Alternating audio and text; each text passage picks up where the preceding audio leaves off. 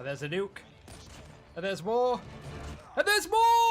Oh my god! Hello my friends and welcome back to another Call of Duty video here today. But today's video is brought to you by the Sony Xperia 1 Mark II. Look at this masterpiece of a phone right here. It is not just a pretty face, because currently it is taking the mobile gaming world to the next level. That's why today we're diving back into some Call of Duty Mobile, probably rocking the Locust in hand right there. But I know a lot of you guys love watching this game and love playing this game, so we're going to show off some of my snipes, of course, as well as talking through this absolute beauty. The Xperia is the official smartphone of the 2020 Call of Duty Mobile World Championship Tournament coming up here in a couple of weeks. So let's try our best to get the same standard of gameplay those guys are going to be rocking in that tournament. But if not, let's just get some cool snipes. Here we go. Ooh. Ooh, yes please, come on. Give me some more. Give me more of them. Give me more of them. I'll take them all down. Let's get it. That's fine with me. Keep them spawning. Oh my god, folks. It's unbelievable stuff. It's unbelievable. They're on C. They're on B. They're everywhere. Guess what? They're dead. Alright, capture assist. Collateral damage off the rip. Nobody's crossed yet. Sorry, bud. I got you there, teammate. Let's go. UAV already. Come on. Smells ready with a nade out. Woo! These guys with a flag. Oh, I'm just cheeky with it, aren't I? Reload, even though I don't really need to. But we may as well. I'm here with you, teammate. You don't need me, but I've got you. Oh, I don't know what that guy was doing, but he's not the best, is he? All right, the stealth chopper's coming out. Let's call it in. There we go. Get that guy down. They've got B, though, but my stealth chopper's here. I'm covering you, team. Let's go. I'm still streaking. Oh, there's a guy here. I've told you, team. I've got you. I'm watching your lanes. My stealth chopper's going big. Woo! Get him off the B flag. Look, you've even got the Call of Duty Mobile World Championship 2020 logo just imprinted in Nuketown. You love it. You love to see it. There's two. You got a guy there, heady there. I knew this guy behind. I knew there was a guy there. Yeet! Yeet! Woohoo! I'm dead. I'm dead. I'm dead. I can't believe it. What? I was picking up my gun. It doesn't matter what platform I'm on. People really want my sniper. So here's a few things about the Sony Xperia 1 Mark II that make it special. It comes with a beautiful 4K OLED display, which is like having a TV in your hands. It's ridiculous. So you know you'll be viewing gaming in the highest quality resolution. It's a 6.5-inch display with a 21:9 cinema-wide aspect ratio, which I've absolutely loved while playing. I've got this wider field of view, which is crucial when gaming, honestly, because I get to see so much more of what's going on in-game, especially at those wider points. You might be able to see someone coming around the corner that you wouldn't normally see, so I've got that slight advantage over anyone I'm coming up against. On top of that, it comes with motion blur reduction technology, which creates such a smooth gaming experience, giving you the equivalent of a 90 Hz refresh rate screen on a phone. Currently, I've got some high quality headphones connected via the headphone jack there just to get the highest audio experience. But for those who don't have headphones or earphones and just want to play the audio out of the phone itself, the true front speakers on this phone are honestly perfect. It gives it a real immersive sound experience when you're playing. Lastly, and maybe my favorite part, is that the Sony Xperia 1 Mark II is PS4 DualShock controller compatible. So I think it's actually time to connect these bad boys together and showcase how nice I am on the sticks. Hey, we're back on high rise though. What a throwback. Come on. See how this control plays then. See if I can get the snaps going.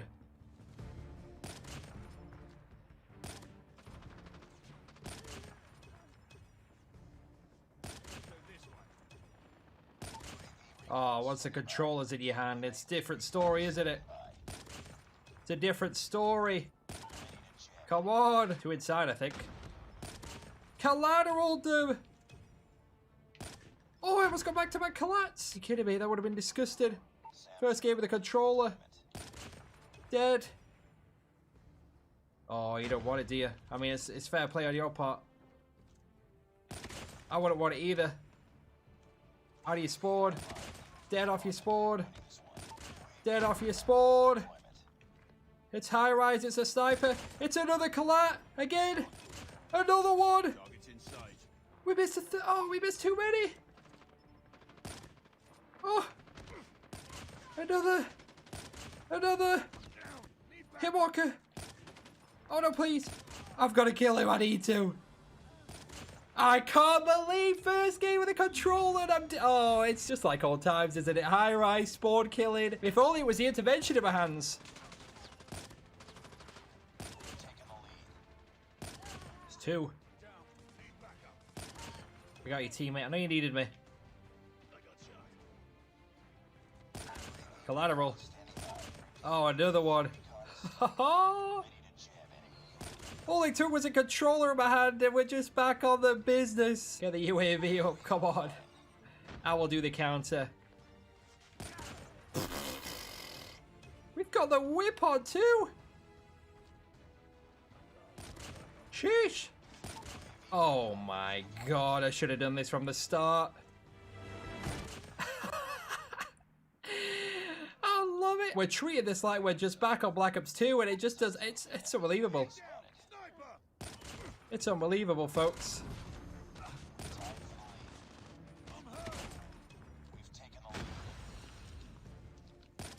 Give me that kill, boy.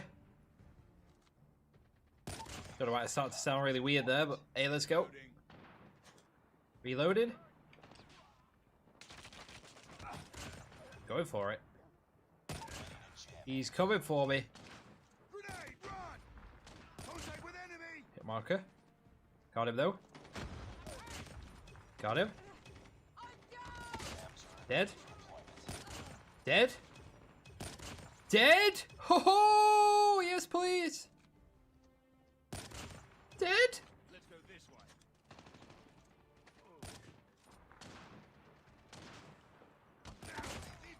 Oh. UAV up, please. Let's go. Quick reload as well while we're at it, because we're streaking. I've got one of them at least. I'm going for the nuke. I want it. I want the nuke. I need the nuke. Get me out of there. Dead. Counter him. Counter him. Dead. Is there another one? Did he die? Dead. Dead! The nuke! Come on! Wait, what did I press? The nuke! Let's go! I knew it, man. I knew it. It was on the way there. Nuclear on. Thank you very much. Woo! Let's get it, man. Feels good, man. We got crossfire, we got the nuke. With the Xperia 1 and Mark II, you also get the Game Enhancer feature, which allows you to customize your gaming experience. Firstly, there is a competition setting which allows you to remove any distractions from your phone during gameplay. This can include notifications from other apps, messages, or even calls, so it allows you to stay focused on the job at hand, which is, of course, getting those snipes off. You can also optimize the touch area, which eliminates any sensitive areas that you may accidentally keep pressing when you're playing. My thumbs have a mind of their own, honestly, so I'm speaking from experience when I say this feature is fantastic. The HS or heat suppression mode is the perfect addition for gaming. When you're charging, this enables the phone to only use the energy supplied through the charging and not use the battery at all. So that'll extend your mobile gaming time, but you're not using any of the battery. It's not draining and it's not overheating. Lastly, if you like to showcase your beautiful shots and in-game moments like myself, you know how it is, you can easily record and share that gameplay using the quick access Game Enhancer feature. Speaking of showcasing gameplay though, let's get back into it.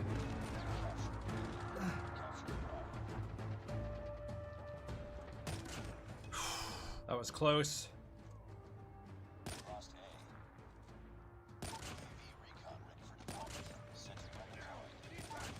And there's a nuke. And there's more. And there's more! Oh my god! How are we gonna get a nuke like that? We're gonna save it though, because I'm gonna hit a beauty this game. Meltdown plays so well. Domination Meltdown, what a throwback. Don't worry, I know it's there. It's still saying use nuke. Don't worry, I know. Collateral. Single. A spawn. Yep. Behind us. We know the spawns. We know the spawns. Behind me.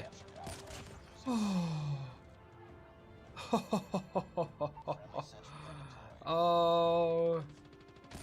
Oh no. No, folks. No, no, no. I want to call this new kid, but the clip's here. I know it is. I know it's here. There's 2 more. I ran out of time. I didn't even call it in.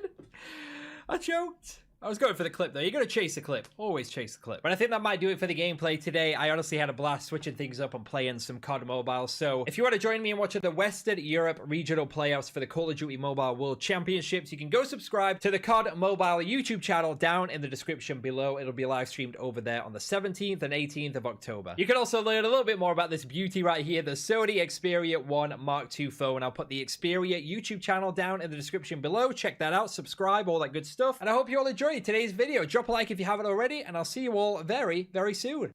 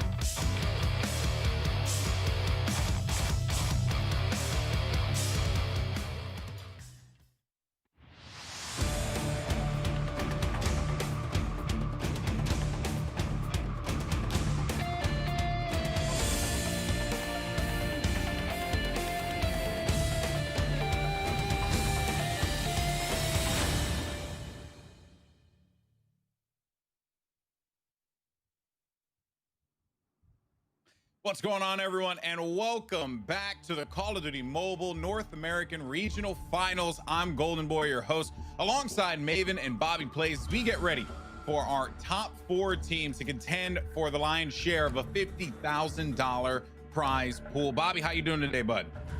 I'm doing fantastic. I got a good night's rest, which I absolutely needed after the amount of stress that we experienced in yesterday's game. So based on what we've seen these winning teams and even the teams in the losing bracket do so far, I'm really excited to see what the result is going to be. I know that Tribe Gaming has the chip on their shoulder after getting upset by XSET, and XSET's got to be feeling really good in that upper bracket, knowing they've only got to win one more game in order to move on to the actual final. So I'm interested to see if we might have some underdogs come in as well. It should be a fantastic day of Call of Duty Mobile. That's right. In order for XSET to do that, they would have to get past Nova Esports, who have been looking pretty impressive thus far. Your top 4 teams are as follows. In the upper bracket finals, it'll be Nova Esports versus XSET. We can go ahead and pull up the bracket as well and take a look at that. And then in the lower bracket, we have Tribe versus Truly OP. But here's a look at how we got up until this point. The tournament started off with Nova looking really strong against Gene Gaming. They also went the distance against Strike Zone, finding themselves in the winners finals. On the other side of that bracket, it was XSET. Another strong start for them at 3-0. And then a nail biter game against Tribe that went to a crazy firing range search and destroy that saw XSET make their trip and punch their ticket to that winner bracket finals. But are they going to be able to advance to the next stage, the grand finals? A lot of people have them as the favorite, but Nova Esports certainly is a team that you should not sleep on. Then going down to the lower bracket portion of this, it's been a bit tumultuous, to say the least, for a lot of our teams. We had some early exits here, with Fear not having the best run in this competition, I think surprising a lot of people, as well as Team Vio getting knocked out early on. Truly OP have certainly been some superstars that I don't think a lot of people were considering them getting this far, but the story was Strike Zone, and then Truly OP just says, no, Cinderella, this story doesn't belong to you. They're going to be going on to the loser semifinals, where they're awaiting the unlikely challengers of Tribe, who many think could win this whole competition. Now they find themselves in elimination, and a potential on the verge of elimination if they lose in this rematch against Truly OP. These two teams did meet in the past in the upper bracket, so that's going to be an exciting matchup. Maven, oh no, we got Hawk's Nest back, as a matter of fact. Okay, Maven's figuring out some connection stuff, but do not fret, guys. You'll see his bald, beautiful head in a little bit. For now, though, I'm joined by Hawk's Nest. Hawks, it's good to see you here, buddy. How you doing today? Doing great, man. I'm really excited to see these matchups, especially Tribe versus Truly, if that happens. And then obviously going to be coming up very soon is going to be Nova versus Xset. Super pumped to see these games. Yeah, it will be very exciting. And look, I mean, here's the deal, right? Xset, they have put themselves in a position for success. But Bobby, what does Nova need to do? Do you think Nova has what it takes to be able to stop Xset here? I think they're definitely capable of doing it. The main thing for Nova right now is that they haven't gone up against the same competition that a lot of these other teams have. I would say the bottom side of the bracket was pretty stacked, and there haven't been any really major contenders up in the top side for Nova. So what it's going to come down to for them is whether or not they're able to continue bringing that A game up against some of the better competition. I said early on yesterday that Xset probably had the best chance of upsetting Tribe, and we saw that happen yesterday. So it's not going to be an easy match by any means, but there's a lot of veteran players here. They're very skilled players and definitely capable of making that happen. Yeah, they're capable of making it happen, and they're playing on the best possible equipment that you can provide, courtesy of our friends and the main sponsor of this event, Sony, for the Sony Xperia 1 Mark II phone. The players in this competition will be using the latest flagship phone from Xperia. As I had mentioned previously, that Xperia 1 Mark II certainly is a thing of beauty. There you can see it right in all of its glory, optimized for Call of Duty Mobile. And what's best is that you get yourself an awesome 6.5-inch 4K OLED display, higher resolution, more of the game in view with that wider display. I mean, look at that right there. 21:9 display is absurd. Great for all of us thumb players out there. And as I said previously, the game is optimized for Call of Duty Mobile. So if you love this game as much as we do, well, you want to get the best possible equipment. And you also are able to enhance your experience with Game Enhancer, so that this way you can get directly into the action and share your gameplay recordings as well as your screenshots. You can enable settings to give you a competitive edge, all with a single tap. It's as easy as that, people. You focus on your game by blocking notifications or search for online tips to master any given challenge. You can check out videos from Hawks or Bobby or Noah or Ferg, whoever you prefer to watch in Call of Duty Mobile. Also, another really cool thing about this is the heat suppression power control, which keeps your device cool by directly supplying the phone with power instead of charging the battery. And then you have motion blur reduction technology to give a smooth effect of a 90 hertz refresh rate. And you can keep it all within the Sony family by taking control with your DualShock 4 controller. Huge thank you to Sony for making this happen with the Xperia 1 Mark II phone. More on that, and also some other cool things that we'll be talking about later on in the show on ways that you can get the full benefit of the Sony experience. So now, let's highlight what these players are going to be competing for here. And now, for those of you who are just joining us for the first time, $50,000 is on the line. That is a lot of cash. First place will walk away $15,000 richer. Hawk's Nest, this is insane. Look at the money spread. Players are walking away with a sizable amount of cash this weekend. Oh yeah, absolutely. And not only that, but I mean, a lot of these players are trying to make a name for themselves. Obviously looking to do more esports in the future, and right now it's just time for them to really get their name out there and just display their skills. Yeah, amazing stuff. This community is only going to continue to grow and get bigger, especially with mobile phones being international. Everyone can just pick up a phone and play this game. It's super fun, and I hope you all are enjoying yourself every single time you load up into Call of Duty Mobile. Now the schedule. What should fans be expecting today as they tune into the action? We're going to be kicking things off with a doubleheader. You got XSET versus Nova Esports and Truly OP and Tribe in a rematch. Those two matches are going to be going on at the same time, so we'll be jumping back and forth between them to keep you guys updated as to what's transpired game after game, because you know that there are a lot of people that want to know what happens in these matches. Obviously, the top 4 teams, Bobby, but we also have a rematch there with Truly OP versus Tribe. Yeah, this is going to be a really good one. These are two of the most established teams in the competitive scene in North America. So they've gone up against each other quite a few times in the past. They've got a lot of experience, have a pretty good idea of what each other's strats are. And I think a lot of it is going to come down to who's able to win the gunfights. We've seen in the past throughout this weekend that for the most part, Tribe's been able to win their gunfights. Looking at some of the KD numbers, I believe they have 3 of the top 4 fraggers in the entire tournament in regards to KD. So we know they're able to play aggressive to win those gunfights. If they're actually able to establish those strategies that they practice, if they execute properly on those, I do see Tribe coming out on top. But we've also seen some fumbles throughout the past few games as well, where Tribe hasn't been on top of things in their execution. If that happens, that could open a wide open door for Truly. Now let's shift focus to the other side before the matches start up here. We got XSET versus Nova. Now, Nova's been in a lot of teams' top 3, Hawks, but it feels like a lot of people are kind of sleeping on them here. Based off of what we've seen, perhaps their path to this point hasn't necessarily been the most challenging. Is that a fair assessment to make? What's your take on Nova? I think they're a team that, as you said, they're slept on. I don't think they're necessarily underperforming by any means. I think they've currently only lost 1 map out of every single match that they have played, so only 1 game they have lost. So they've been extremely consistent across all the different modes.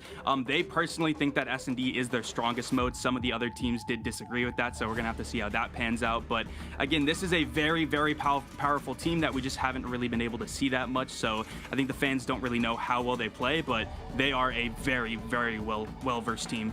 Yeah, they're going to need to be well-versed against XSET, the team that had caught that surprise victory against Tribe. You said they needed to have that upset, Bobby, and it ended up happening. What does XSET bring to the table here? Are they, I guess, all but guaranteed to go to the finals? Do you feel like they should comfortably move forward here, or do you think that they're going to have a challenge on their hands with Nova? I would say this is by no means guaranteed. Nova is a really good team, and I think part of the reason that we're not expecting huge things out of them right now is just because we haven't seen them prove themselves like we've seen from XSET. I think that's why we're putting so much stock into their ability to win this. XSET is a really good team, but we've seen a number of their players be very up and down. Moralto, one of those players that's been really good in Search and Destroy, but has struggled in some of the respawns. We've seen Silva be one of those players that has had really high highs and really low lows. Impulsive, been pretty consistent across the board, but Skill is one of the players that's typically toward the top. I'm actually just now looking at his rivals, and it says Bobby Plays, which I never realized before. I don't know what to make of that. Same. That's my rival as well, Skill, so I got you. All right, well, here are the maps and the series layout for our winner. This is our winner finals matchup, so I do want to make sure that this is going to be correct here. But that said, it is Summit Hardpoint, followed by Firing Range Search and Destroy, Standoff Domination, and if necessary, we'll have Crossfire Hardpoint, followed by Meltdown Search and Destroy. The game has started. It's now time to jump into the action as soon as we are ready to go. Here we are, folks. It's XSET versus Nova. Gentlemen, the floor is yours. Bobby, I'm excited for this matchup.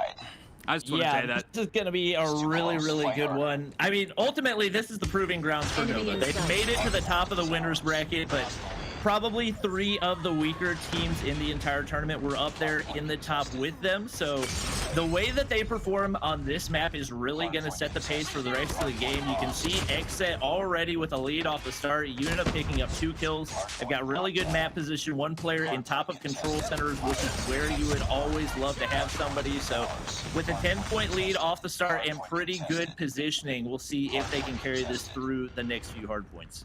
Yeah, and absolutely. So I'm also noticing in terms of the weapon meta right now, we're seeing a lot of DRHs. I feel like yesterday a lot more teams were experimenting, but right now we're seeing a little bit more consistency with the weapon set, ASM-10s and DRHs basically across the board. I am excited to see what Deathly's can do with that HVK though. Typically not a weapon you're going to see in respawns because of the very small magazine size. It burns through ammo way too quick typically for respawn, but I'm excited to see what he can do with it for sure. Yeah, Deathly's has definitely been the one Xset player that has just not been able to get anything going. I believe the lowest KD on the team as of right now, so potentially making that switch over to the HVK could help him. I believe he actually pulled out a shotgun right now, which is not too surprising to see, especially on a tiny map like Summit.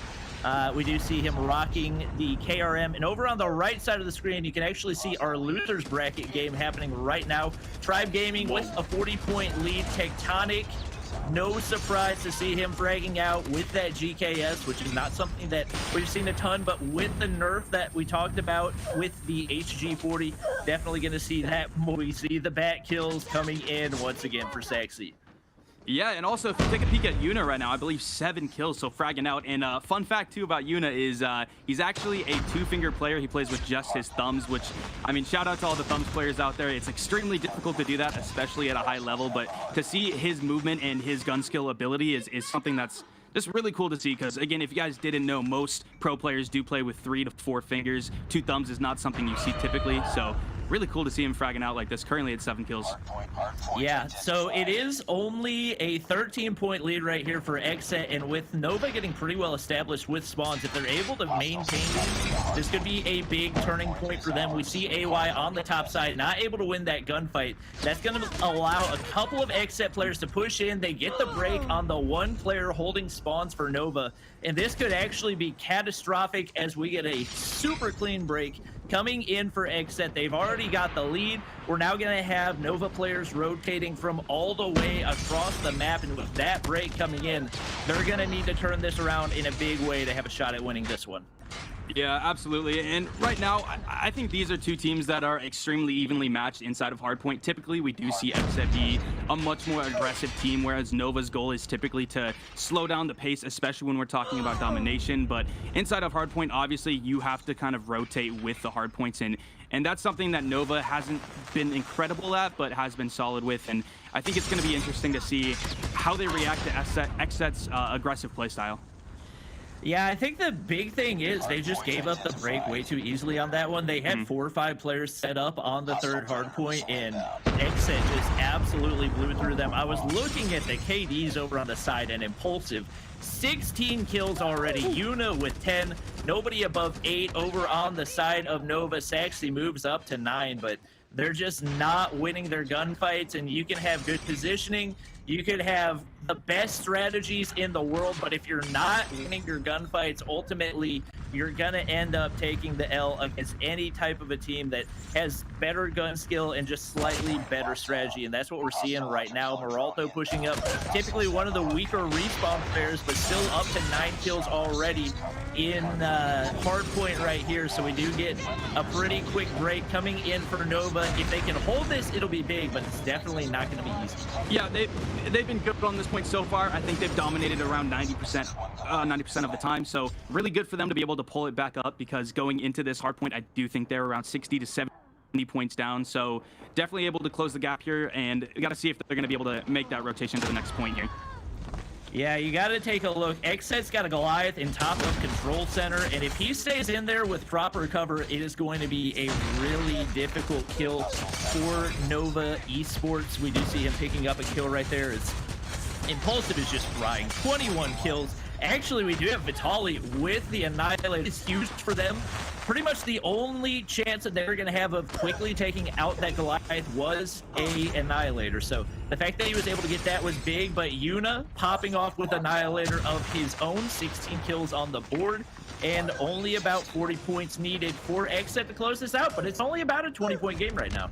Yeah, and Yuna, as you can tell, still has a Cluster Strike and XS1 to his disposal, so going to be interesting to see how those are played, because obviously in this kind of persistence meta, those kind of score streaks are going to play a very big factor. Although I don't know if the Cluster Strike would be able to reach on this hardpoint specifically with the roof above, but in the future ones, it could be a very pivotal thing. Yeah, Nova's able to get some time on the hill. That'll set them up well for the next hard point.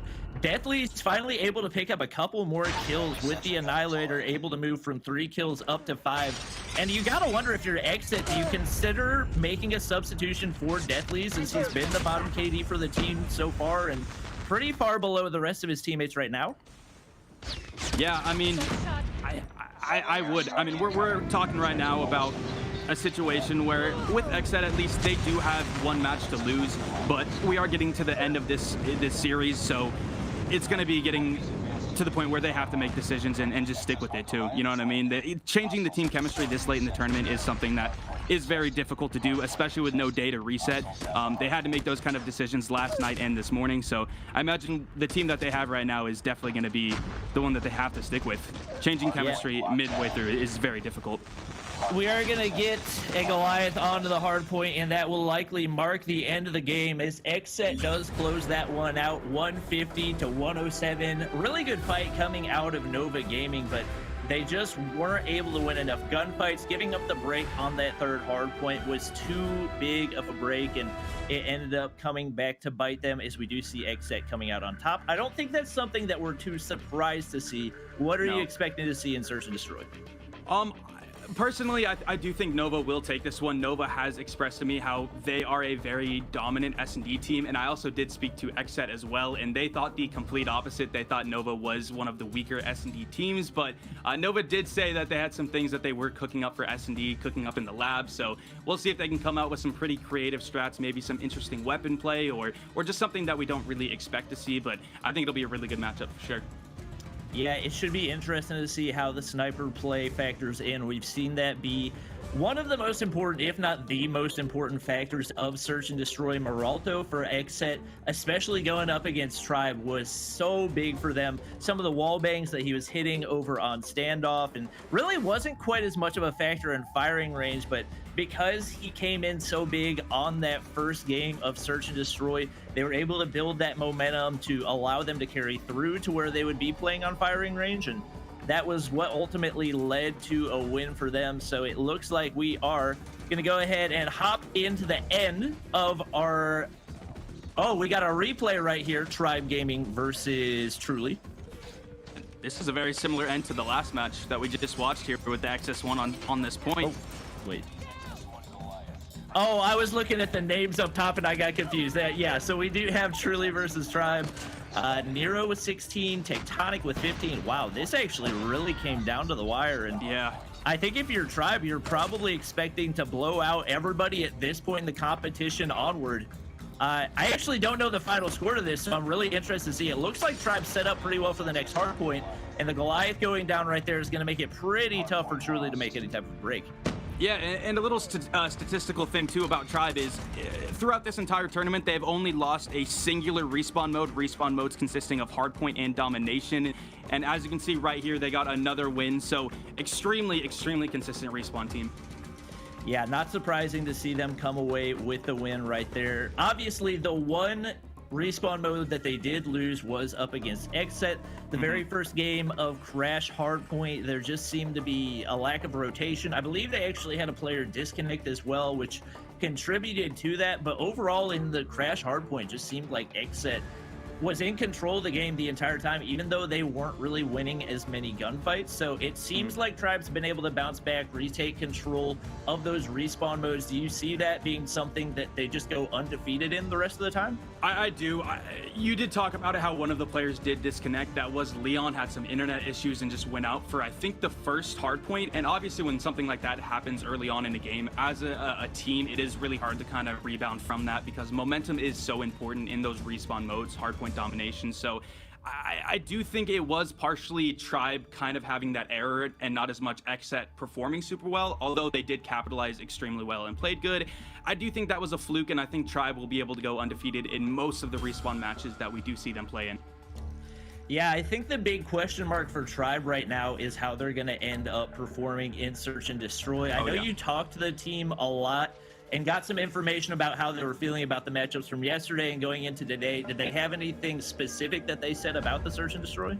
Yeah, so they mentioned that they just weren't really playing defense quite well. One of the biggest issues, and Maven mentioned this yesterday on broadcast, was that they were kind of going in as a 5-man on defense, and that just wasn't very well. So we're going to see how they actually do in this match right here with firing range S&D.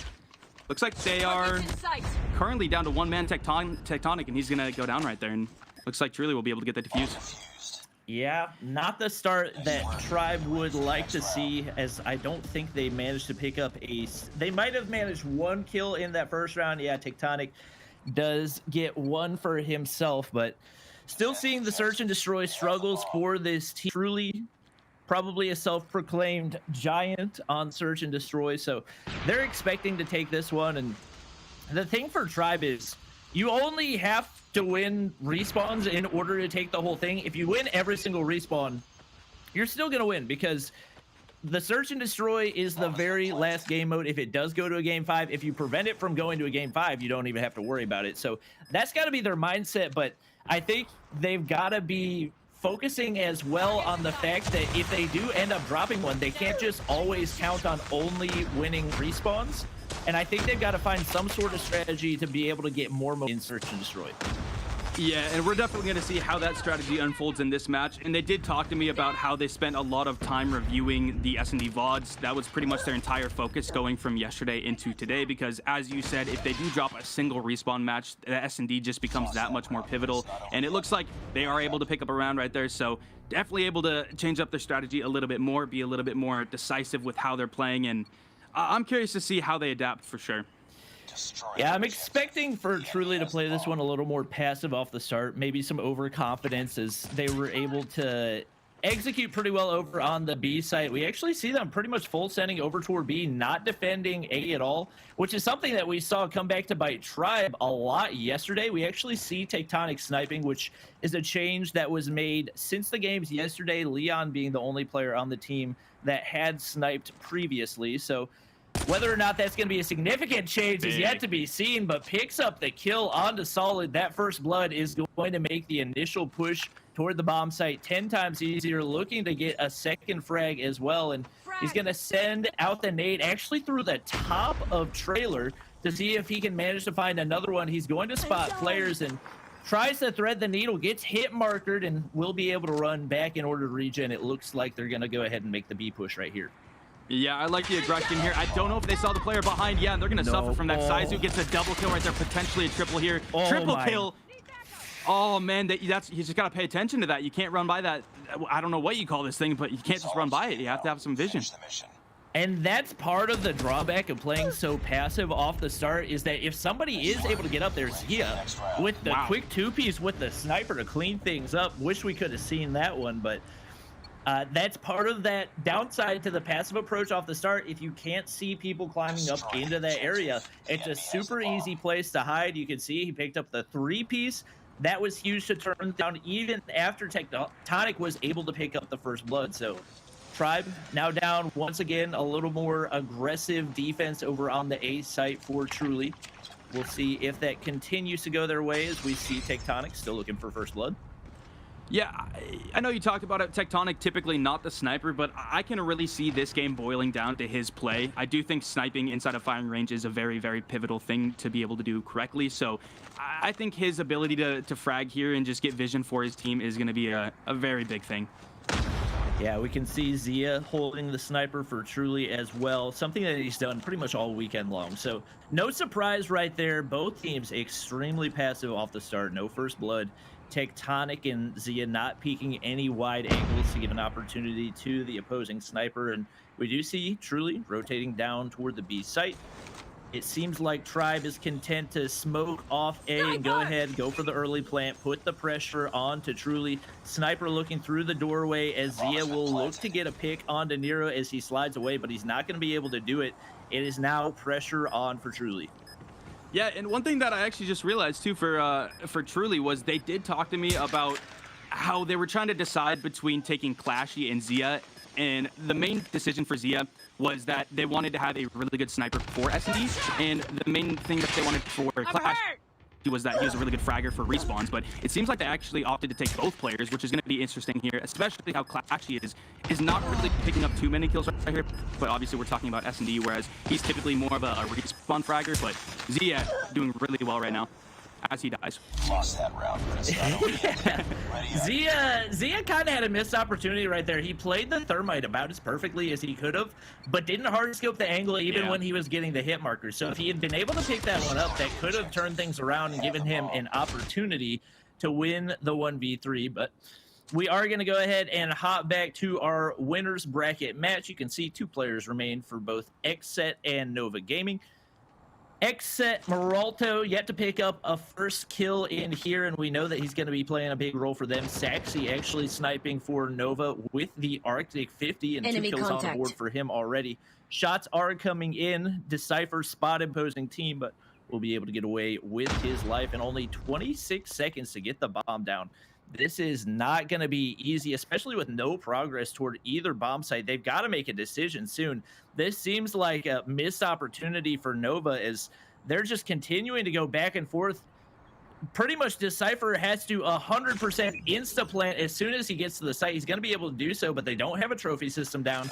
Could be risky if nades come over top. It doesn't look like they will, and Xset not able to capitalize on the late plant for Nova. Meralto does still have the sniper, and with a sniper in his hands, anything is possible, but Yuna's going to need to be the one that makes the first push. More than likely knowing that they've got people inside trailer. He's going to stick the defuse for a little bit, gets the frag. Decipher picks one up, but Yuna gets the 2-piece. That'll close it out and allow Xset to go up to a lead once again as they will go up 1-0. Get ready for the next round.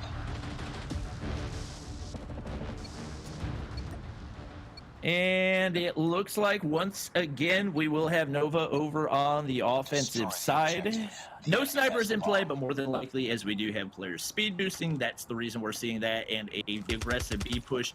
We've got a sniper in the hands of Vitali over on the side of Nova. Meralto once again sniping for Xset, and Luna's going to be able to get onto the bomb site pretty quickly. Deathly's getting info from the angle, not able to get an angle onto the opposing player. Sending out the Molotov very well could have caused issues, but it's actually Vitali that picks up the first blood onto Yuna. With the bomb down, the pressure is on, but Nova Esports looking pretty good despite taking the loss in that first round. They got 5 players alive. They got a bomb down. Impulsive trying to make the push into the bomb site. Meralto looking for a pick, but can't make anything happen right now. And a little bit of an overexposed, but Vitali lands the shot. Beautiful from him. Sexy on the flank. Nova's gonna close this when they execute correctly, and Deathly's will drop right there as Nova is able to close that one out and tie things up at a 1-1.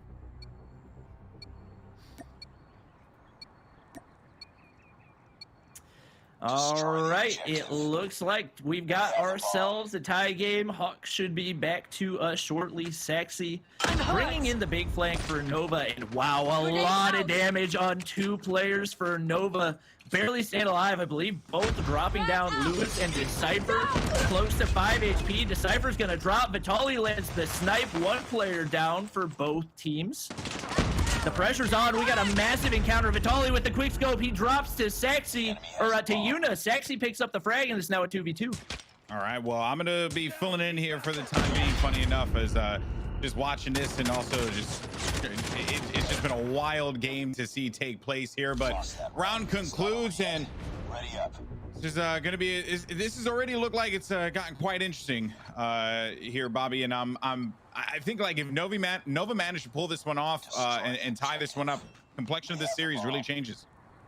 Yeah, for sure. I think I mean, we know that they said they were the better search and destroy team. Some of the other teams doubted it, but right now it seems like their players are playing at peak performance, which they didn't really seem to do in the first few games. More than likely just playing at the level of their competition. I think that's just something that happens a lot of times. And Vitaly and Sax, that we said before, were going to be two of the biggest factors for Nova. They've been really good so far, combining for 10 kills through the first 3 rounds.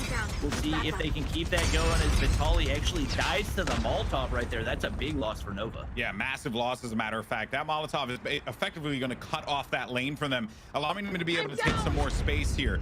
As Lewis is going to be making his way around to the left side here. He does have that bomb. He's anticipating a potential push coming from the back trailers there. Which is the reason why he doubles back. Saxy's also doing the same thing there as well. They're just patrolling as they're the last 2 players left alive in a 2v3. They have a choice to make here, and I think the choice, we know it, obviously they don't. The choice could be for B, but they are going to be putting pressure inside of that front trailer there, Bobby. Oh no! Disaster strikes there as the car is actually going to blow up, taking out Lewis, leaving only Saxy. The last player standing here, and Saxy's probably going to go for a poppy play. I think he wants the bat 1v3. I think that's what he's going for right now. Oh, he's 100% sending it. Okay, I think he pulled out his AR, but when he slides in trailer, he may have the... No, not going to use the bat. Missed a couple shots right there. If he had been able to land the final ones, probably could have turned and landed shots on opposite side of trailer as well, but that will allow Xset to tie things up at 2-2. Destroy the objective. And I believe we have Hawks Nest joining us once again. Hey, Bobby. How you doing? I'm doing fantastic. How are you? I'm doing amazing. Just watching some incredible Call of Duty mobile content. Unlike your content. Okay. All right, buddy. That's how this is going to go. But anyway, in terms of competitive Call of Duty, I mean, what have you seen so far between these two teams? What are some things that stand out to you? I mean, it's been pretty back and forth. Nova has seemed like the better team. Didn't execute very well on the offensive side last round. Kind of left Saxy by himself. So if they're able to get those consistent contributions, I think they can take this one. We are down here on both teams as Silva and Saxy will drop. Losing Saxy is a big loss for Nova right now. He has been by far their most important player, 9 kills through the first 5 rounds. And with him gone, they're going to need to lean a lot more on those role players. Impulsive's going to drop to AY. Lewis picks up a frag as well. It is a 1-man advantage coming in for Nova. Deathly's still alive, looking for shots through. He's landing the shots, but AY takes him out. Moralto hits the quickscope. It's a 1v1, but not enough time to defuse, and Vitaly plays it to perfection, and that will allow Nova Esports to take the 3-2 lead. They just had a nice little opportunity to say hello right there. I like seeing Saxy frag out right now. I really do, because he mentioned to me that yesterday he was struggling with some of his gunfight confidence, and that was something he spent a lot of time on, just trying to fix his ability to take those 1v1s. And as you can tell right now, top fragging basically in the entire match. So it's really cool to see that from him at the moment. He's playing really well. And he goes down as I say that. Yeah, Impulsive just with beautiful shots sliding in. Played that to perfection. Taking control of trailer. It is all Xset so far this round. They've got the bomb down. 1 player inside of American for Nova.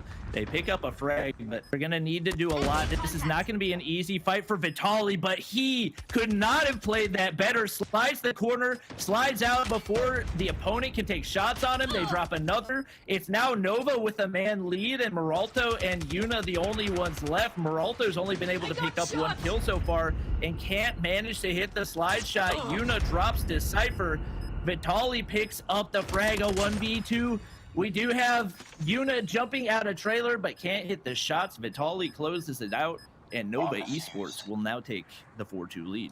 Yeah, I'm wondering what happened with Yuna right there, because you'd have to imagine that his teammates were calling out that they were back there, and he just decided to make that jump in a 1v2 situation, which I don't care how good of a gunner you are, that's not something you can win in that kind of situation. So, yeah, if I was Yuna, I would have stayed in trailer, just played it by ear a little bit more, and was an interesting play right there, and obviously Nova was able to capitalize.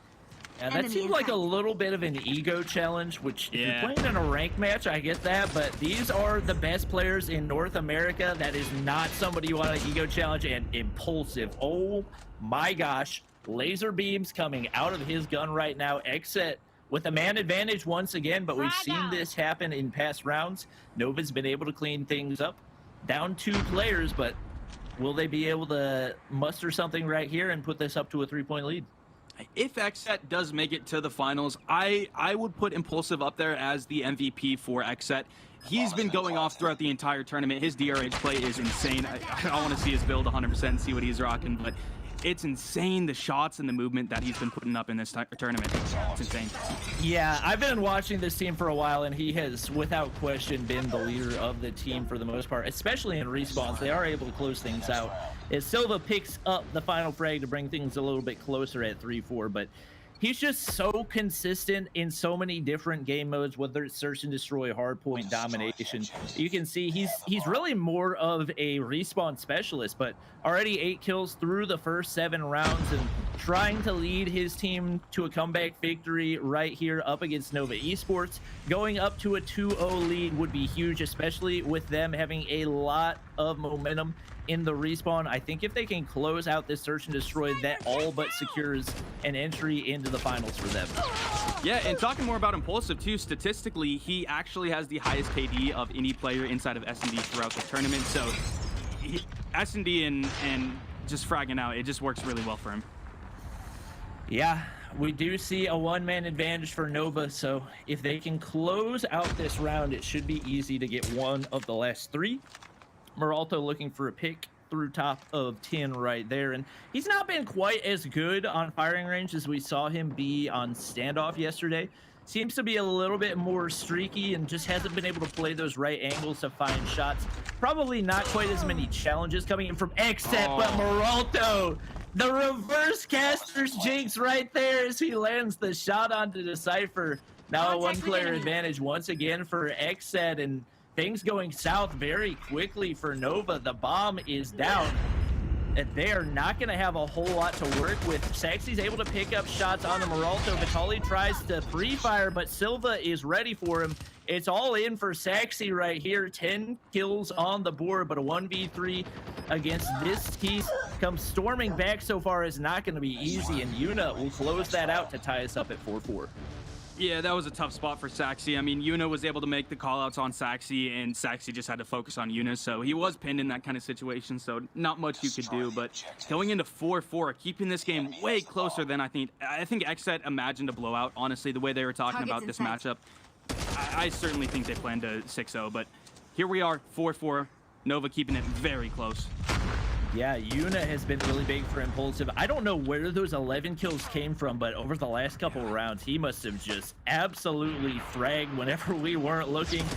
He's been really big in this comeback for them, and Saxy just not getting a ton of help from his teammates. Decipher, one of those big factors that we talked about for Nova, has not been making the contributions that we need to see out of him. So we definitely need a first blood out of Nova. Be looking to Vitali to try to land one of those cross-map snipes. He hasn't been able to do it a ton since the first round, which is when he had some of those really big plays. But if he can get one right here, it will definitely be big for Nova. But they end up losing Lewis to Meralto for the first blood. Yeah, big snipe there from Meralto.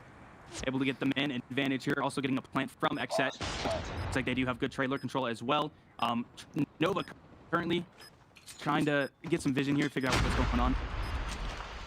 And this retake, especially with that smoke not going where Saxy wanted for it to go, is going to be next to impossible. AY is going to land shots onto Impulsive up above. Those were huge.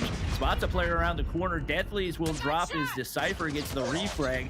Saxy, I don't know what he's doing. There's so much on the line, and he's pulling out a baseball bat in the middle of a 1v2 gunfight. I almost suspect that's because he's using the HVK, which shreds through ammo. I think he got down to 1 bullet, and his only option was to pull out the bat and pull a poppy there.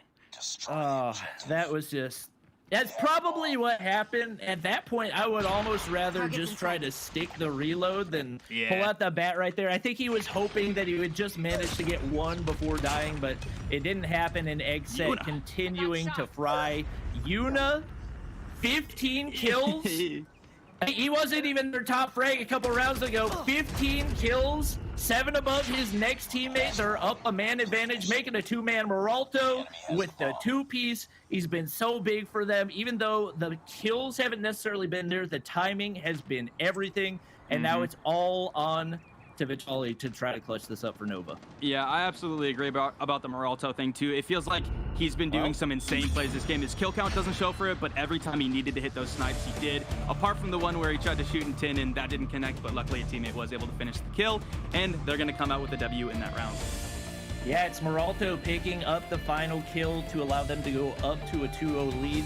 With how good they've been so far, not only in Hardpoint, but in Search and Destroy as well, I don't know if Nova stands much of a chance of being able to take them out right there, but we're going to have to wait and see. We are going to go ahead and hop into a break, but don't go anywhere. We'll be back with more Call of Duty Mobile action whenever we return.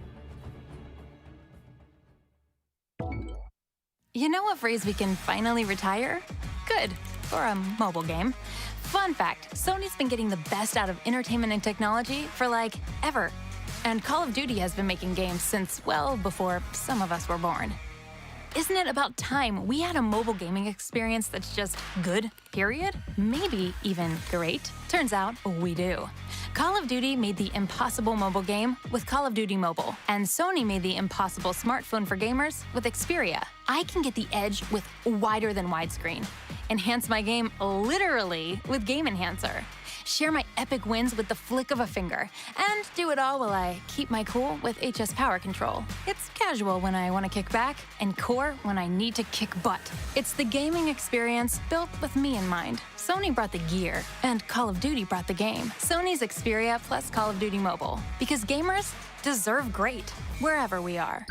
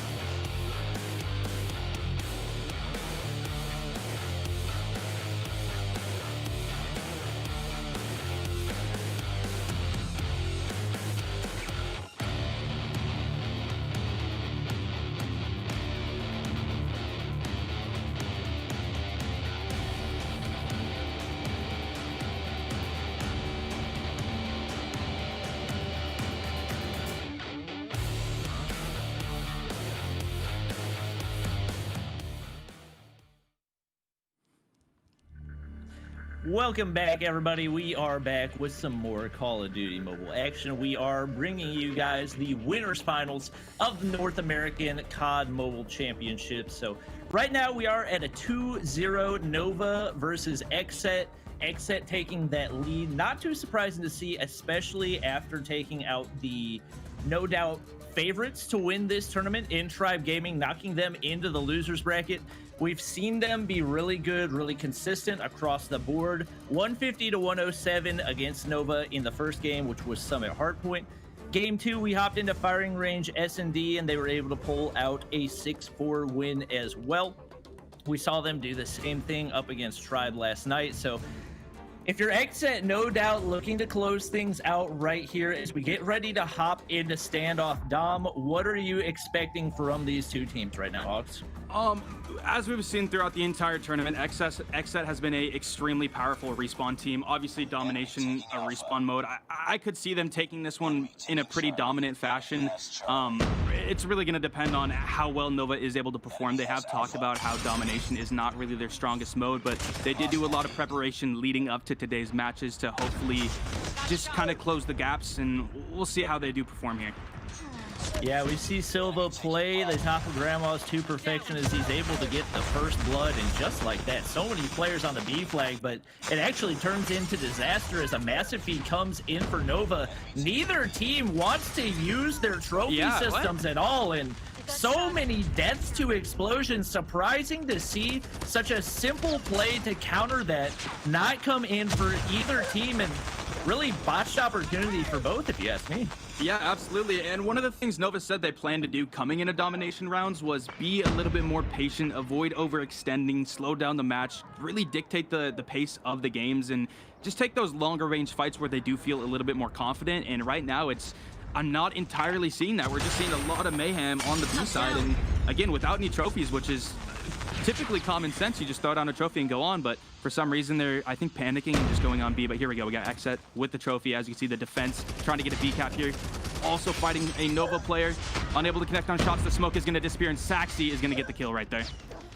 Yeah, Saxy with a little bit of a slow start, but coming in a major way right there. He's been able to pick up 3 kills recently, and it will be 2 players on the B site for XSET. But once again, no trophy system. I don't know if it's that they've already used it or they're just not thinking of it at all, but due to the lack of trophy systems, neither team able to take the B flag except hopping back on. We actually see Deathly's, who has not been great for XSET so far, doing pretty well with 7 kills on the board through the first half of the game. We see the trophy systems coming in, but it is all XSET in the kill feed. No B cap coming in for Nova Esports. This could be catastrophic, especially with Yuna getting that Annihilator called in. Yeah, absolutely. Right now, XSET is completely dictating the pace of the match, which is the complete opposite of what Nova did intend to do. As Nova said, they just don't want to be late to the score streaks, because score streaks do play such a large part inside of domination. And right now, it looks like Deathly's will be getting a pretty insane amount of kills. And if you're wondering what they're doing while they're getting kills, we're gonna go ahead and hop into a Xperia dial-in with XSET right now. Got shot. Core tag. Nice. Call him Marky. Oh, they're gonna cap. They're gonna cap. Yeah. Nice. No, two more. Damn, you. Fine. Nice. Good stuff. Go. Going Elwa right now. Awa. One awa. Yeah. Dead. Come monkey. There's 2 top monkey. Oh, come Marky. One more. I have a friend. Okay. Good. There's 2-1. Where?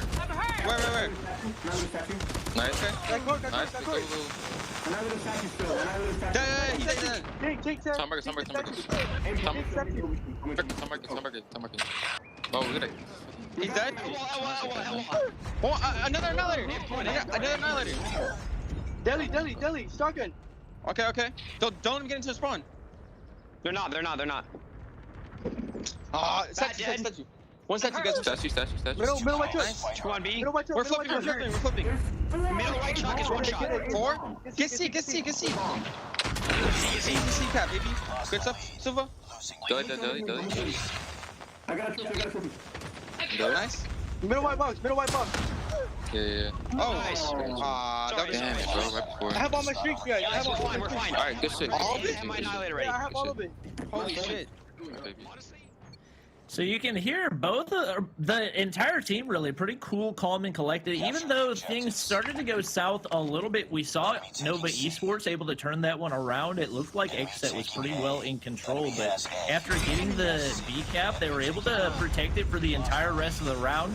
Now a 76-72 lead for Nova Esports. Are they going to be able to keep this up? I don't know. It's definitely going to be really close here. I really like the comms from XSET right there. Very clear, very concise, unlike some of the teams that we've heard in the past, which we will definitely talk about a little bit more in the broadcast as the teams do play. But right now in this match, really like what XSET is doing. The team is pretty consistent with the kills across the board. Moralto, the only one kind of struggling, but even then with 7 kills, which is a solid amount. In terms of the side of Nova, everyone is extremely consistent right now. It just seems like they're having a little bit more of a problem addressing Xset's aggression. Yeah, it is definitely nice to see this tight of a game with so much on the line. Even though this is not an elimination game for either team, staying in that upper bracket is such an advantage, and we actually see Deathly's, who's having his first really big game of the tournament, calling in the Pred Missile, gets the double kill right there. That's going to be big for Xset as they look to finish off this B cap. They've got somebody on there with Yuna laying down shots through building, gets the frag right there. That should allow them to close out the cap, but nobody on the site with a cluster on the way in for Nova. Played very, very well, but with an advanced UAV on the way in for Xset, more than likely that's going to make it that much easier for them to start getting the frags with Impulsive inside of a Goliath. Eventually the cluster strikes will run out, and then it's a question of whether or not Nova is able to survive the push from Xset. Yeah, and if I'm Impulsive right now, obviously go ahead and stick A and then just hide it out with the XS1. Try to maintain that as long as you possibly can, because obviously that could be the difference maker. Right now, he doesn't have to frag out too much. Kills won't mean too much. Really just trying to play that defensive role. As you can see right now, they currently have the triple cap, while Nova is trying to get C back. Yeah, more than likely we'll probably see him. Oh, I was expecting him to go top of blue, but he's actually rotating all the way through the map. I believe in the back of Grandma's. Or no, he's on broken walls, so wide out in the open, pretty exposed. Yuna makes the same mistake, gets taken out by the Pred Missile from Lewis. Most of the time, you'd like to see these teams value their Goliaths a little bit more. Putting it wide out in the open just makes it so susceptible to so many different things. Taxi's still alive in his Goliath, Lewis alive as well. We may see a retake over on B, as we do have the FHJ from Peralto destroying one of the Goliaths, but with a couple still alive, we could still see Nova cause some issues, but the constant cluster strike over on that B flag is going to make it tough for them to make any type of a push. Yeah, I like the space of the cluster strike as well. They're just constantly able to maintain control on B. And one thing I don't like, though, is how basically everyone is calling in their XS1s at the exact same time. The thing about the XS1 is the mobility is just really bad, so that does allow the other team to be able to reverse and get your home flag, which is never what you want. And then obviously, XS1s are just very countered by any kind of explosives, and if you don't have teammates able to throw down those trophy systems to protect you, then that's just not good for you. Yeah, it's going to be too little too late for Nova, not able to get the B cap, and at this point they would need a triple cap anyway. Even though they were able to muster some really good effort toward the beginning of that game, they just weren't able to make anything happen, and it's actually going to be a 3-0 win for Xset in the winner's bracket to allow them to move on to the finals. We will have Nova moving down to the loser's bracket, who are we going to see down there? Yeah, I mean, you know, unfortunate run there for Nova, right? But Xset was just they were on fire. I do want to give a special shout out to Impulsive, by the way, because in game one, I mean, this guy was just on fire. I don't think he missed a single shot. It felt like that was just how good he was. And then another thing that I think you guys highlighted nicely was about the comms. You can hear a level of just calmness to it, where they were confident. They knew all the fights they were taking. When they needed to put emphasis on something, they put the emphasis, like when they needed to retake B site or B mid. And then from there, you know, I think it was just they did what they needed to do. They closed out the game strong, and that is that's it. Xset's going to the finals. I mean, can anyone stop them? Really? They're just looking so solid here, Hawks. Yeah, absolutely. And if you guys aren't aware of how a double elimination bracket works, for Xset to actually lose this tournament, they would have to lose in the finals twice. If they get just one win, they will walk away with the W. So definitely going into this in a very, very comfortable position. Yeah, and then of course we have a match that I'm trying to figure out what's going on right now. I think we have Tribe and Truly. Hawks, are they in game 3 currently? Is that where we are? Yes, yes they are, and it is a very, very close match at the moment. Sorry, as you can tell, 28 with Truly and Tribe currently at 16 points. Wow. This is as close as it could possibly get. Tribe though, obviously, oh my goodness. What a feed. Yeah. I think for a split second there, all of Tribe was dead. Or sorry, not Tribe, Truly. Yeah, that was just a beautiful play coming in from Childs, combining the power of the thermite and spraying through that mid area with the DRH. Melted everybody remaining for Truly, and Seems like Tribe playing the long game. If I had to guess, probably played it patient off the first half. Was not too worried about truly getting the B cap off the start and capitalize whenever they were able to get the retake. And now a pretty good amount of progress over on A as well. It will be ticked back down for Truly, but Tribe still moving upward as they continue to hold that A flag. You can see them not overextending. Nero really trying to spawn trap it. At this point, he's continuing to use that Type 25, which we haven't seen used a whole lot, but he's been very good with it all tournament long. A little bit surprising to see Leon down at 0 kills right now. Oh yeah, absolutely. That's a player that I really expected to be top fragging essentially inside of this domination matchup. But just a reminder to the viewers, right now, these matchup between Truly and Tribe is up 2, which means if they do win this match, they will progress into the losers finals, which will be against Nova. As highlighted before, Leon was kind of sitting on that scoreboard, not in the best possible position here, but now seems to be picking up a few more kills so that they can contribute to this here. And I do like the way that Tribe is playing a contained strat now, but the Goliath is out. So this is a huge opportunity for Truly to be able to play off the back of this Goliath, try and see if they can force this and get C, or just keep them spawned, because with how close this game is, fellas, they just hold 2. They'll be okay to come back into this one and make it, I think, 75 to 68 or something like that, which isn't a bad result. You know, what's really interesting about that is I don't think Fusion was even using persistence. So I think that was just a regular straight up Goliath that we saw right there, which is part of the reason that we saw it so early. We typically don't see those until the second half of a game of domination. So for him to be able to get that in the first half and get it called in to help them close some of that gap is huge. I call it 75-68. They ended up getting 71 off of that, especially considering the pressure that they were applying on the backfield. So now Truly have an opportunity to bring this one back. We're going into the second half of play. The sides have flipped. Tribe is going to be defending from the back here, and let's see how they're going to try and take B site, because this is right in B mid. I mean, look at what we have. Truly's already going to be on top of that, but right out of the gate, you're going to get that war machine, the grenade launcher blowing everything up, not allowing them to get on top of that. And look at Saizu. I love this chopper play in the back. It's so cheeky. I mean, there's not a whole lot you can really do to counter that. You can hope maybe eventually you get an annihilator shot over top of that wall, but that's not even a head glitch. That's a wall glitch. That's an entire body glitch. So if he's able to, if they're able to get the B flag and him to continue to hold that position, that's going to be next to impossible for them to knock him off right there. No control of the B flag yet, but pretty good progress, and I think they might be able to close out the cap pretty soon. Contact with enemy. I'm still just in awe over the fact that Fusion was able to get that XS1 without persistence that early on. That is something you never, ever see. And initially, I disagreed with him pulling it out on the basis that I thought he had persistence and I thought it could be used at a better time, especially considering we were going into half where obviously the points do reset. But as we saw, that definitely gave Truly a good catch-up. Yeah, we got Tectonic making big plays in mid, able to take out Clashy in that gunfight. So he's getting pretty close to full streaks. Obviously, those are going to start to become more and more of a factor the closer we get to the end of this game. With Tribe up 5 points right now, we see a lot of players on the point, but Fusion's ready, misses too many shots, but Cluster Strike on the way in is going to take him out, but they finish the beat camp. That's massive. That is absolutely huge. Tribe, they'll get possession of B, just brute forcing their way through, but look at all of that aggression that's happening just to clear some bodies out on their side of the base. They needed Truly to just remove Tribe out of the equation. They now have to take space in this map.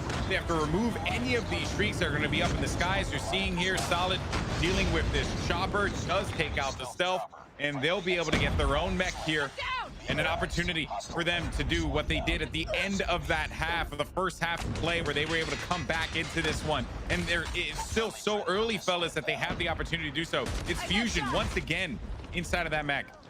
Yeah, Fusion is going to have to play this mech to perfection. Honestly, with the position that Tribe is in, they can play very defensive and just keep their eyes on B. But yeah, I mean, this is going to be really tough for Fusion making a play right here. As you can tell, Trophy did come down, which should hopefully come in handy for Truly, but they might stick it. Excess one goes down, but we have 2 players on the point. They get Is that a Tempest? Yep. Yeah, so the thing about the Tempest is it's really a really good counter, kind of an underrated counter for the Goliath, because it freezes not only regular players, but also Goliath players. So we saw him just sitting still on the point. That allowed them to not only get the Goliath, but the 2 kills for the players that were right next to him. And now we got Tribe only a few points from closing this one out. Yeah, that's number 20. Tectonic looking for 21. Just managed to get 22, 23. A 500-point feed. This is ridiculous what we're seeing. Tectonic again, another Annihilator kill. And that is basically going to be the bow wrapped on this one, fellas. Oh, my word. I mean, that's not surprising to see. We knew Tectonic was one of the best players in this tournament, the best player. He is an absolute fragger. He can fly. So good with the Annihilator, aim to perfection right there. And that was insane. That 500-point feed was just absolutely ridiculous. If I was on the other side of that, I would be tight. I would be so mad. Oh, well, there you see the series layout. Summit Hardpoint goes to Tribe. It was a close one there as well. 126 to Tribe's 150. Then Tribe continued on in another close matchup on Firing Range Search and Destroy. 6-4. Tribe walking away the victors of that one. And as you saw, the conclusion, courtesy of some god tier plays from Tectonic at the end. But I think the match was essentially all wrapped up at that point. Really, the big play there was the Tempest into the mech, which then ended up electrocuting everyone else on B mid, thus eliminating their chances of trying to come back into this game completely there, fellas. That was an underrated huge play that we ended up seeing, Bobby. Yeah, the Tempest, I think, is the most underrated operator in the game. Obviously, you've got the Annihilator, and it has that little lock-on ability, which makes it really good.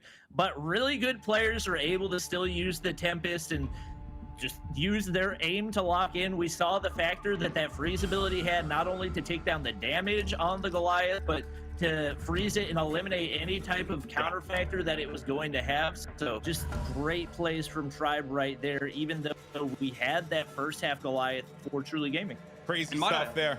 Crazy stuff. Go ahead, Hawks. We had, I mean, I'm extremely surprised by this. We had 2 different series there, both of them ending in 3-0. It was Xset versus Nova. Xset coming out on top 3-0, and Tribe versus Truly. Tribe coming out 3-0, which to me is a massive, massive surprise.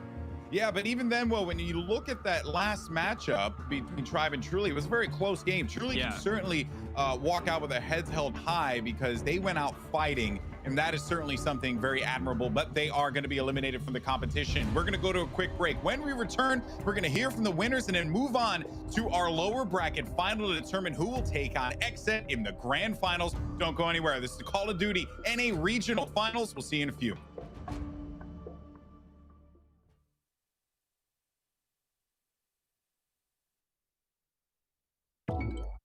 You know what phrase we can finally retire? Good, for a mobile game. Fun fact, Sony's been getting the best out of entertainment and technology for like ever. And Call of Duty has been making games since well before some of us were born. Isn't it about time we had a mobile gaming experience that's just good, period? Maybe even great? Turns out we do. Call of Duty made the impossible mobile game with Call of Duty Mobile, and Sony made the impossible smartphone for gamers with Xperia. I can get the edge with wider than widescreen, enhance my game literally with Game Enhancer, share my epic wins with the flick of a finger, and do it all while I keep my cool with HS Power Control. It's casual when I want to kick back, and core when I need to kick butt. It's the gaming experience built with me in mind. Sony brought the gear, and Call of Duty brought the game. Sony's Xperia plus Call of Duty Mobile. Because gamers deserve great, wherever we are.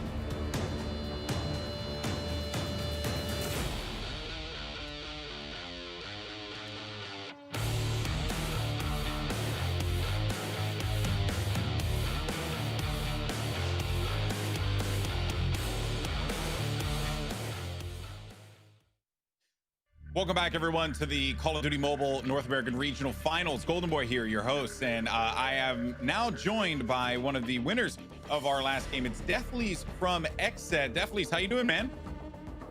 I'm doing great, man. How are you? I'm chilling. Always chilling, man. It's a good time to watch some Call of Duty Mobile this weekend. I've quite enjoyed myself. So the road for XSET has been nothing short of spectacular up until this point.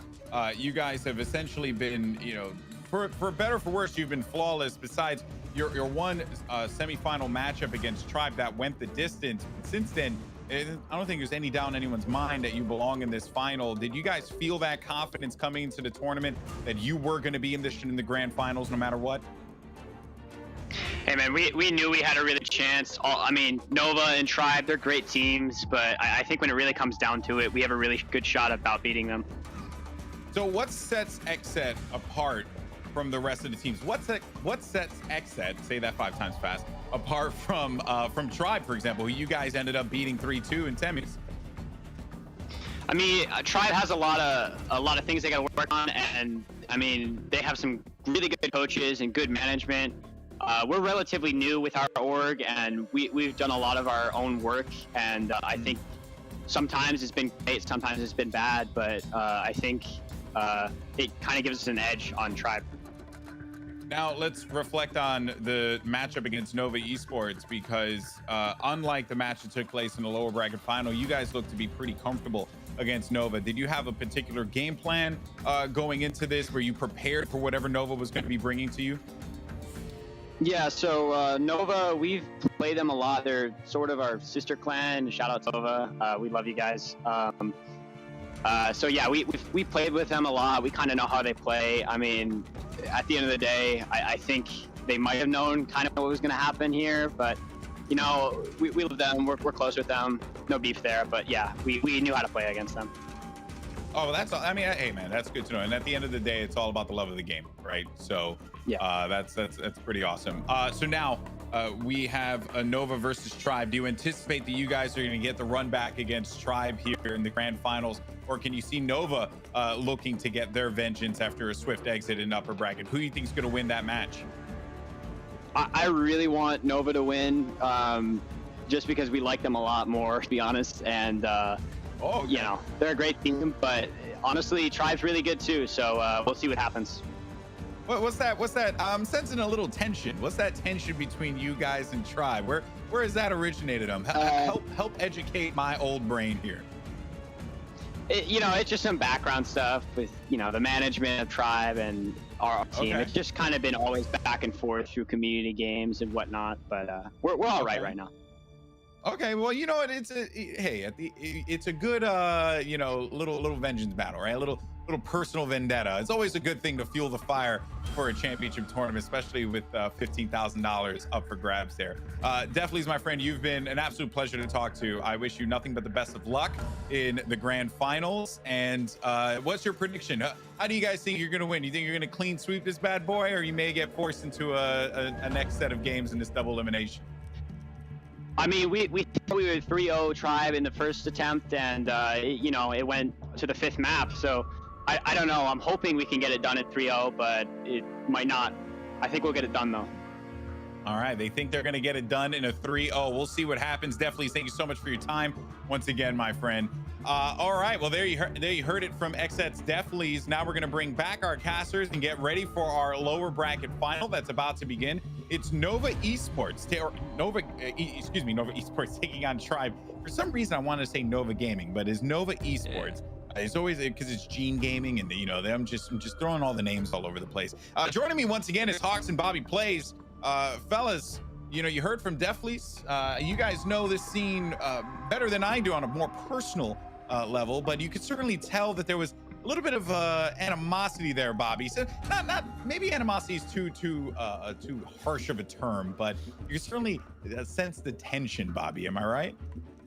Yeah, I think there's a little bit of a rivalry between Xset and Tribe, and more than likely that was just elevated even more by the matchup that we saw last night. Yeah. Anytime you see two teams really go down to the wire, it goes to a 5-game series and a best of 5. That's just going to increase it. So if I had to guess, next time, if we do see Tribe and Xset go up against each other, there might be even more body shooting than we saw before. We saw that a little bit last night as well. So, if anything, that typically just tends to increase the level of gameplay, adds fuel to the fire for both teams, and ultimately gives you a better result as a viewer. Hawks definitely said that he would like to play Nova in the finals because he really likes that squad. They're good people over there. Your thoughts regarding that, the probability of Nova going over Tribe here in the lower bracket final? So we've seen Tribe is a very dominant respawn team. I believe maybe only dropping one respawn match against Xset, which is the team that is currently going to the grand finals. So I think it'll really boil down to potentially the play inside of S&D. I think between Tribe and Nova, they are both very similar S&D teams. Typically though, Nova is a little bit more passive, whereas Tribe goes for those 5-man pushes and is a lot more aggressive. But it's going to be interesting because obviously there are the 3 modes: domination, hardpoint, and S&D. So you have to be able to be consistent across all of them, which I think Nova is probably one of the most consistent teams, but they don't have those modes that they just slay out on like Tribe does with dom and hardpoint. So it'll be interesting. I'm kind of going to favor Tribe a little bit more here though. Yeah, well, we'll see how that one all shakes out. It's going to be happening in just a little bit. But first, before we get into all that good stuff, though, I do want to tell you folks at home that if you go and pick yourself up an Xperia 1 Mark II phone today, you actually can get yourself an awesome little promo. Maybe not so little, because it's actually pretty sizable. You get 43,000 COD Mobile points if you get yourself an Xperia 1 Mark II phone today. It's free with a purchase, which is insane. That's so many COD Mobile points that you can have in your account once you get yourself one of the best phones, if not the best phone in gaming right now, that Xperia 1 Mark II. It's very simple. You go to direct.sony.com/Xperia to pick up the phone today, and you will get those points as well. There's also a link down below on the YouTube stream that you can check out. So that this way, you're just one click and you're already there.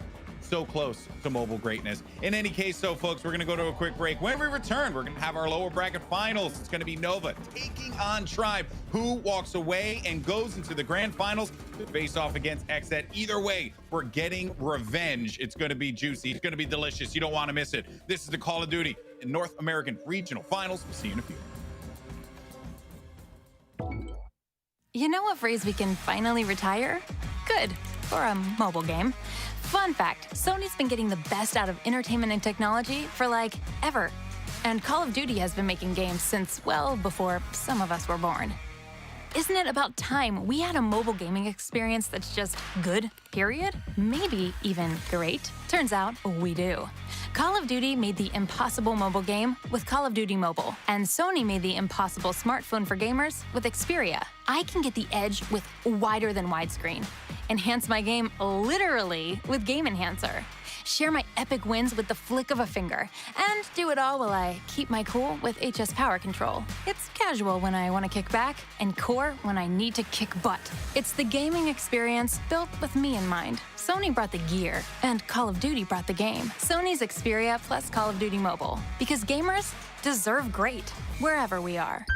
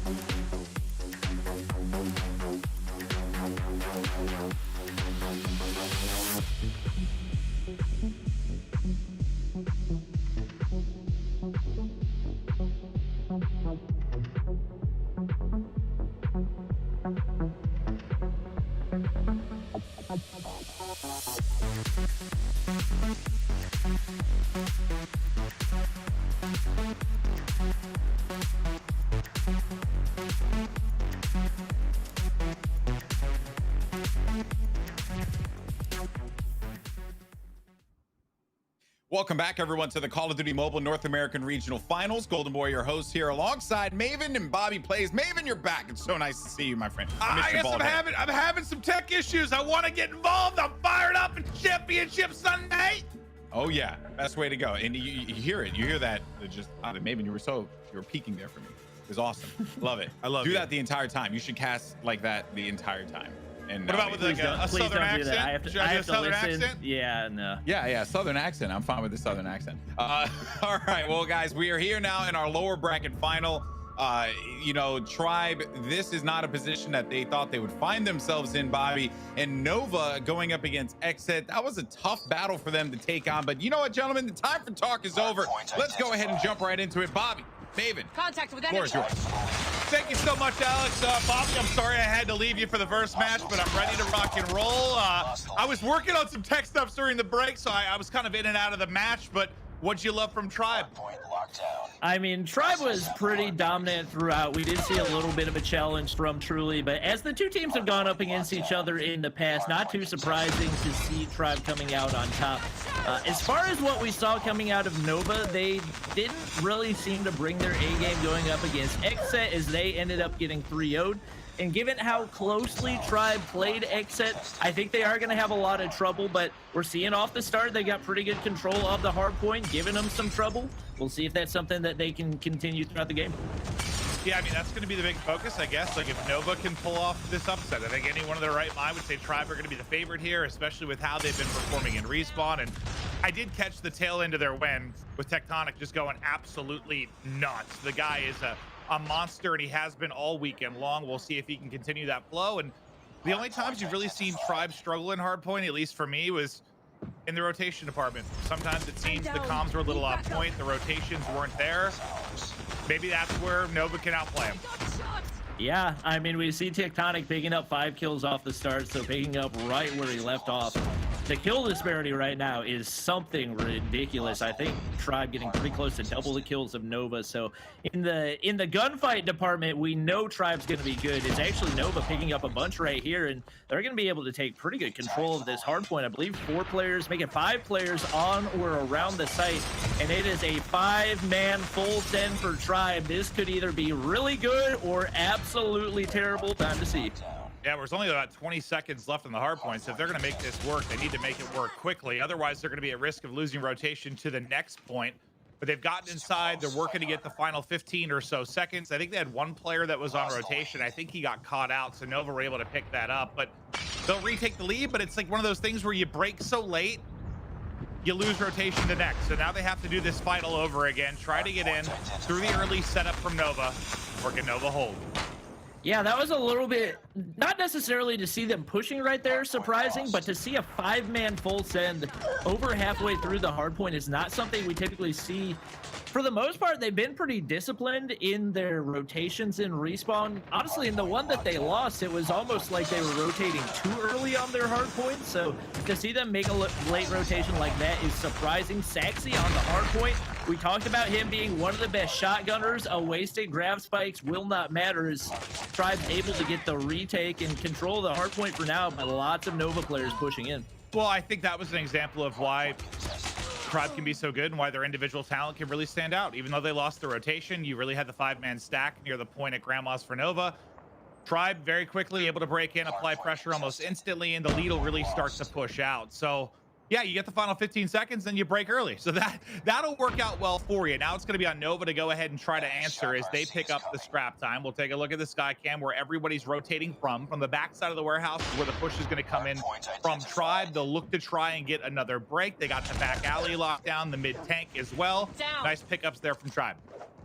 Yeah, if Tectonic's able to stay on that mid tank, it's going to be tough for Nova to do anything. He's able to pick up one right there, but just like that, Vitaly drops him off the Annihilator.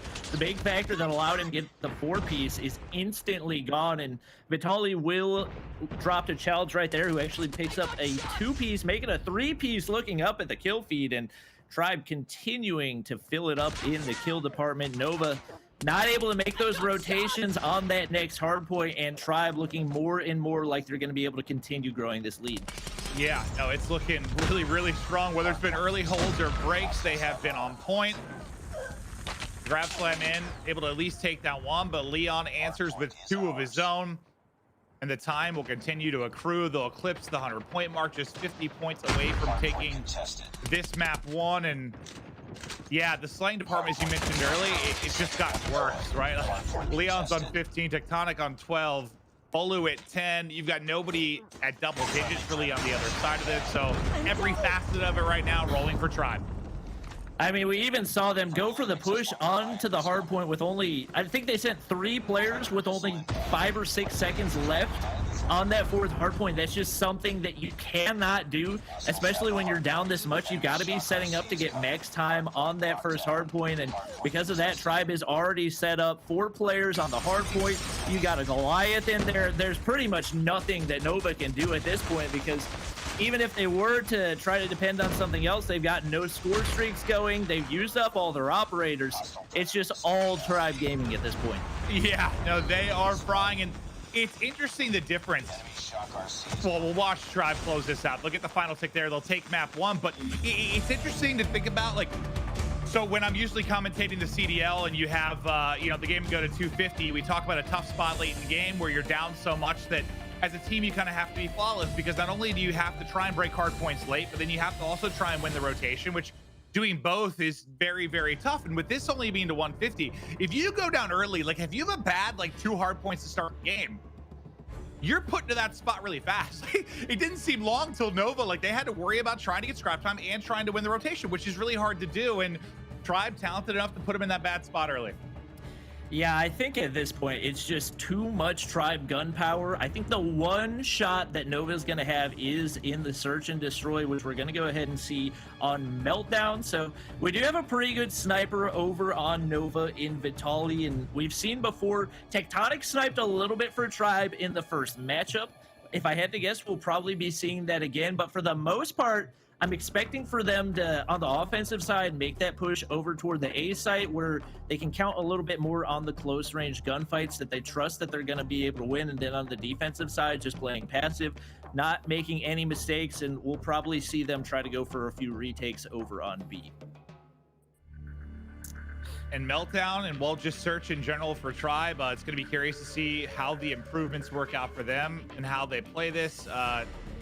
Specifically defensively with their 5-man stacks and aggressive hits. Do you expect to see any changes today, or is it going to be the same thing from them outside of maybe trying to ham up firing range a bit if we see that for them at all in Search? I think Tribe has a little bit more of a mental edge over Nova. They just seem to be on their heels right now. They don't seem very confident in their approaches, and if you're an aggressive team, you can really capitalize on that in a big way, especially if you get those 5-stack pushes all at the same time. You can absolutely run through a team. So I'm really expecting Tribe to continue that. They actually do have one of the best respawn KDs, despite the fact that they've just not been good in, or one of the best Search and Destroy KDs, even though they haven't been great in Search and Destroy all weekend. So I'm expecting them to stay nice and consistent in their approaches. I think they're trying to refine those, and if they're able to continue to do that, to practice those approaches, there's a shot that they could give Xset a run for their money in Search and Destroy as well, but Nova's going to need something crazy to stop it. Yeah, they are. Well, the one thing, I was just looking through the map sets like going forward. So if Tribe is able to get into the final, the only chance of them seeing firing range, which is like the one map that I thought they just looked really, really rough on, it would be map 5 of the second series if they got that far. So it looks like it could be something they could avoid really entirely. It's possible they don't have to worry about that, but so far today they're rolling. And look at it, Tribe, how good they have been through the stats we were discussing. They have been just nuts. Tectonic. Why am I not seeing Tectonic here? Am I losing my mind? Yeah, so actually Little B is in there. I don't know if he's going to be hopping in for them on this one or if it's going to be something else. So we do actually have Tectonic still in play. Little B is the sniper for Tribe, who we have not seen yet so far this weekend, but definitely a good sign for Tribe that Tectonic is still in play. Top fragger for them by a mile, and one of the biggest factors that they're in the position they're in. Yeah, I looked at the list of names to highlight him, and I was like, wait, I don't see him there. We left out the guy that's just been going absolutely nuts, but to search on Meltdown we go. Vitaly with the sniper in hand. We'll see if he's going to be able to get some hits, but they'll be working on the offensive side of it for the first 5 rounds, and so far defensively for Tribe, maybe a little bit different than what we've seen. Not quite as grouped up and stacked and hitting a spot. They're pretty spread. I think there was someone working the flank early in this, so it might be on Louis to pick it up. I saw Childs flanking all the way back through spawn, and he just barely misses that whole shot onto Nova Esports, but we will have Tectonic picking up the cleanup onto Lewis. So with the bomb down, Tribe does have 1-man advantage. That is the easiest frag that you are ever gonna get.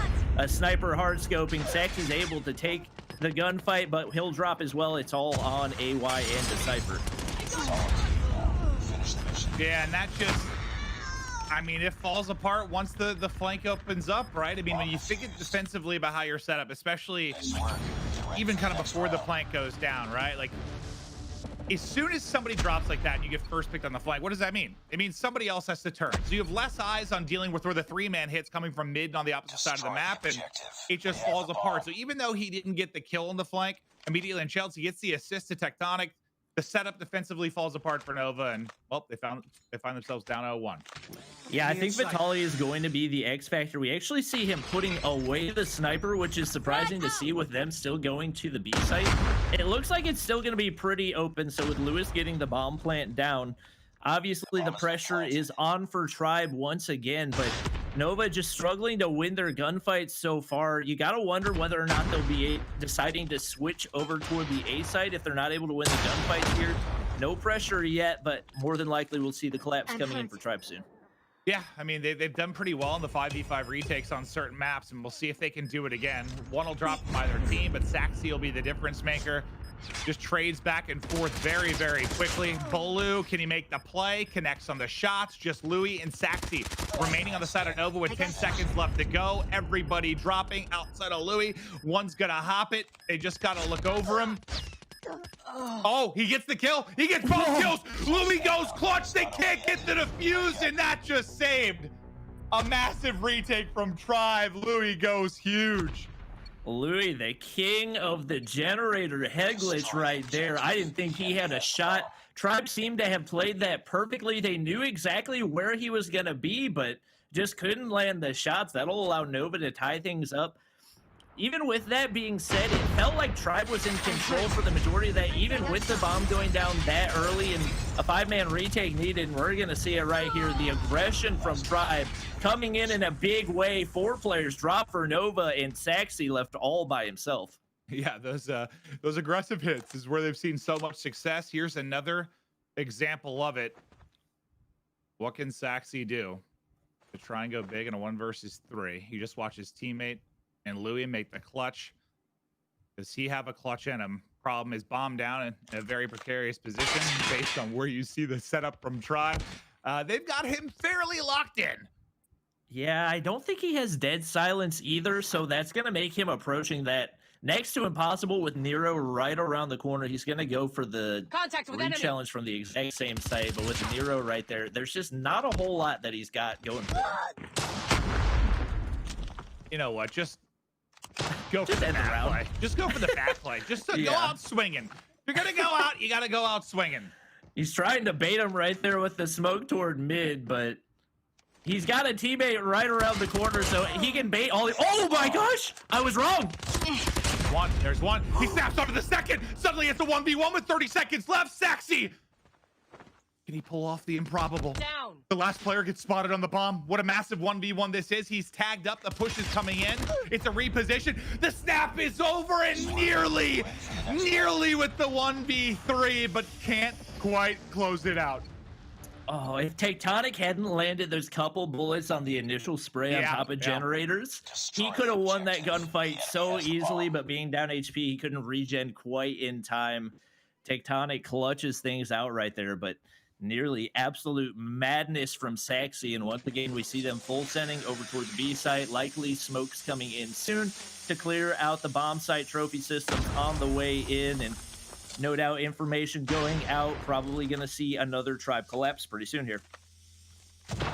As much as Tribe has been doing well here, the last time I casted them on this map, the defense did pretty well. It was their offense that was abysmal. They were really, really struggling to win offenses, and that's where I want to see if they can improve. I want to pull it up and see which match I'm thinking of that they were really, really... Frag! Was it their... I think it was the first one versus Truly OP, I want to say, where they were just really... couldn't get anything going offensively on Meltdown Search.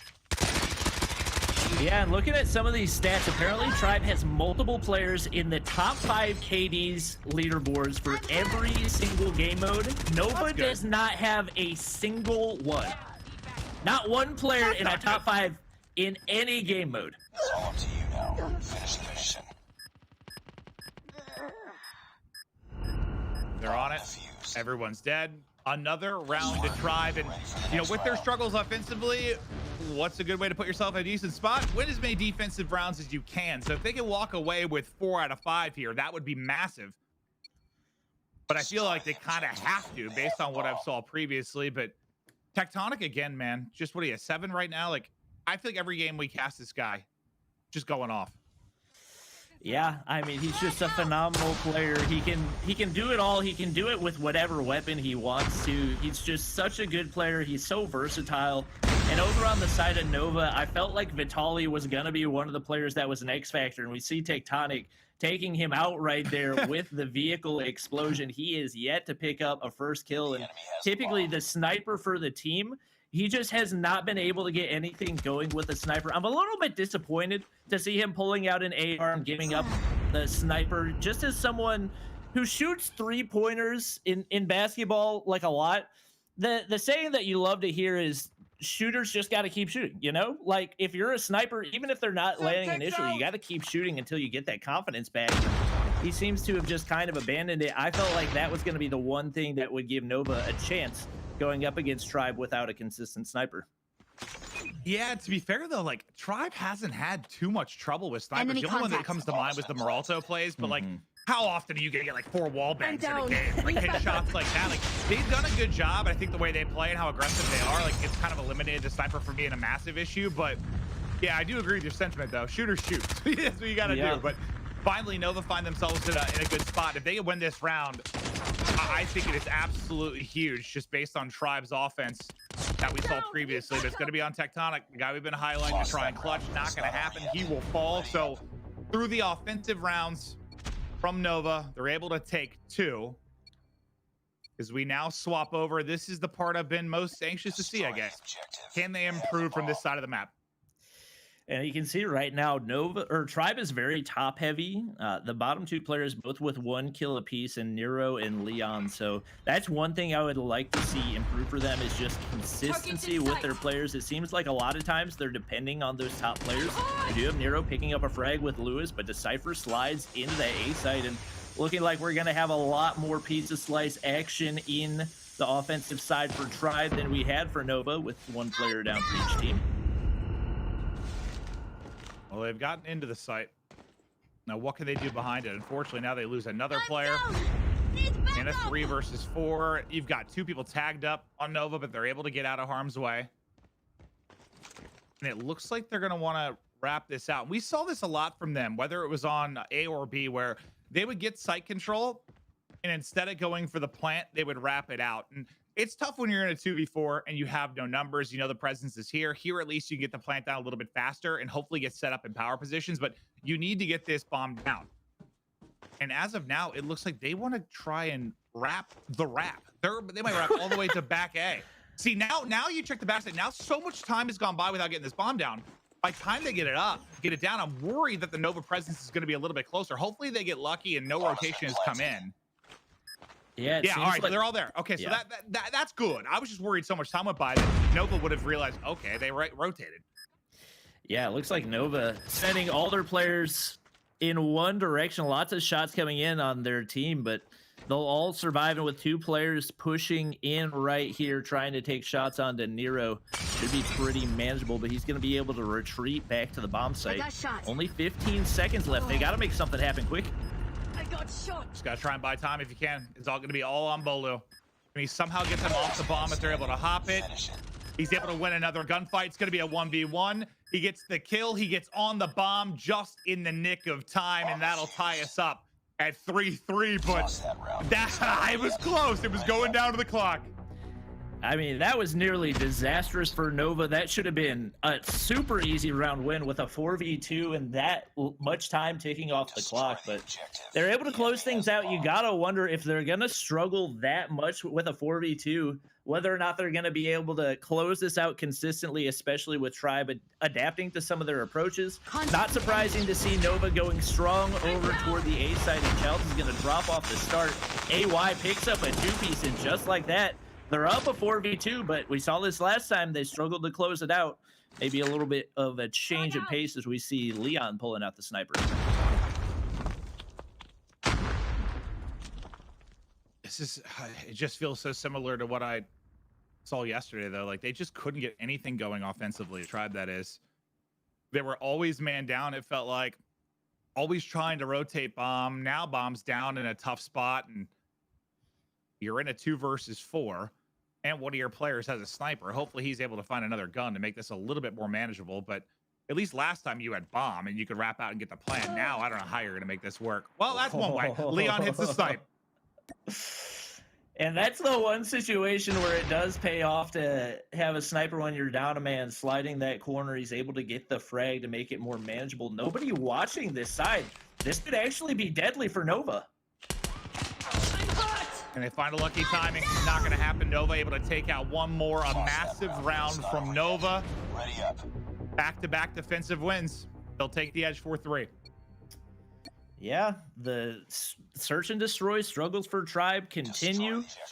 I don't know what it is that they need to do. They just don't seem to have any discernible pattern on offense that's actually working for them. So I don't know if they need to go toward the B side, if they need to sit back and play for picks. It looks like that's going to be their approach off the start, as we got Leon sitting in the back, Bolu on a head glitch on the forklift over on the side, and maybe just play it a little bit more patient and see if you can get Nova to make a mistake. Yeah, it's just tough. That's just not their play style, right? Like, yeah, taking their time is not their play style at all. And I don't remember exactly, but they started offense last time I cast them here, and they either won 0 or 1 round out of the 5. Like, it just wasn't pretty at all. Nothing they seem to be doing work. Aggressive, passive, A site, B site. They weren't finding success really anywhere. That's why I was saying it's so important that they maybe got 4 rounds out of the defensive side, but with only getting 3, now you're down. This time, at least, they get a plant with all 5 people up. This is the best position they've been in offensively. You have to close out this round. You lose this one, you're losing the map too. Yeah, Vitali's pulled out the sniper once again, just looking for one Tribe player. Overextending, it looks like they'll be content to play generators right here, and we got concussion nades, we got smokes, we got thermites on the way in. It is about to be a bloodbath. Chels gets the first blood. Bolu finds one. Frags coming in for Nova as well. Vitali finally found his sniper shot. You love to see it. It's Leon all by himself in a 1v2. And he can't win it. It's gonna be, who got the final one? Desi gets the final one. There's the defuse, and that's the round you can't lose. You get a free plant. I think you got Chels, I believe, got the first kill as well to put it into a 5v4, and then the door comes off the hinges. Everything falls apart, and within this map too, that might have been the dagger to the back for Nova. Yeah, Nova just seems to have all the confidence in the world, despite how much they struggled in that first game of Hardpoint. And if they can manage to take away just 1 game of Respawn, Tribe may not advance to the finals. It's just absolutely insane to me how good this team is in Respawns and how absolutely terrible they are in Search and Destroy. Yeah, I mean, there are times in Search where they look solid, but it's just, overall, it's just the offense here. The offense here has just not been good. Now, here's another spot where you get a plant. This time you have the 5v4. If you would have closed out last round, you got a good chance to win this one. You're in a good spot, but last round's the one I'm going to be thinking about if they lose this. But they're not out of it yet. They look to be taking the round W here with only 2 players left on the side of Nova. They'll bring it back to 4-5 unless the miraculous comes out of Nova. There's so little time on the clock in this 2v4. It seems tough to do, but Saxy's got the bat out. He's manhandling people. Not quite able to pick one off the bomb. All on A to do it. Not enough time for the defuse. So they're trying to get an offensive win. And it's just that last round. You close that out, you're up 5-4. But losing that one could be costly. But can they somehow pull it off? They'll have to win 3 straight offensive rounds here. Destroy the objective. Yeah, Tribe's been getting more out of Leon and Nero since the first half, so that's been big for them, but only 1 round on the offensive side is just not going to make the cut. Nova capitalizing on all the mistakes seemingly at the perfect time, and Tribe returning to their aggressive ways as they are full sending all the way through the B site back toward the spawn of Nova. So may actually be able to get a flank play right here with 2 players wrapping all the way around the map. They're going to go up into spawn building. This could be big. He's got a lot of information. He got spotted, but he's able to win the gunfight. That is a big gunfight win from Balu. Chilled there too. Didn't expect 2 on the flank. The push through pays dividends. Now in a 5 versus 3, 20 seconds to go. This has looked like a good offensive round from Tribes. I like the play. Yeah, this is the first time I've felt really confident in an offensive push from them. They're up 2 players. Decipher and AY. AY's been really big so far for Nova, but Tectonic is too good. 1 player on the bomb. He's not going to be able to do anything about it. And just like that, we are going to be heading to around 11. I love it. All tied up 5-5. And maybe the best part for Tribe, you're on defense here. I know they just won back-to-back offenses, but I think they would prefer to have the defensive side. Now, who can take it? In the round 11, the all-important, the crucial first blood. Who's going to find the pick? The offense, relatively split right now for Nova. You got 2 watching mid, 3 lurking up towards that A site. I mean, Tribe is completely in control of the A site right now. Chels on that little peek through right there, relaying information without. Lewis actually pushes in, but Tectonic wipes him quickly. Decipher does get the refrag. It's a 2-piece refrag coming in for Nero. Now 3 players apiece. He's actually able to pick up a big one. The trade comes through, though. It's going to be a 2 versus 2. Still a ton of time on the clock. Curious to see what they're going to opt to do with bomb. Well, it's actually down. The enemy has the bomb. A's going to be able to grab it. Now, what do? Fatality. Working the flank. You got to hit the shots there. You got to at least take out 1. He's not able to do it. As Balu wins a huge one, puts Tribe into a 2 versus 1. They can close out the round 11. But Nova already has 1v2 in this map. Can A pull it off? Enemy inside. Spotted him.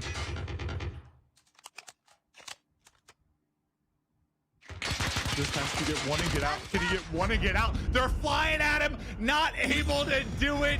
Tribe, get it done. I was so worried after it felt they threw one of those offensive rounds away, but they clutch up. They win back-to-back offenses. They go huge in the round 11. And yeah, it's like even though their search has been a little bit iffy at times, they're so good that they can get by. They can still steal them, and there they get a steal. I mean, with Tribe closing that one out, I feel like they've all but secured a spot in the final. They've been really good all throughout the weekend, especially on domination. We've seen some of the most crazy domination performances that I've ever seen. So heading into this next matchup, I don't think those players need to be too worried. If you're Nova, you do now have your back up against the wall, and we've seen in past matchups, especially last weekend, thinking about King's Clan in the EU division. Once their backs were up against the wall, they seem to be unbeatable, so we'll see whether or not Nova is able to take up that same strategy, but Tribe Gaming looking really good. I didn't think they were going to be able to pull out the search and destroy win, so the fact that they were able to pick that one up is massive. Yeah, it's huge. They're looking good. They're a map away from a rematch, a date with Xset, which was one of our most entertaining matches that we've had so far this weekend. But we're not quite done yet. We'll see if Nova can bring it back. They're going to have to win 3 straight maps. Don't go anywhere. We'll be right back after this quick break. You know what phrase we can finally retire? Good. For a mobile game. Fun fact, Sony's been getting the best out of entertainment and technology for like ever.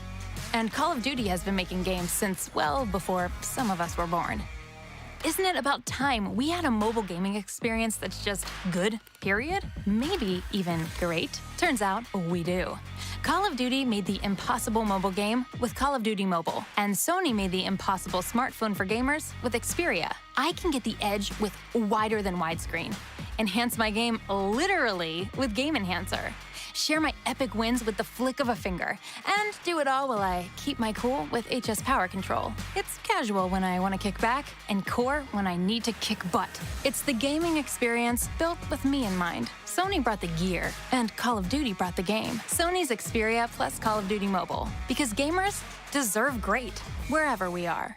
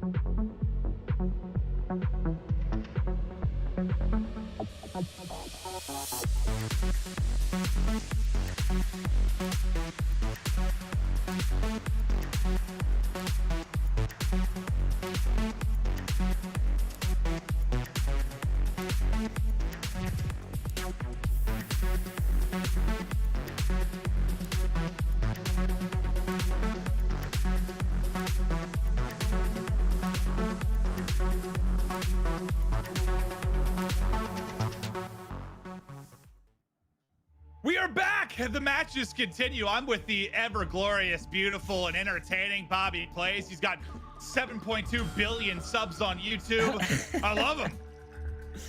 Yeah, I mean, I really appreciate you overhyping every aspect of my personality and my career. It feels fantastic. Looking forward to casting this final game with you as we are getting ready to hop into firing range on Domination. And it's going to be a good one. I think Nova's going to put up a really good fight. They've shown that they've got the fight in them. They haven't been able to get those key pieces moving so far, but with their backs up against the wall, I think they've definitely got a shot right here. So it looks like we are good to go hopping into the gameplay, and pretty much complete trailer control coming in for Nova. We'll see if they can hold that with Tribe pushing in. Yeah, if you're Nova, you can't allow Tribe to get out to a hot start. Any game they've started strong in Respawn, they have fried. Absolutely dominated. It's the slow starts where they've been in trouble. And, okay, well, before I even finish what I was saying, yeah, you hit it. A disaster to start. I mean, when you give up, it looked like Tribe just wanted control of that C flag, and Nova gave it to them like it was nothing. So with that, they're going to be able to take easy control of 10. That'll give them easy access to trailer as well. And Tribe just getting everything their way right now without really much of a contest coming in from Nova. Not much of a security, but with good map control, more than likely that's going to start stacking up quickly. Yeah, flipping to the good side. 10 seconds into the game is usually a good good thing to do. I tried to do it with getting, I think it was like 4 or 5 kills. It was done. Yep. Just beautiful stuff there, but maybe A can be the difference here for Nova.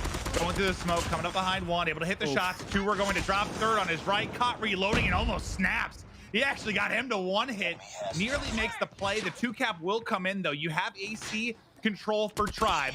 No one yet to get on to B. Tectonic, good job just clearing A for the time being.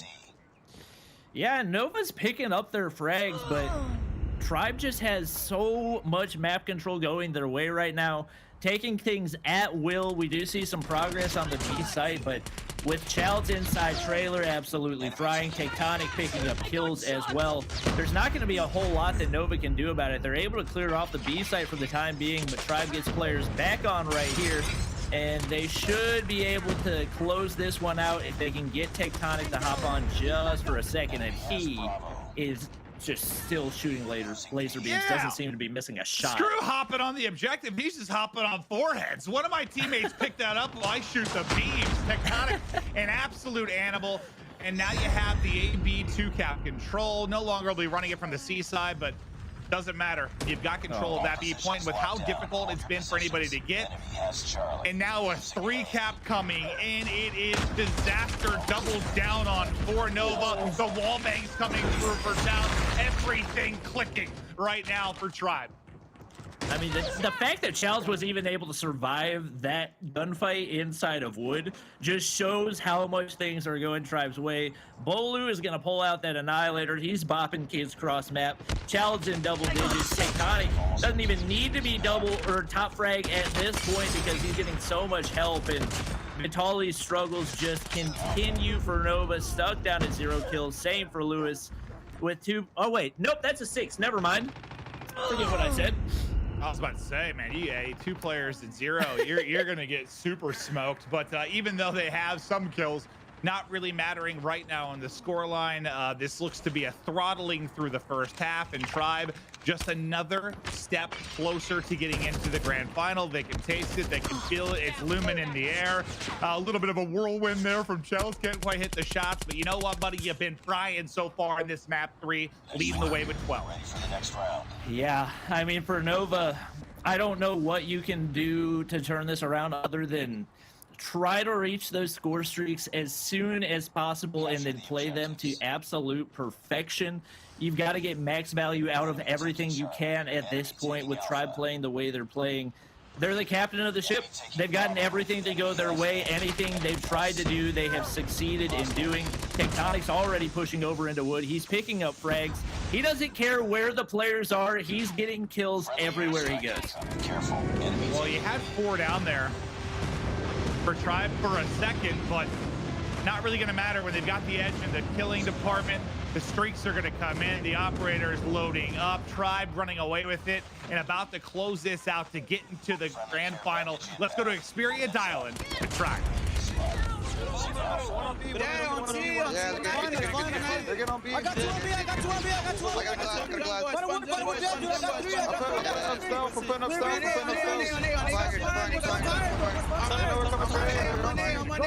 Go for it. Go for it. Go for it.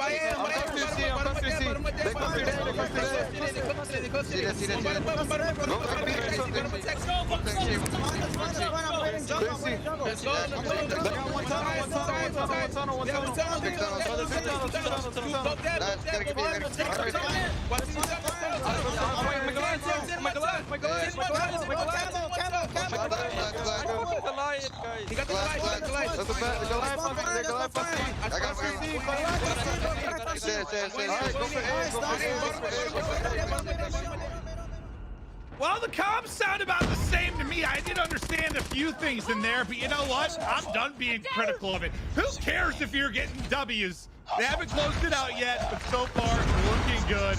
Just inching towards this victory.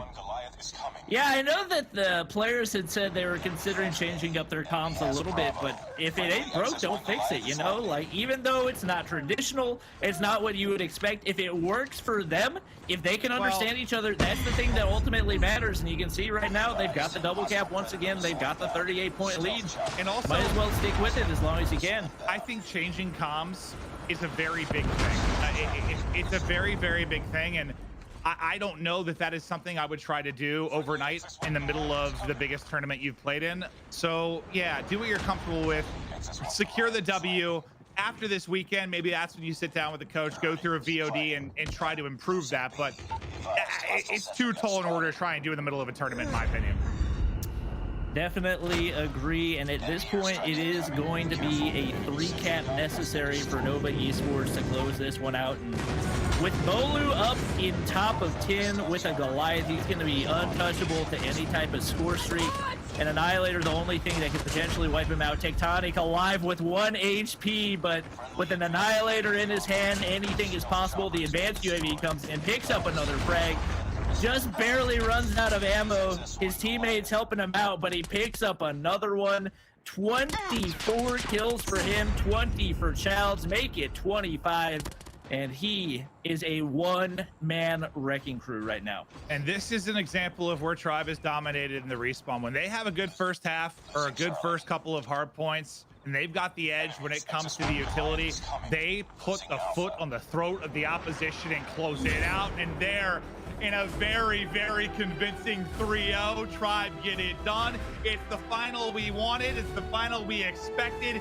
It is going to be a glorious occasion, Alex. Oh, I love it. I'm here for it, baby. That's right, folks. Xset versus Tribe, the salty run back in the grand finals. You know that both of these teams want to try and get the better of the other. Xset just need to win 1 best of 5. Tribe need to win 2 in order for them to walk away as the North American regional champions. But Bobby, what a game that was. And really just I don't feel like Tribe felt they were threatened besides that search and destroy where it went the distance.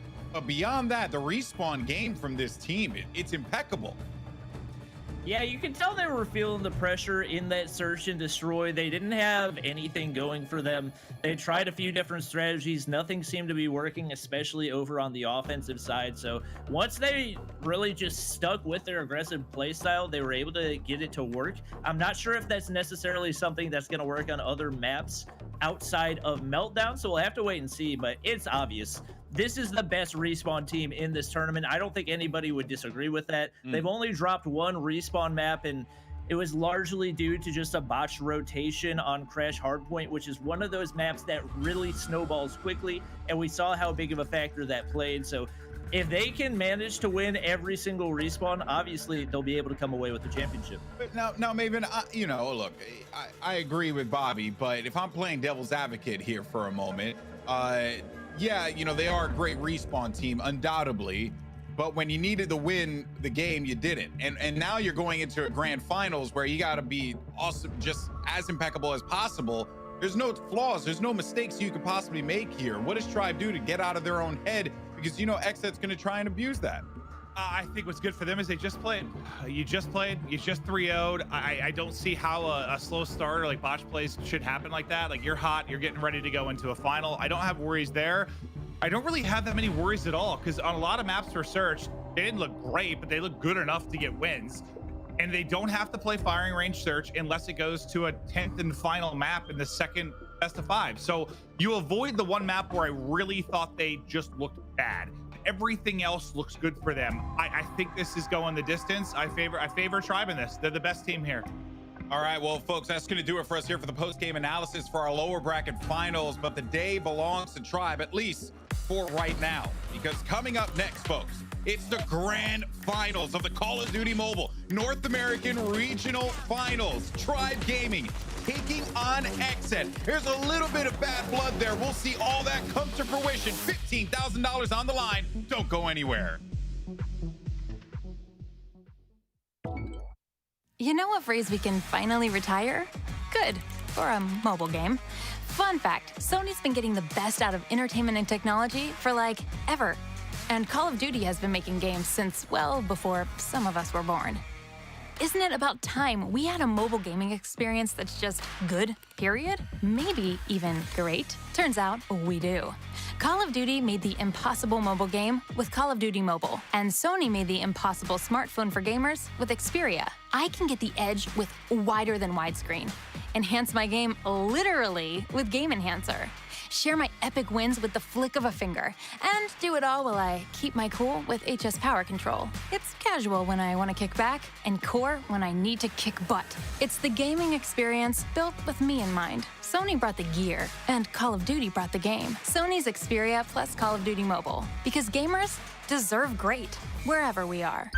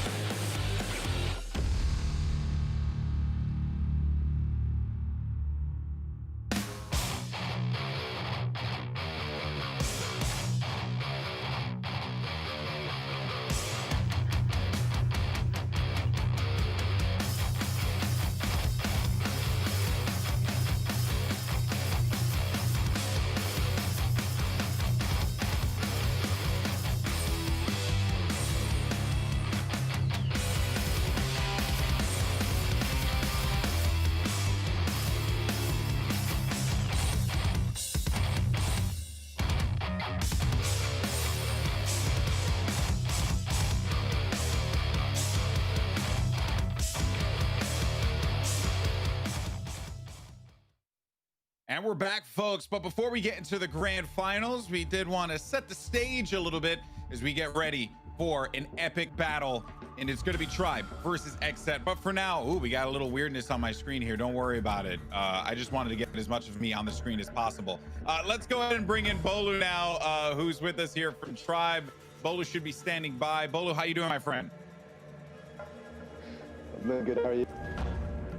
Good. It is nice to hear your voice for the third time, I want to say. So that's always a plus. Yeah. All right. You guys looked fantastic in the lower bracket finals, but I want to focus on your search and destroy. The Meltdown S&D went the distance. You knew that Nova was going to be a challenge. What changes have you made from yesterday to today to address some of your shortcomings in search?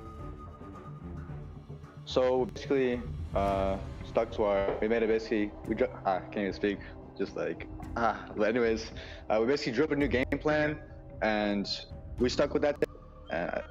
It was close. We didn't expect it to be that close. You know, we should, our S&Ds, we need to close them out earlier. That's just for us. Yeah. I feel like we get room, so there's always room for improvement.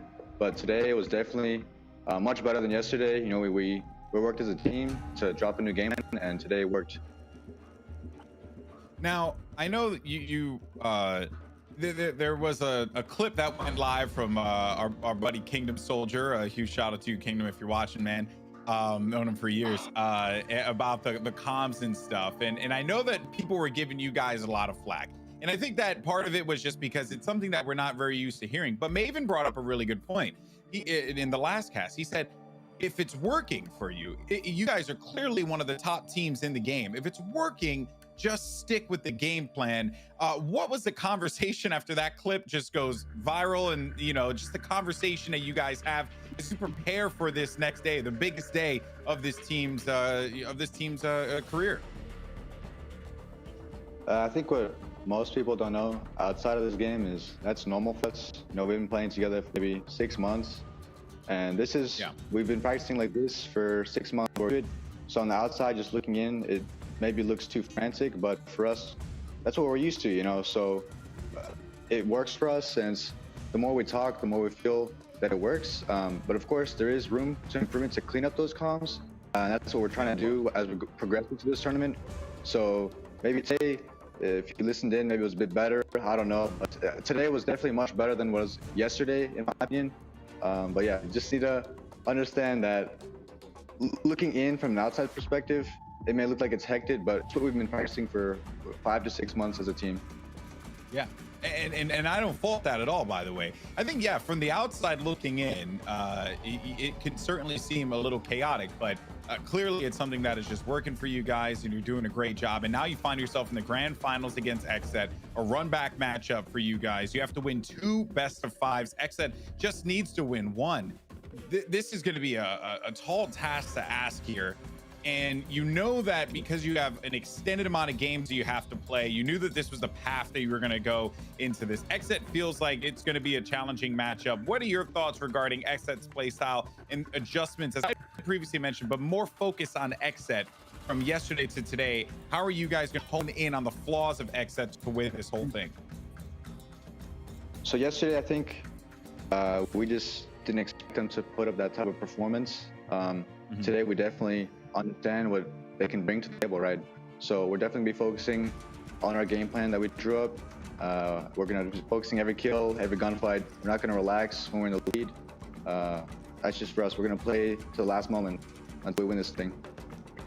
Now, I asked Deathleys before about some of the, professional tension that's going on between the two teams, and I wanted to get your thoughts on this.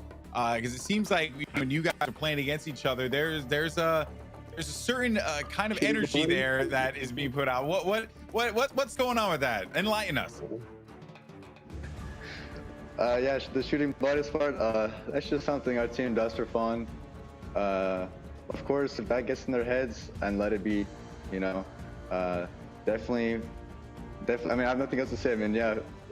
There's some professionalism, but also you want to have some fun. You want to have some fun too. You know what I mean? So it's just what I think. I get it. I get it, man. I don't shoot bodies, but maybe my teammates, they feel like it. It's like, hey, come here, shoot this guy's body. No. I like it. All right, well, Bolu, thank you so much for your time, man, and best of luck in the grand finals, my friend. Thank you. See you. All right, well, there you have it from Bolu from Tribe Gaming, and really just a nice guy. I've talked to him a bunch of times this weekend, so it's always been a pleasure. Now we got Maven and Bobby back in yet again to set the stage here for this grand finals. But before we chat with Maven and get his insight on that comms discussion, Bobby, I did want to talk to you because yesterday I asked you about your experience with that Xperia 1 Mark II. I want to talk about it a little bit more because all of our competitors are using that device here in this competition. You have experience with it. How big of a difference does it make in your experience as a player for Call of Duty Mobile?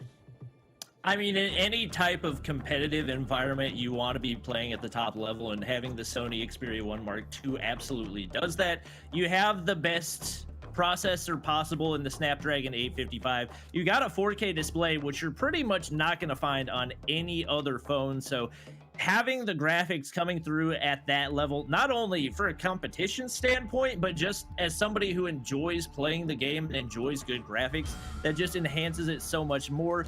And it's not like it is something that is so significant that it really drags down the experience, because you have the other factors like the game enhancer that allow you to increase the RAM usage or release RAM wherever you need it. You got the ability to decrease the amount of heat coming in with the heat suppression power control. So overall, it's a fantastic experience. Definitely glad to see that these players are able to use that type of a device to be able to compete, and hopefully it's something that will allow them to elevate their game as well. All right, well, there you have it. You heard it from the horse's mouth there. Bobby, Maven, we're going to talk more about the comms and the discussions as we get ready for the grand finals, but we're going to go to a quick break, and then when we return, it's time to set that stage for an epic battle between XSET and Tribe Gaming. Don't go anywhere. Call of Duty Mobile North American Regional Finals will catch you on the flip side. You know what phrase we can finally retire? Good, for a mobile game. Fun fact, Sony's been getting the best out of entertainment and technology for ever. And Call of Duty has been making games since well before some of us were born. Isn't it about time we had a mobile gaming experience that's just good, period? Maybe even great? Turns out we do. Call of Duty made the impossible mobile game with Call of Duty Mobile, and Sony made the impossible smartphone for gamers with Xperia. I can get the edge with wider than widescreen, enhance my game literally with Game Enhancer, share my epic wins with the flick of a finger, and do it all while I keep my cool with HS Power Control. It's casual when I want to kick back, and core when I need to kick butt. It's the gaming experience built with me in mind. Sony brought the gear, and Call of Duty brought the game. Sony's Xperia plus Call of Duty Mobile. Because gamers deserve great, wherever we are.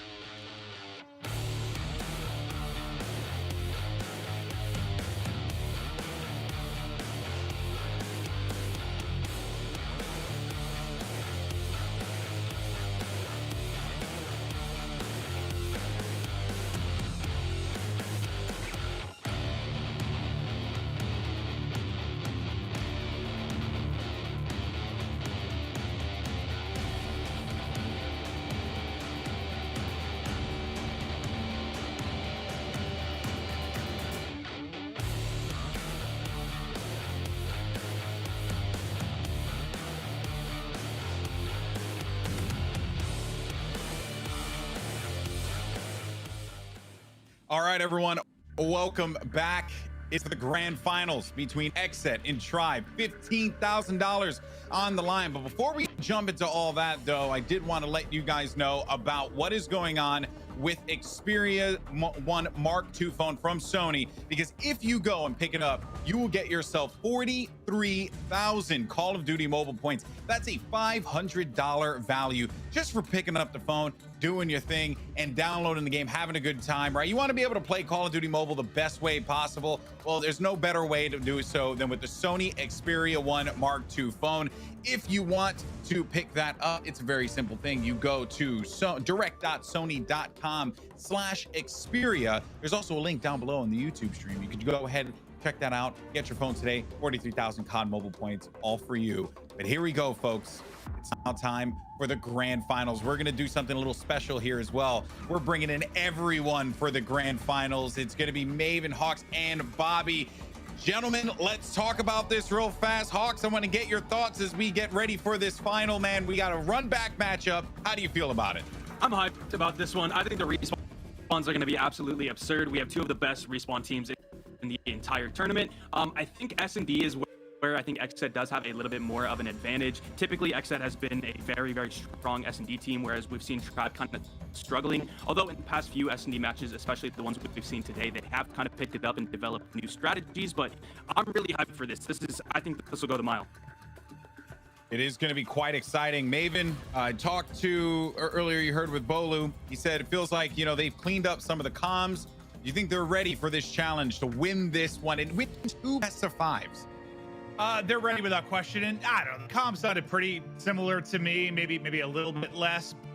As I said previously, it's a big change to try and adjust that mid-tournament. I think they should just do what they've been doing for 6 months like he talked about. That's what they're practicing.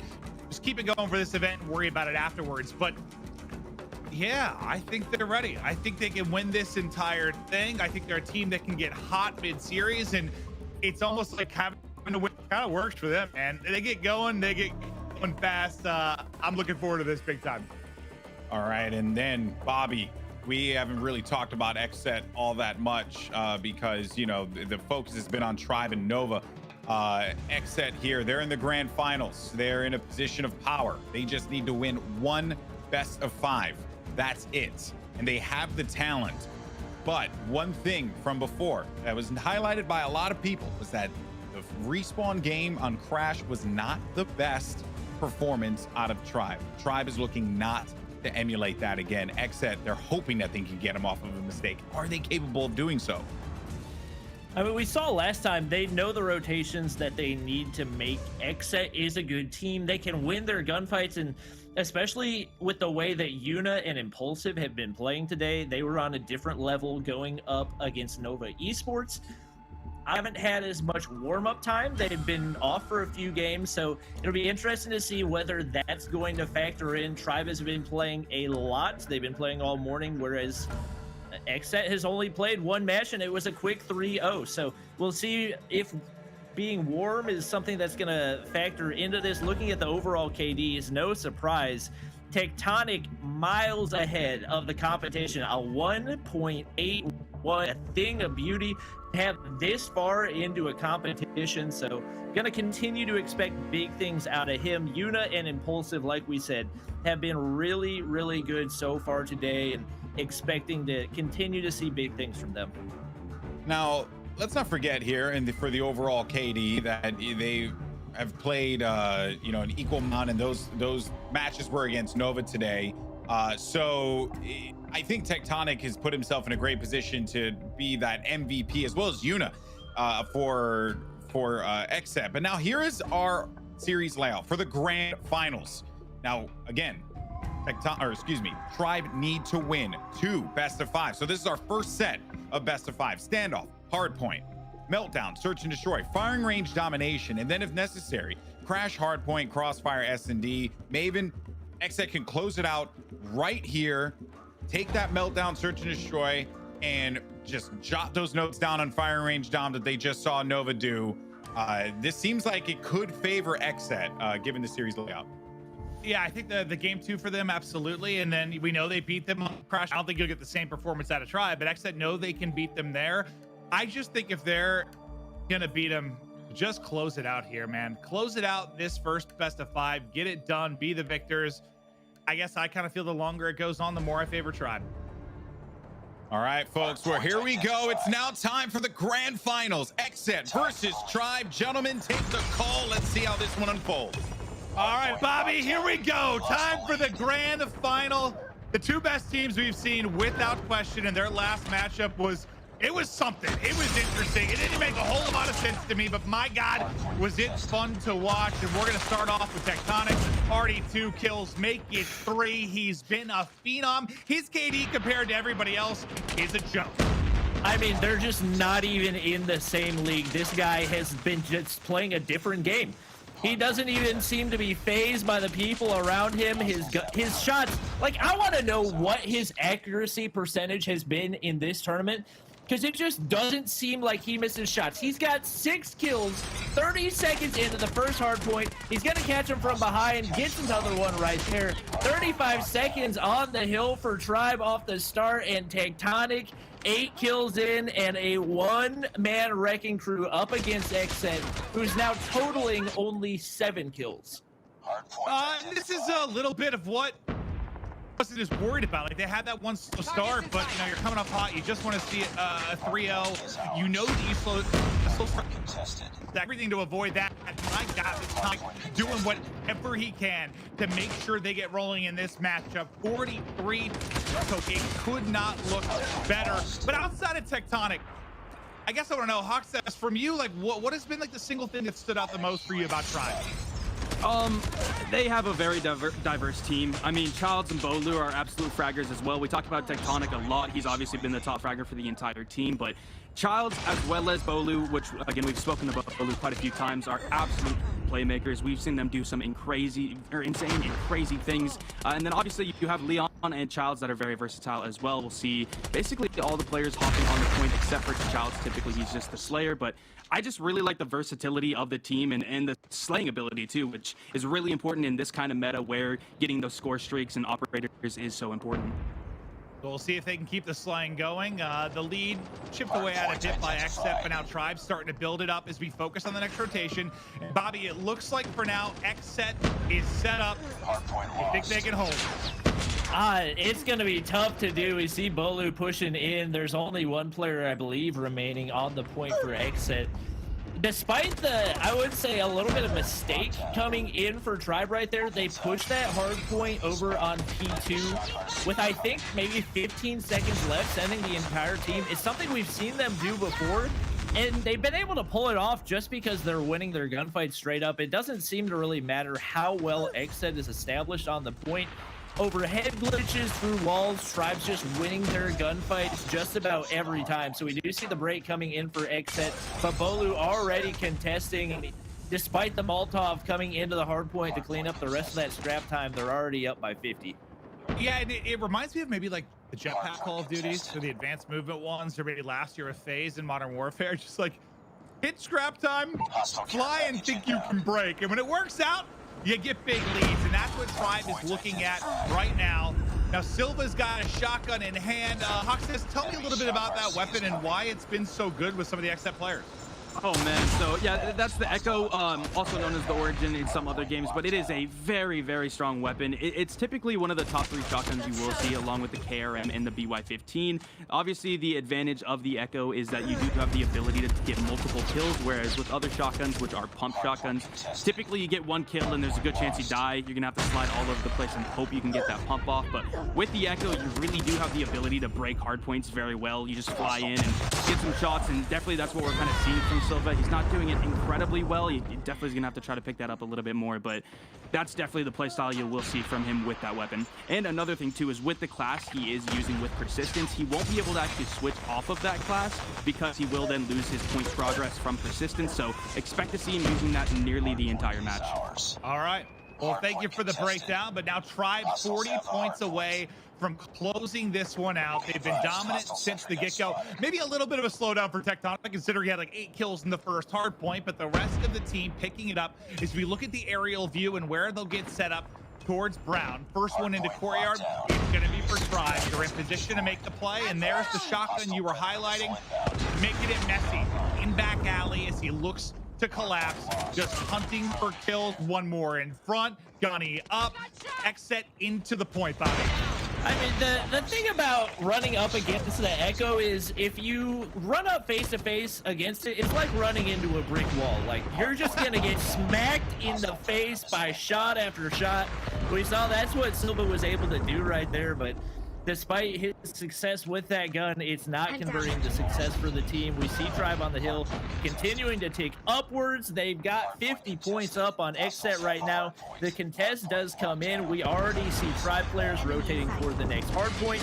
Not too worried about picking up this scrap time, which is what you'd like to see from them. Nero is going to drop up in the top, but should be spawning over by gas station. Actually, is going to spawn back by blue, so that'll make it a little bit more difficult to rotate. But with the 2 Goliaths now coming into play for Tribe, they should be able to get this break easily, unless we see some Pred missiles and Annihilators come into play for XSET. Yeah, XSET are going to have to go huge. I mean, they've got the point. They've got a chance to basically tie this game up. They have their own Goliath inside. The question is, how long can they hold with all the utility about to come into play from Tribe? One break might be enough to close it out. You have to be perfect. Right now, if you were on the side of XSET, it's neck-on-neck warfare. Both are going to end up falling, but it's Tribe that ultimately gets the break into the point. They can shut it down here with the positioning inside of the objective. Map 1, it's somewhat close, but it's a victory for Tribe there with the final kill. 21 on the board for Balu, and well, the question mark for Tribe, it hasn't been the response. We know how good they are there outside of a couple slow starts. It was not a slow start there at all. They closed it out. They look strong. What'd you love, Hoxas?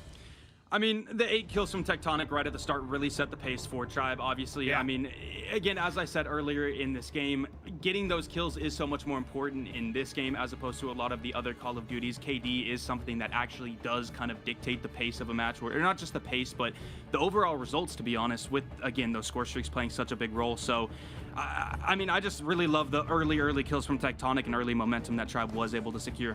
Well, now, Bobby, I got a question for you. So, we know how good Tribe are on the respawn. We've seen them throttle Xset now in a bunch of respawn maps. The question comes down to search and destroy. Do you see in this first of best of 5, this game 2 meltdown search and destroy, is this a must-win for Xset if they're going to take this series? Oh, absolutely. I mean, if Xset loses this one, it's probably going to be a quick 3-0 for Tribe. With that being said, I feel like they've got a pretty good shot right here. Nova, good team, but they're not as good as Xset. I'm just going to go ahead and say that straight up. So the fact that we were seeing Nova push Tribe to a game 11 in Search and Destroy on this map, I think tells a lot about what's going to be happening right here for Xset. I don't know that they're necessarily going to dominate, but I think they'll be able to remain in control for the most part in this matchup, especially if they're able to steal some of the matches where, or some of the rounds where they're on the offensive side. That's going to be the big ones. Like we said, Tribe much better on the defensive side on this meltdown map than they are on the offensive side. If we see Xset coming in with some early wins on offense, it might be a quick map for them. Well, it's interesting. All right, Hawkseye, I'm going to break this down. I'm going to break down 2 advantages, and you tell me which one you think is more important here. So the advantage for Tribe, you just played this in the last series. You went 11 rounds. You got a lot of reps here. On the other side, though, you got to watch that if you're Xset. You got to see the strats on offense and defense. Which one matters more to you heading into this map, too? I think, honestly, probably getting that practice and preparation. We did see some strategies from Tribe that I personally really liked. I did like when they did have Bolu as well as Childs go for that aggressive flank and then leave 3 people on, I believe, the B-bomb. It's going to be interesting, but I do think the advantage goes towards Tribe having that those kind of reps, especially considering it was a 11-round game. Well, it went the distance. Who knows how this one's going to go? Some riveting maps between these two. And Bobby, I know you saw, I think it was the Xset kind of player cards that when they talk about kind of rivals and stuff, they had Tribe mentioned for the most part. Like, from your following of the competitive side, like, how long has this thing kind of been going on between a lot of these players?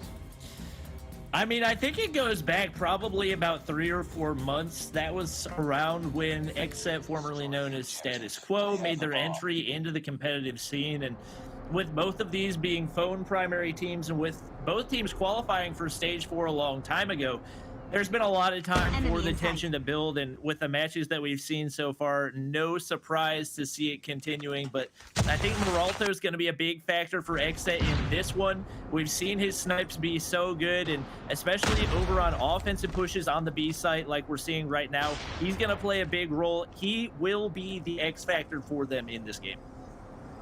Well, typical of what we've seen of Tribe. For the most part, they're going to give up the B site, allow the plant to go down, and then they'll work on the retake. They have had Balu kind of on the backside of this point, just making sure no one can push through. The first blood comes in from Childs. He's able to get the opening. That'll be the advantage. Still no plant down. And now things, Hawks, have gotten much more difficult for Xset. Yeah, absolutely. And as you can see right here, Childs is just kind of playing around. Nobody's really making any kind of aggressive plays. As you can see, everyone is playing extremely passive right now, which I'm curious to see how this pans out. Obviously, Tribe does have the man advantage from Child's kill, but man, this is just extremely slow. We do see a plant coming out right now from Impulsive. Tribe not going to be able to defend it, so it might go down or not. They're okay. They're planting again. Hopped off it for a sec. Yeah, hopped off it for a sec, but now the plant goes in. Now the plays come in. Here comes the collapse. Oh, just got a tough timing. I thought for a sec he almost caught him top. He gets lower. He's able to get away with his life. So another player from Xset not going to be caught. 5v4 advance to Tribe as they look to get the pressure through the Molly Goat Shells. A little bit of damage, but just knocked down to 78 HP. He's able to stay up. Balu gonna take down another. Leon involved in the action as well. Some damage in from Tectonic. The trade should be there. There it comes from Leon on the flank. Plenty of time for the defuse, and bodies already being shot, Bobby. I mean, I love it. Yes, it might be a little bit toxic. Yes, It's not good manners, but it makes for good content, you know? So not too surprised to see that. That's something we've seen in previous matches, and Tribe does have the chip on their shoulder right now. They feel like they should have won the first match against XSET, and they just weren't able to make it happen. So I think at every possible point, they're going to be trying to assert their dominance. We know that they're good on the defensive side. A lot of it is going to come down to the offensive side for them. So XSET just going to be looking to take 1 or 2 rounds right here. If they can even muster to get 1, I think that gives them a shot at winning the search and destroy. But obviously not having a lot of success in that first round. Meralto not making any impact. Really, Yuna the only person picking up any frags. So we do see them pushing over to the B side once again. They should get a free plant. And now the pressure is on for Tribe once again. Bobby, I have a question. Yes. Do you think, with the way that both teams are playing right now, do you think having snipers is going to be, or having a sniper is going to be a pivotal thing? And do you think Meralto will be able to pick up those frags, or do you think it's something where he should probably switch to a different weapon? Because right now we're not really seeing any kind of sniper action, especially down mid. Yeah, so I would say Tribe's done a good job of adapting their play style to minimize the effect of snipers. Typically, we see them, when it is a head-to-head push from one side to the other, that's where you see the snipers come in a big way. But a really quick retake. XSET players dropping left and right. Child's shooting his own teammates right there, and that's another easy defuse. So I think the style that they're taking is really good in minimizing Meralto's effect. We could potentially see him switch weapons, but at the same time, we know that he's going to trust his ability to snipe, and there are always situations where a sniper can come in handy. It's a lot on him to be able to adapt his own play style and be able to match what Tribe's doing. Well, he finally hit a shot, but unfortunately, the rest of his team died at the same moment, so didn't put him in a good spot to make a play. But yeah, I mean, Tribe's been not really having too much trouble dealing with snipers for the most part, outside of the one map we saw on standoff. But we'll go to Meralto's POV for a second, see if he can find the angle to get some of his wizardly shots that we've seen him hit throughout the course of this weekend. They're playing this round a bit more passive. They have been first blooded both times. They've been playing from a man disadvantage in both of the first 2 rounds. The early going has not been good for them. Maybe they're hoping for one of those aggressive rounds out of Tribe where they can catch somebody and get something going early, Hawks. Yeah, I'm honestly really surprised at how Tribe is playing right now. I mean, they're currently at 10 kills, and then XSET is at 3. This round is really slow right now, but I'm just overall surprised by the performance of Tribe. Yeah, the defense, for the most part, they've been pretty good. It's just when it swaps, are they going to find those rounds? And that's why you kind of feel like they need to get 4 or 5 of these round victories if they can pull it off. But I think the first blood did come in for XSET this time around, but there was a trade nearly instantly, so it'll put us into a 4v4. The bomb looks like it's going to wrap back over to B. Everybody from Tribe still stacked up around that A bomb site. They're going to have to retake once again. For 2 rounds, they've showed they can do it really well, Bobby. Can they make it 3? I think this is a better approach for XSET than we've seen in the past. They seem pretty content to just push the B site, allow Tribe to slowly creep in, and once they collapse, it was pretty much game over. So having their team more spread out is going to give XSET more of an advantage. You can see Tribe more clumped up back toward their spawn. With 3 XSET players on generators right here, it's going to be easier to counter. Trades come in for both teams, but XSET just not winning the gunfights. It's now 1 player remaining, and he drops instantly. So Tribe able to capitalize right there. I think XSET had the right approach. I think sending Meralto toward that mid side to try to go for picks there is the right move, because it's obvious that Tribe is not going to send anybody from spawn side over toward B. I think XSET needs to do something to adapt here and try to switch up their game plan, because the B plants have just been too easy for Tribe to get the retake. Well, and Tribe's team shot on these has just been, I mean, you saw how many assists pop up there. Like, they are just enemy contact on point. I mean, team shotting, everybody just melted through that defense. Beautiful, beautiful stuff. And now just right up the gut.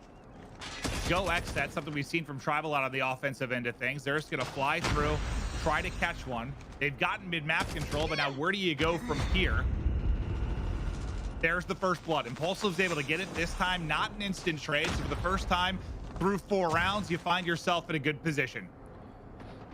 And Impulsive typically is a top fragger for Xset, if not out of all of the players in the tournament, typically the guy that will be putting up a lot of kills inside of S&D. And right now he's pretty quiet. As I said that again, he did get a kill right there, but he's a very pivotal player for Xset, and I'd really like to see him get a little bit more on point with the shot and maybe even a little bit more aggressive when he needs to. We'll see if he can pick it up. You have the numbers here. If you're Xset, around you just gotta win. It's the first time you've been able to enjoy that throughout a round.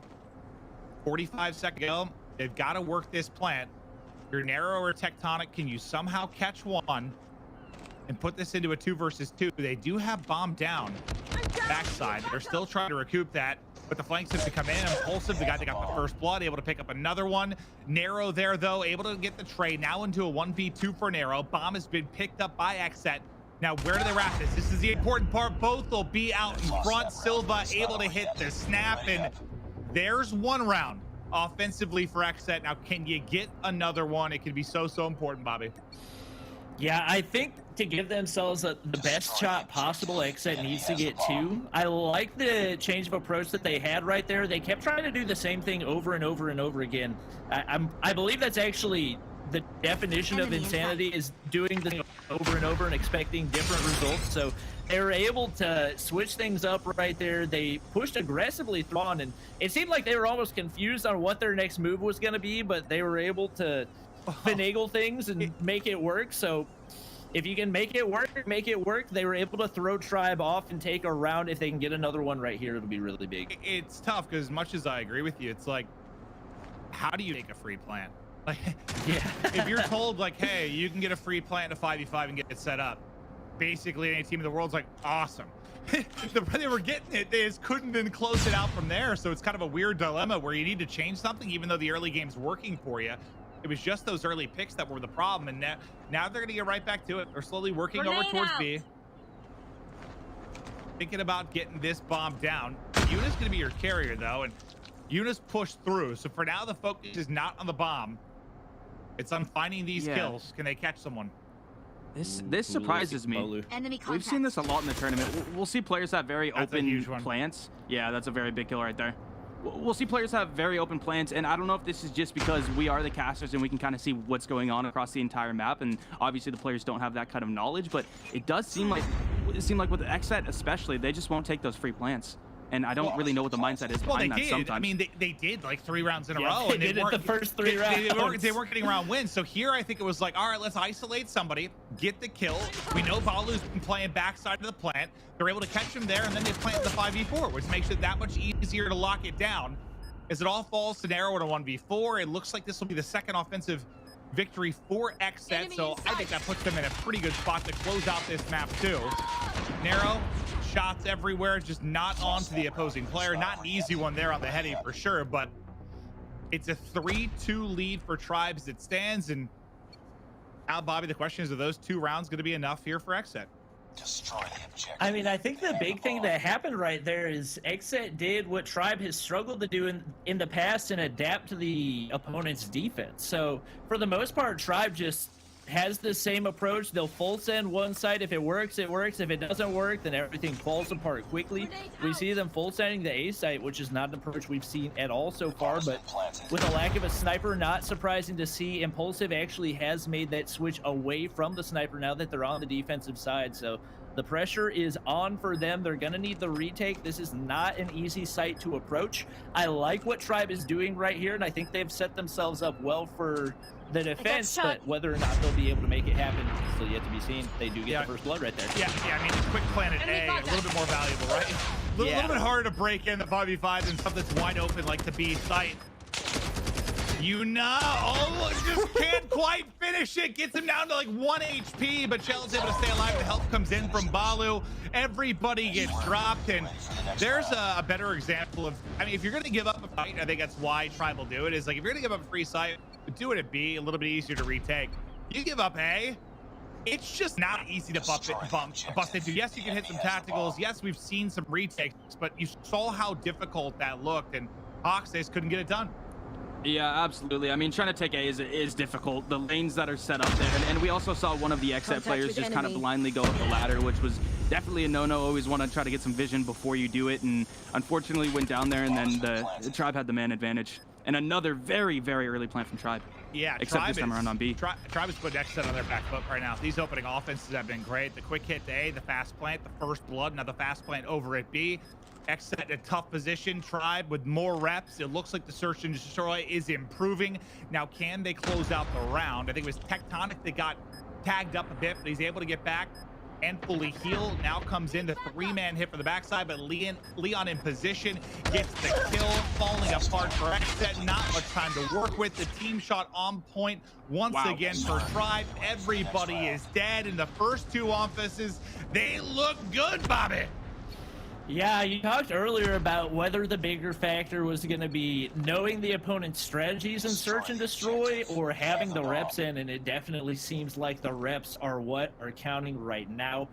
Tribe in complete control. We expected them to struggle on the offensive side, and it just seems like Xset's on their heels every time. 3 players pushing through bottom of mid. More first bloods coming in, but trades coming in quickly. It'll be a 2v2. Silva drops as well. Moralto all by himself in a 1v2 versus Bolu and Tectonic. Shots around the corner. Bolu has him down to 5 HP, but he's 5 HP himself.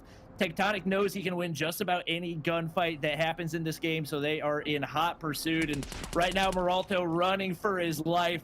They're absolutely chasing this man. He's laying down shots. There's nothing he can do. Bolu's too good. 9 kills on the board, and Tribe Gaming closes that one out 6-2.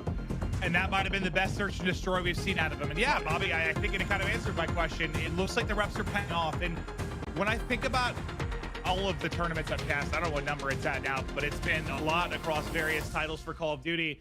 When I think of like the body of work within a tournament, typically a team start bad in hardpoint and get a lot better at respawn from what I've seen, but you have seen teams really turn it around and search and destroy. Why is that the case? I'm not sure exactly, but I feel like I've seen more drastic improvements there once you get some reps, once you get the comms on point, and once you see what strategies aren't working, and that seemed to be the best we've seen. And now Xset, I mean, this looks like it's going 2 best of 5s without question, especially how good it's been in domination for Tribe. But Foxnest, you gotta love it. If you're a Tribe fan, that was some solid search there. They made the plays. Yeah, absolutely. And you could tell the pace of the game was just so much, it was way different compared to Xset and Tribe when they were both on offense. When Tribe was on offense, it was extremely fast rounds. Tribe was coming out on top with 5 more people than Xset. And then obviously when Xset was playing a lot slower rounds. But heading into next match, we are going to have a domination on firing range. And I mean, we've seen Tribe destroy on this. No matter what team they've played, I think they've come out on top with a very sizable lead of 50 plus basically every single time. And I'm curious to see how it plays out in this one. Yeah, they have looked very, very good there, but Xset are the one that came for the winner's side. They have a series to throw away if that's the case. It's Tribe looking for revenge, looking to make the deep run and come out your champion. They're getting closer, but still a lot of work to do. The firing range domination will be up next after this quick break.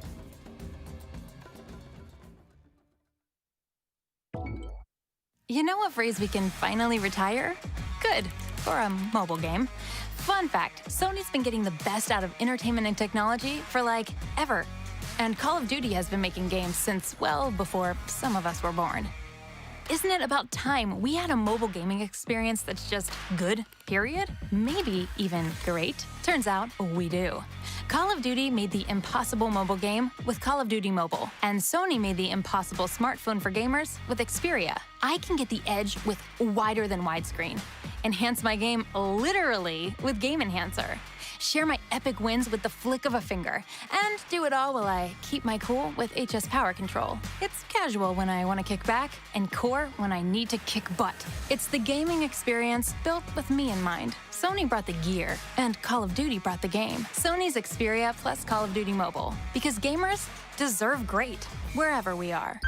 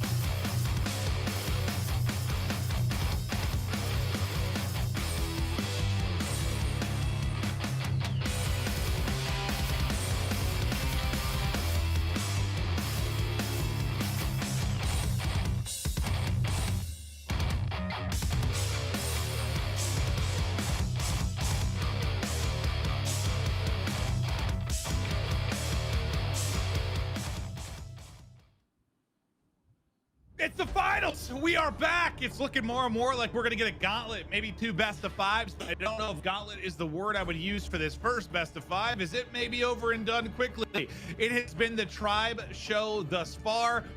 Bobby, if Xset are somehow going to bring this back, especially when you think about their last series where games 3 and 4, they got torched. How in the hell are they going to do this, Bobby? I'm trying to think of something. The only thing I can think of right now is if Tribe just gets so overconfident and completely throws that Xset could potentially come away with this one, but Tribe has looked just absolutely untouchable in domination so far.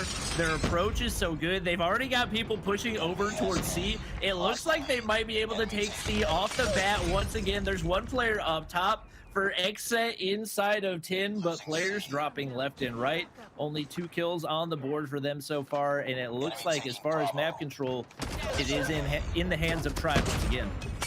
Tribe doing strong so far, and Fox, I know you're my weapons expert for Tribe, and maybe with domination, has there been anything they've been doing that's been a little bit unorthodox that you'd like? Yeah, I think it was their last domination match. They did do something that I definitely wanted to highlight, and they talked to me about potentially doing it, is they don't want to always focus on B as much as the other teams. A lot of teams will just kind of have a slugfest in mid-map trying to take B. They want to kind of flip the home points, so A and C, as much as possible, which I think right now we saw a Tribe player trying to get A, I believe. And I think that's something we will see them continually try to do, and just maintain as much control on those home points as possible. Well, I think, yes, for control, but I think what stood out to me is when it gets messy, when it gets chaotic, when it's gunfights all over the map, that is where Tribe thrives. Like, they love it. And one thing that happens when you're constantly applying pressure to the home cap of the opposition, it does get messy. It makes the other team's comms a little bit frantic. You always have to worry about that as well as trying to progress to B, and it can be so tough to do. And right now, top tower, it's Leon with the chopper chopping it up. 2 are going to drop. 19-point advantage already. Once again, things looking good, Bobby. I mean, as long as Leon's up there, Xset's not going to do a thing. You can run around, you can get frags, but he's got oversight onto B. Tribe's got full control of A and C. They've got the triple cap right now. You got to get Leon out of that tower. He jumps up, still able to get back down right there. So even when he's up there, he can't quite see the A flag, but he can still spray shots through wood. He's just pretty much untouchable, and they're looking really good so far. Yeah, they're looking great. Tribe is turned. They're on point in this map 3. Let's go to an Xperia dial-in with Tribe.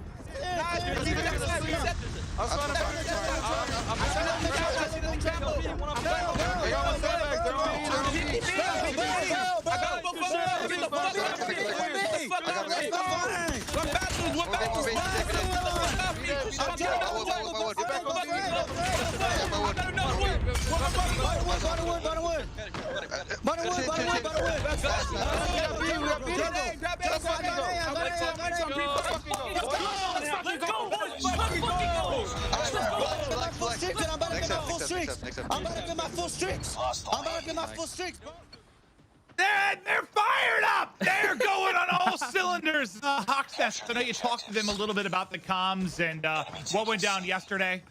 Talk to me. I mean, as you said it, they're fired up. That's part of the reason their comms are the way that they are. They have talked about how they want to clean them up a little bit, but really the mindset behind having communications like that is they're all very passive players in nature, and that was something they struggled with when they didn't have a coach. And then a coach did come in, and his suggestion was, hey, this is what we're gonna do. You guys call out every single thing you see. Just give us as much information as possible, and basically make it an all or nothing type thing where just trying to prevent the players from getting really quiet. And obviously, I mean, as we tell right now with absolute domination from Tribe's end, it works with the triple cap very early on. Like within seconds of the second half, Tribe has established a triple cap. This is tough to watch if you're rooting for Xset. They're getting beaten, battered, dominated, destroyed, everything you can think of to describe this. Within 40 seconds, they got a 3 cap. This game seems to be over as soon as it started. Bobby, it's brutal. I mean, you're right. It's painful to watch. Even as we do have Nero dropping off of his war machine, it's not really going to mean a thing for Xset. I think pretty much everybody for Tribe close to getting full streaks in. So we see the cluster strikes. We see the stealth chopper in the sky. We see the Goliath in bottom of 10. They don't need the triple cap. At this point, they're just doing it for the lulz to see if they can go get the triple cap and further assert their dominance. You got Nero holding down the back alley. The shot RC, not even going to matter. Shooting bodies a little bit more. You'll love to see it. He's top fragging right now, and with a Goliath in top of 10, they're going to be pretty much untouchable. Untouchable is a good way to put it. The lead, massive. His tribe are ready to get to a second 3-0, and they wanted to get there quickly. They wanted the first one done as fast as possible. Sometimes in tournaments where we have, 32 teams and it's a longer losers bracket run, I'll talk about the fact that it's important in a double best of 5 to win the first one quickly, because players can be tired. You get some stamina issues. I don't even think that's the case here. They didn't have to play much today at all, but they just want to get it done. They wanted this final first series over in 10 minutes. Like, this has been astounding from Tribe.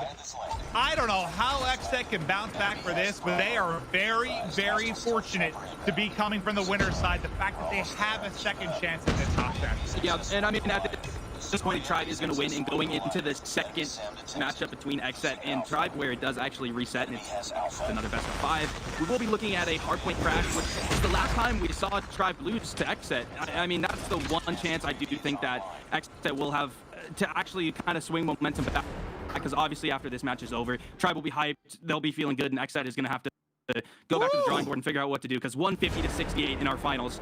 Wow. Wow. They need multiple drawing boards. Yeah. I don't know what they need. Throw out whatever drawing board you had and purchase a new one. Get it on Amazon and hope it arrives in time, because that was just insane. It was not... I mean, it's competitive. Yeah, they're 2 top teams, but that wasn't all that competitive. It was so one-sided. That didn't even feel like a match that should be in the final. That feels like a round 1 match in pool play at a major. It was so lopsided. I think Alex is going to be rejoining us. Alex, what did you think while you were watching that? You know what, man? That was just a good old-fashioned slobber knocker. That's what we just saw there. Absolute domination and destruction from Tribe. Maven, you made a great point. You said that when you play a long run in a loser's bracket, you want to try and win that first best of 5 as quickly as possible, so that this way you can, just put that one behind you and focus on the task at hand.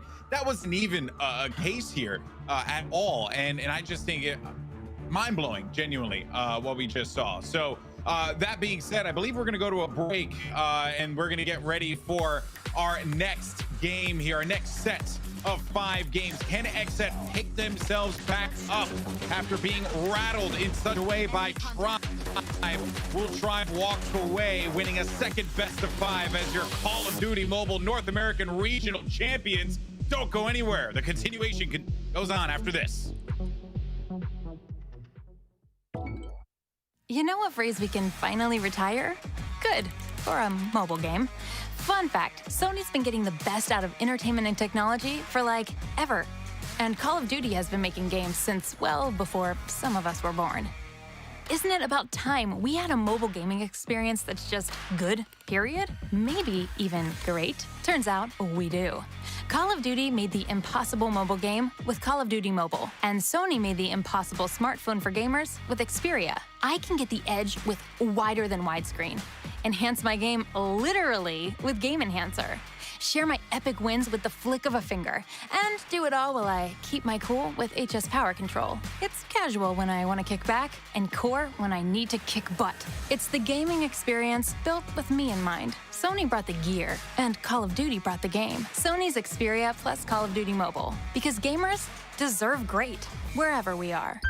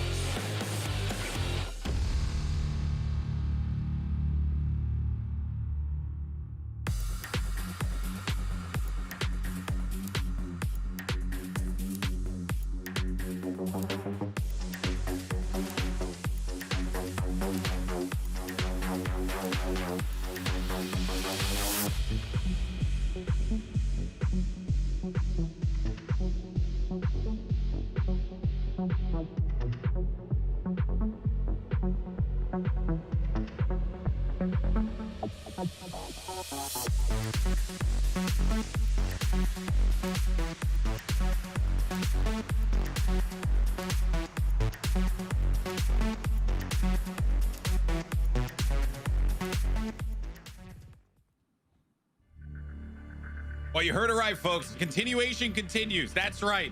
As we get ready for our second set of a best of 5 here in the grand finals between Tribe and Xset. Xset have to pick themselves back up, and Tribe simply just need to keep doing the thing that they've been doing this entire time, finding success at every single turn and corner.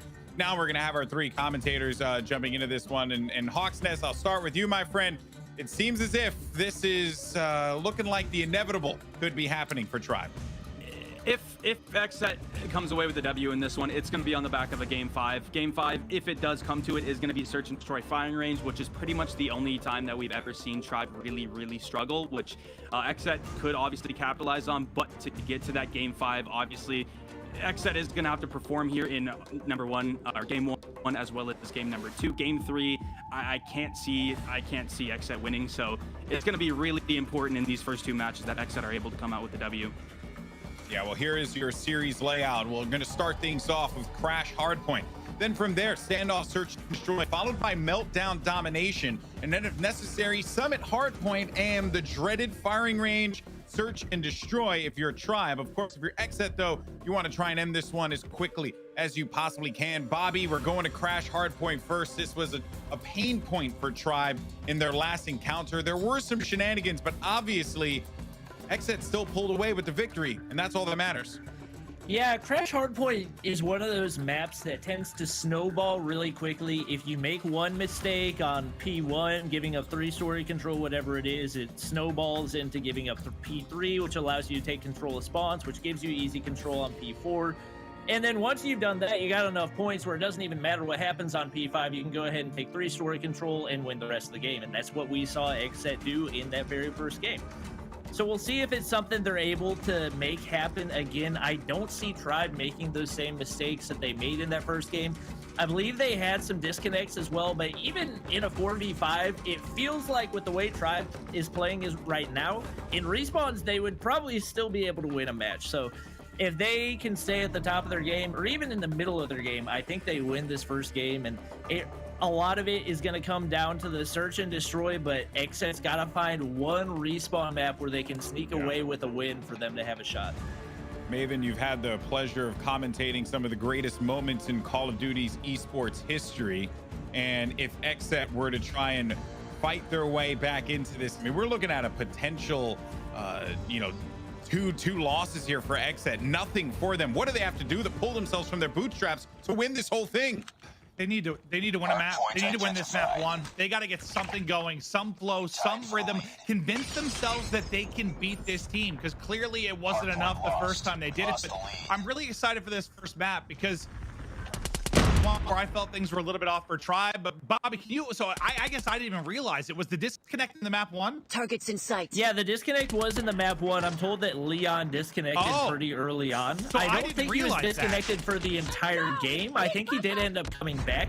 So I'm not sure how much it factored in. It looked like for the most part, all 5 players were battling at it. I don't think the disconnect was too terribly long, but still, I think it was at a crucial break point. Yeah, exactly. So we see Tribe right off the start, 21 points on a hard point that's usually not very easy to control. So for them to have that much time off the start is big, but we do have one Xset player on top of 3-story. That's the power position. Child's climbing up behind him, plays it perfectly to get the frag, and just like that, he's back over on the other side of the building. Vehicle explosion lands some damage there as well. With their setup right here, it is looking good for them off the start. Yeah, that's a big kill from Shelds. Now, what can they do with having 3-story controls? We hop out to the aerial view. You can see they've got 3 players set up. As Xset will be trying to break in towards the bottom, but a chance to take a big early lead and another respawn here for Tribe.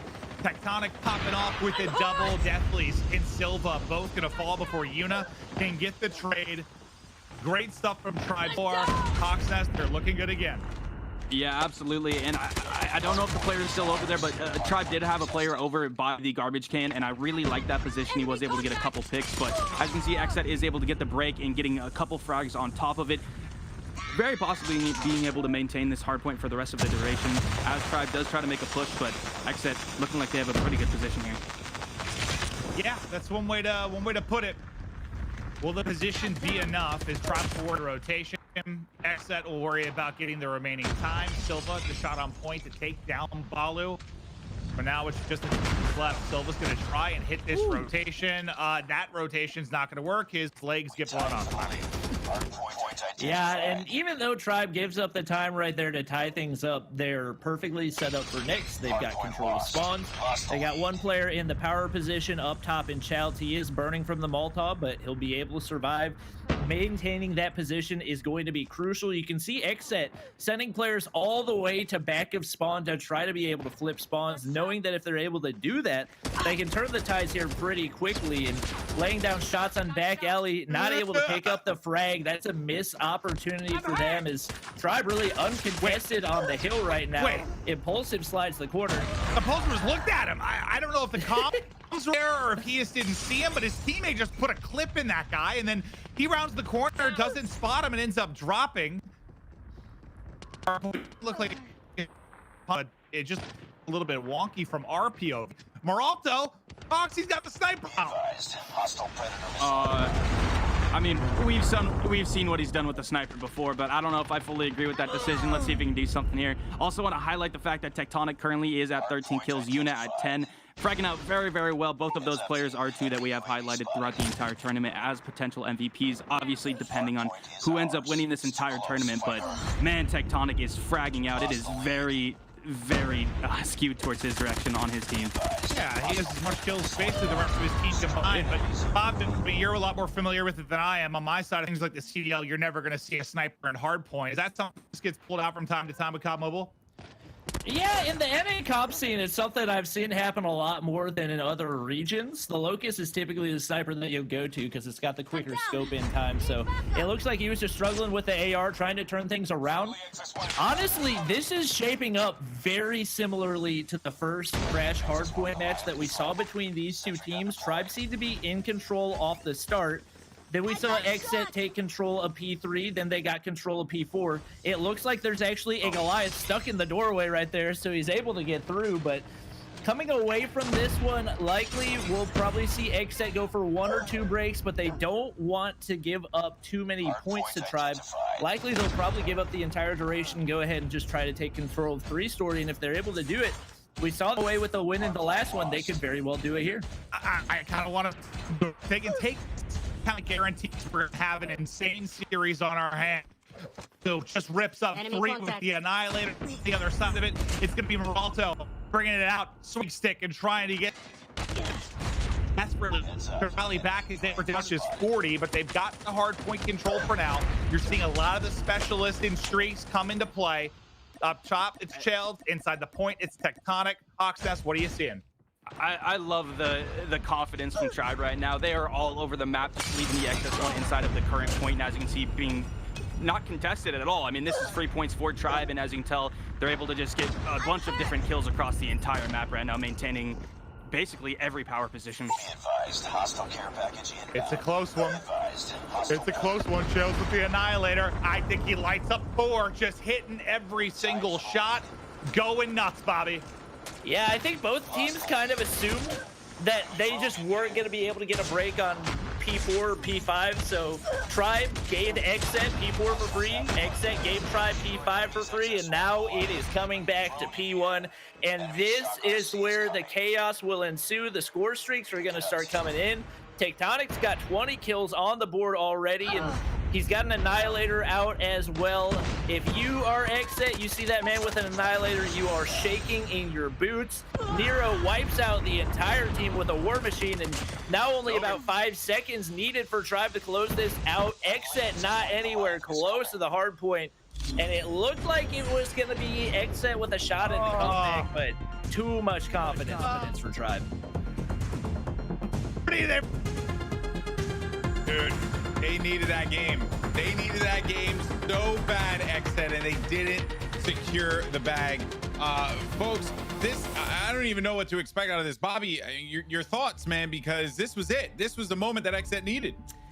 To be honest, that was pretty predictable. For people that haven't watched a lot of Crash Hardpoint, it might have seemed like Xset kind of threw that one, but Tribe knew what they were doing for the entire time. They knew it wasn't going to be worth it to go for a break on P4, and getting max time on P5 would allow them to have control. One really big thing that they did there was they sent Childs over to the top of 3-story while they had somebody occupying, and because there was no real push coming in for Xset, they didn't need to stack the hard point at all. They could leave the one player there and spread their players throughout the map. That allowed them to get the map control. That was a big mistake for Xset, and that resulted in an easy Tribe Gaming win. They had the reads on them Hawks Nest. They knew exactly what they had to do in order to come back and win this game. And now they're just 2 games away from being our North American champions. But the path leads them to standoff, search and destroy for game 2. Can Xset, give me some insight on their history on this map. Can they find a victory here? Because they still kind of sort of have the advantage, right? All they have to do is just win this one best of 5, maybe even force it over to a game 5. Can they win standoff? I think they can, and they have to. If they lose this standoff, I'm 99% sure the game is over at that point. So they absolutely have to win it, and they've shown they can win it. It's gonna be interesting. Typically, I would say I would give the upper hand to Xset, but we'll see how it goes. I don't know. It's gonna be close.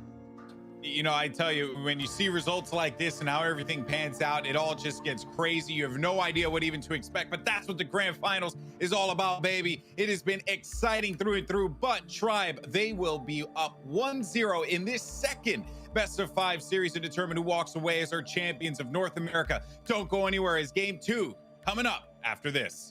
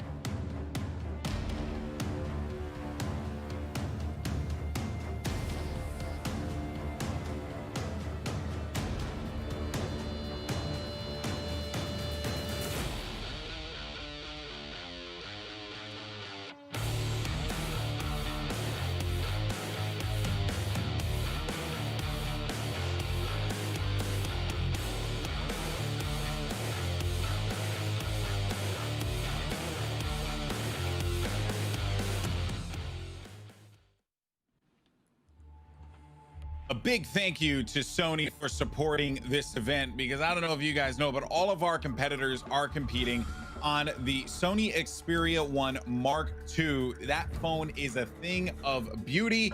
And let's go ahead and talk about the latest flagship from Sony, because here's the good news, people.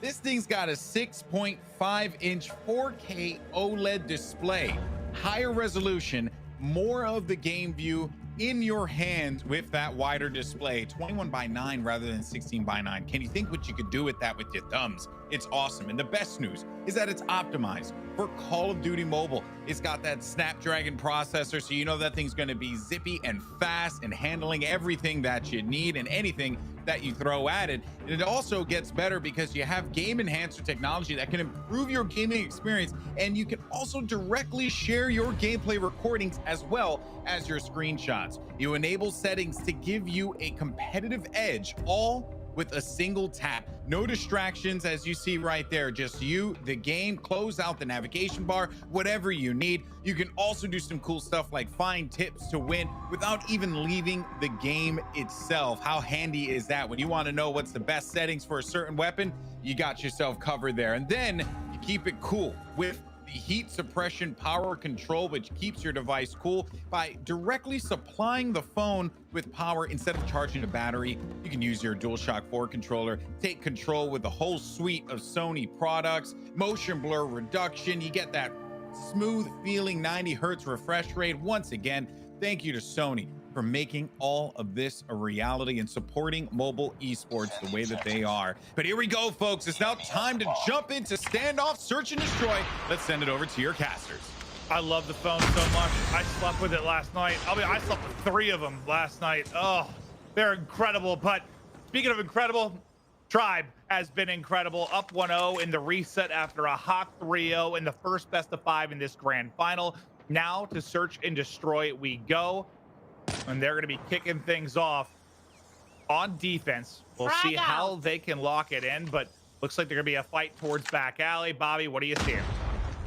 I mean, we see the first blood already coming in for Xset. That is exactly what they need to make happen consistently to give themselves a shot at this Tribe Gaming team that is undefeated on Sunday. 0 losses for them happening, and it looks like it could continue. We do see a player dropping off the start. We know based off the last game, Moralto's snipes have got to be there if they're going to have a shot. So he's definitely going to be a big factor. We'll see if he can make some things happen as they do get the A plant down and the pressure is on for Tribe. Tribe now have to work a retake in a 4 versus 5. Tectonic has showed he can do it with anything. He's been so versatile. Sniper in hand for now. Can they find an opening kill to try and get in towards this point? As time begins to dwindle, Enemy somebody's got to make a move. They haven't been able to isolate anyone. Now's going to be the call to go as every second ticks away. There's 20 seconds left. They haven't found any opening towards the bomb. They were able to pick up Impulsive. Big gunfight win there for Leon. Here comes the collapse onto the point. Can they get it done in the final 10 seconds? One's going to hop onto the bomb. He's going to get ripped off of it. Suddenly it's Leon by his lonesome. No play to be made. No time to defuse. First round next. That just seemed messy from Tribe. I don't know. I feel like the coordination wasn't quite there, especially from the last time we saw them playing S&D. Yeah, it seems like whenever Tribe is having success in search and destroy, it's when they're being aggressive. They were pretty content to sit around blue, sit back alley, wait for something to happen. Once you lose that first man, you really got to try to challenge at some point, and they just didn't make a contest. Really, at any point in that round, it was a pretty easy win for Xset, which is not something that we have said in a hot minute. So yeah, we got Moralto picking up actually not able to pick up the first blood as 5 players remain for both teams. Well, this is where he was the wizard last time they played. So many wall bangs, a 1v2, nearly a 1v4. Moralto was the playmaker without question. Right now it's been Yuna with 3 in the first round. As they'll look to take another offensive round as they can. It's going to be Impulsive, able to pick it up. Childs and Deathly's out of the action from either side. Damage down, but nobody's going to drop. Just trying to get control of the site and work from there, Hawks. See, I didn't have the pleasure of seeing the last time these two teams played on this map, so I'm really hoping to see some insane snipes because I heard you guys just hyping it up, and I never got to see it. And I want it right now. I want a very, very close match, and I feel like we're going to get it. The bomb has been planted. Yeah, the plant's going to come in for Xset once again. Moralto snipes, no question, were the game-changing factor for Xset in the last matchup, and hitting some wall bangs that most players probably didn't even know was possible, and he heard that we were talking about him. He'll drop Tectonic from top of shops. Impulsive picks up another right there, and it is Nero all by his lonesome. Shot comes in with the RPG, lands to Yuna, gets a two-piece. Now in a 1v1, a little bit, or 1v2, more manageable with one on boxes, one on bomb. Not going to be a whole lot he can do. Silva will drop him right there, and Xset looking pretty good off the start as they take the 2-0 lead. I got hyped for a moment. I thought he was going to pull some magic after the rocket kill and then the double, but can't quite get it done. So little time to work with, but Xset cruising so far. We'll see if they can work another offensive round victory into it. Pressure towards mid-map. I think I saw some headed towards map.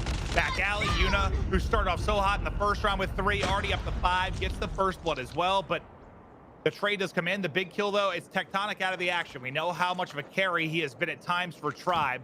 With him down and opening. Impulsive on the flank. One more bullet to get 2. Narrow just barely gets away as we now focus on a 3 versus 3 Hawks. Well, that 3 versus 3 didn't last long. Yep, we're down to a 3v1 here. Childs is going to go down in a very quick 3-0 on the side of Xset. Something that I personally didn't expect, but Xset absolutely does need, because as we've said before, Tribe is so far proven to be the better respawn team, and if Xset wants to go into the next round with any kind of confidence, they're going to have to take the W here. And so far, they're doing extremely well. 3-0 right now. Looks like they're also going to get the first blood on the side of Impulsive, taking out Narrow. Enemy in sight. Yeah, and this is like, you know, we talked about a couple of the maps that were key, but when it boils down to it, you're playing the same 5-map set that you played where Xset won. And they know that. They know they're playing the same 5-map set. Yes, did map 1 get away from them? Sure. But they know they can play this team tough. It was 3 and 4 that was really difficult, but you got to get a search win here. Think you can get it done in game 5, and somehow you have to improve massively on Meltdown Dom and Summit Hardpoint if you're going to take this entire thing. But for the first time in the series, they look good here in the map 2. But right now in a 3v4, trying to clutch up and take their 4th offensive round in a row if they can do it.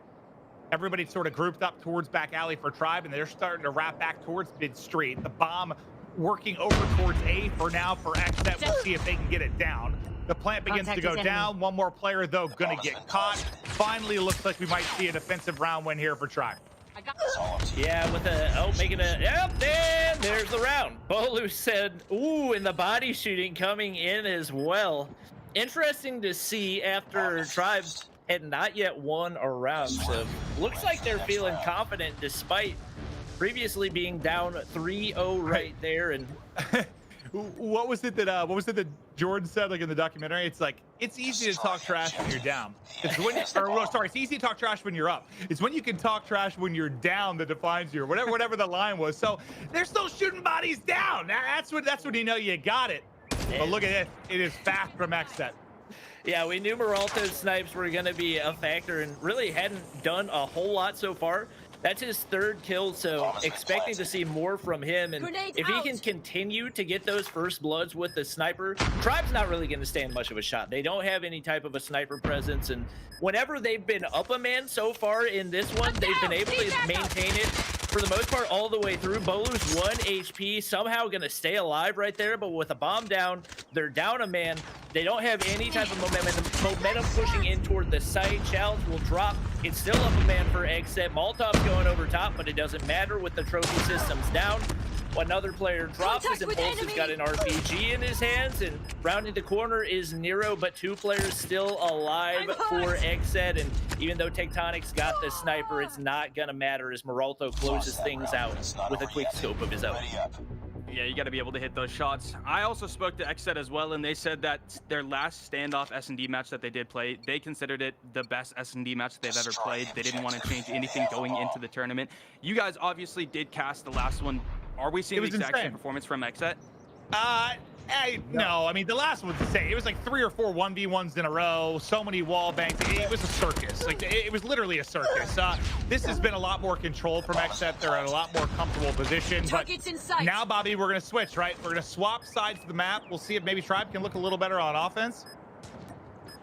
The thing about standoff search and destroy is it typically on offense favors the aggressive player, and we know Tribe is aggressive. Chal's gonna win the gunfight there all the way across the map from the bomb. He doesn't even care. Meralto's gonna land a shot onto Leon, but with Tribe coming in right here, Meralto doesn't have a whole lot of options. He's going to drop, and Tribe's gonna get the win once again. We know that Tribe can win their gunfights, and especially when they're getting their first bloods, they're next to unstoppable. If they can continue to push into this A site, they could potentially make the comeback happen, but they're still a long way off. Yeah, because where the really chaotic rounds were, where a lot of the 1v1s were when Tribe were on offense and got the plants down. Because that's when, remember, Meralto would hit all those snipes and wall bangs for the retake. You got to think they're going to play that a little bit better and maybe not allow him to hit those shots. The offense for Tribe was pretty decent, just out of some crazy heroics from Meralto. So they're in a decent spot. We'll see what they can now do in their second offense. They bring it back within 2 rounds. They're looking to group up towards back alley, but look at the extra. You can see everybody basically here from Xset. The peak's gonna come in. Look at that heady Hawk. That doesn't look fun to deal with at all. No, not at all. And we've seen Impulsive do that basically for the past 2 days. He's been an absolute beam with that DRH. Beam once again, and yeah, I mean, if they've done their research and well, they played against them, they know that Tribe likes to favor back alley. It's time. Is it another one? Was it another wall bang? I'm pretty sure he's on the other side of that building. That's where he hit most of them. The guy's a lunatic. Actually, we got Childs on a big time flank right here. If he can catch somebody inside, he does. Gets the frag onto Meralto. That actually gives them a man advantage. With the bomb going down, this is turned around quickly for Tribe, but Deadly's is waiting for him inside. He's got the HPK. 2 or 3, somewhere around there. And but Silva cleans up the frag onto Bolu.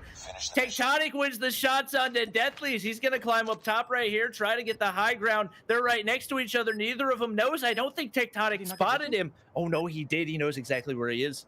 He's gonna go. Here's another 1v1. Here's another 1v1. We saw so many. Tectonic versus Silva. He saw him crossing left. He might be able to catch him, but just gonna play the clock. I love this. Just play the clock, play the time. Goes for the check, hits the shot. Tectonic goes big, and another wild 1v1 between these two squads. This time the way of Tribe. They get the win. They bring it to 3-4. They win their first 2 offensive round, and Hawks, they look to keep rolling. Yeah, absolutely. Tectonic is just such a well-rounded player. He's been basically one of the only players that has had a consistently positive going into every single match, every single mode. As we saw right there with the 200 IQ play, exactly like Maven wanted. He sat back and waited, perfectly timed it. And again, he's just been fragging out in every single mode and making those big brain plays. Right now, again, we got to talk about the MVP a little bit. If Tribe walks away with the W, I'm really liking Tectonic for the MVP. Yeah, you said he had like a solid KD going to most maps. His KD is absurd. It's almost a 2. Yeah, that's insane. But now another wild round, 2 versus 2. Like 90 seconds to go, so tons of time to work with. Leon and Nero going up against Silva and Impulsive. Nero's POV for now to see how this plays out. Pressure on Tribe to try and work this bomb plant. It looks like for now they're going to be wrapping out towards that A site. They're pretty darn split right now. Like, Leon's gotten to the site, but his teammate Nero nowhere close to him, and he's tracked back to him now. He goes through Brown, through that mid-court, gets all the way back, and now we'll work the plant. Leon was just clearing the site for him. And now Bobby will see what they can do from this 2v2 position. Yeah, I mean, Nero was pushing back alley right there like a psychopath. The bomb carrier at the front of the push, completely opposite of any bomb site. So I don't know how that ended up working out for Tribe, but we can see Nero still alive. Survives the gunshots off the start. His teammate Leon alive as well. They've got the head glitch on top of boxes over there. And this is not going to be an easy defuse at all. We do have Impulsive picking up the sniper from his dead teammate. He misses 2 easy shots, and those are probably going to cost him as Leon cleans up the final kill onto Silva. And just like that, we are tied up at 4-4. They win the 1v1. They win the 2v2. Can you one-tap that box with the Locust? It seems like he was really trying to go for that wallbang as opposed to the headshot there, and it just seems like, I mean, it wasn't working out for sure. I don't even know if you can wallbang the boxes there. I don't know, yeah. But you can shoot through an entire building. True. That is true. But Moralto gets the first blood. Those boxes are made of pure stainless steel. Wait. He got the one onto Tectonic, too. He hit that, too? He just ripped him off the statue? Are you kidding me? But it's going to be a 2 versus 3 for Tribe. Moralto doing everything he can in his power to get Xset the victory. But will it be enough? Because he's now knocked out of it. And the superstar on the other side for Tribe out of it as well. The bomb side of A completely locked down by the defense and Xset. Shell's just buying his time. Balu will be your bomb character. Bomb carrier, not character. They'll be your bomb carriers. They look to, I guess, find an opening or maybe catch Xset on rotation. I love seeing these two guys together. I mean, basically anything they do together. They both have the QQ9. They make all of their rotations together. I'm excited to see what can happen here with their chemistry. And if you're Xset right now, the one thing that you cannot do is overextend and make a mistake. That's what they're waiting on right now. Xset is playing this perfectly. They're staying exactly on their head glitches, on the positions they know will give them the best shot at winning this. So we see Tribe rotating all the way around. They're going to wrap past the B site and go on over to the push toward A. We can see Xset is waiting for them and maybe a little bit of COD timing coming in. I don't think they realize where the push is coming from. Shots have landed. They're going to get the first blood. Will they be able to get the retake? One Tribe player drops into 1v2. Too many missed shots for Bolu. Impulsive capitalizes, and it is finally Xset winning a round and retaking the lead at 5-4. A little more ammo there, a little more ammo or a little more accuracy, and maybe gets 2, and we have another 1v1 in our hands. But as it stands, Xset with the man advantage, they hold on. To round 10 we go. Can we get another round 11 between these teams? Yuna with a huge first blood. It was Moralta in the last one. Yuna will drop right after getting the kill. Balu trying to surge on forward. Impulsive's gonna go massive again for the team. Impulsive goes huge again. Able to take down 2, but it's instantly answered with a double from Tectonic as well. Tectonic now going to be in a 1 versus 2. 90 seconds to play. Now, where is Bomb, though? Dropped, I think, right around that B site. I think it's... Okay, it's out. Right They line up! They line up! And Tectonic's able to get both! He gets 4 in the round! It gets us to around 11! I've been talking about Tectonic all day, and right there, he's proven me right, man. 12 kills, taking us to a game 11. Here we go. I mean... Oh my god. I don't think Xset could have played that worse. I don't know why in the world you got 2 players jumping out of the same window when you've got Bomb down in mid. You play your angles. You could have had a 1v4, and Tectonic said it does not matter. Moralto nearly landed the wall bang, but unfortunately it will not be a kill shot as he gets the hit marker and just spraying through that building as he tries to get a first blood. He knows if Xset's going to have any shot at winning this match, they have got to win this Search and Destroy. And think about this. Out. You were up 40 in the late moments of the hard point. You were up 4-1 in the Search and Destroy. Xset have got to close this out. They have to take this round 11, or I fear this thing is done. They will be broken. It's offense for Xset. The plant is now in. Now can Tribe work the retake? They've got some utility to use. Frag out. As they start to move their way on forward. Time dwindling, and this reminds me of round 1 where they kind of ran out of time before the push. This time going to get far more aggressive.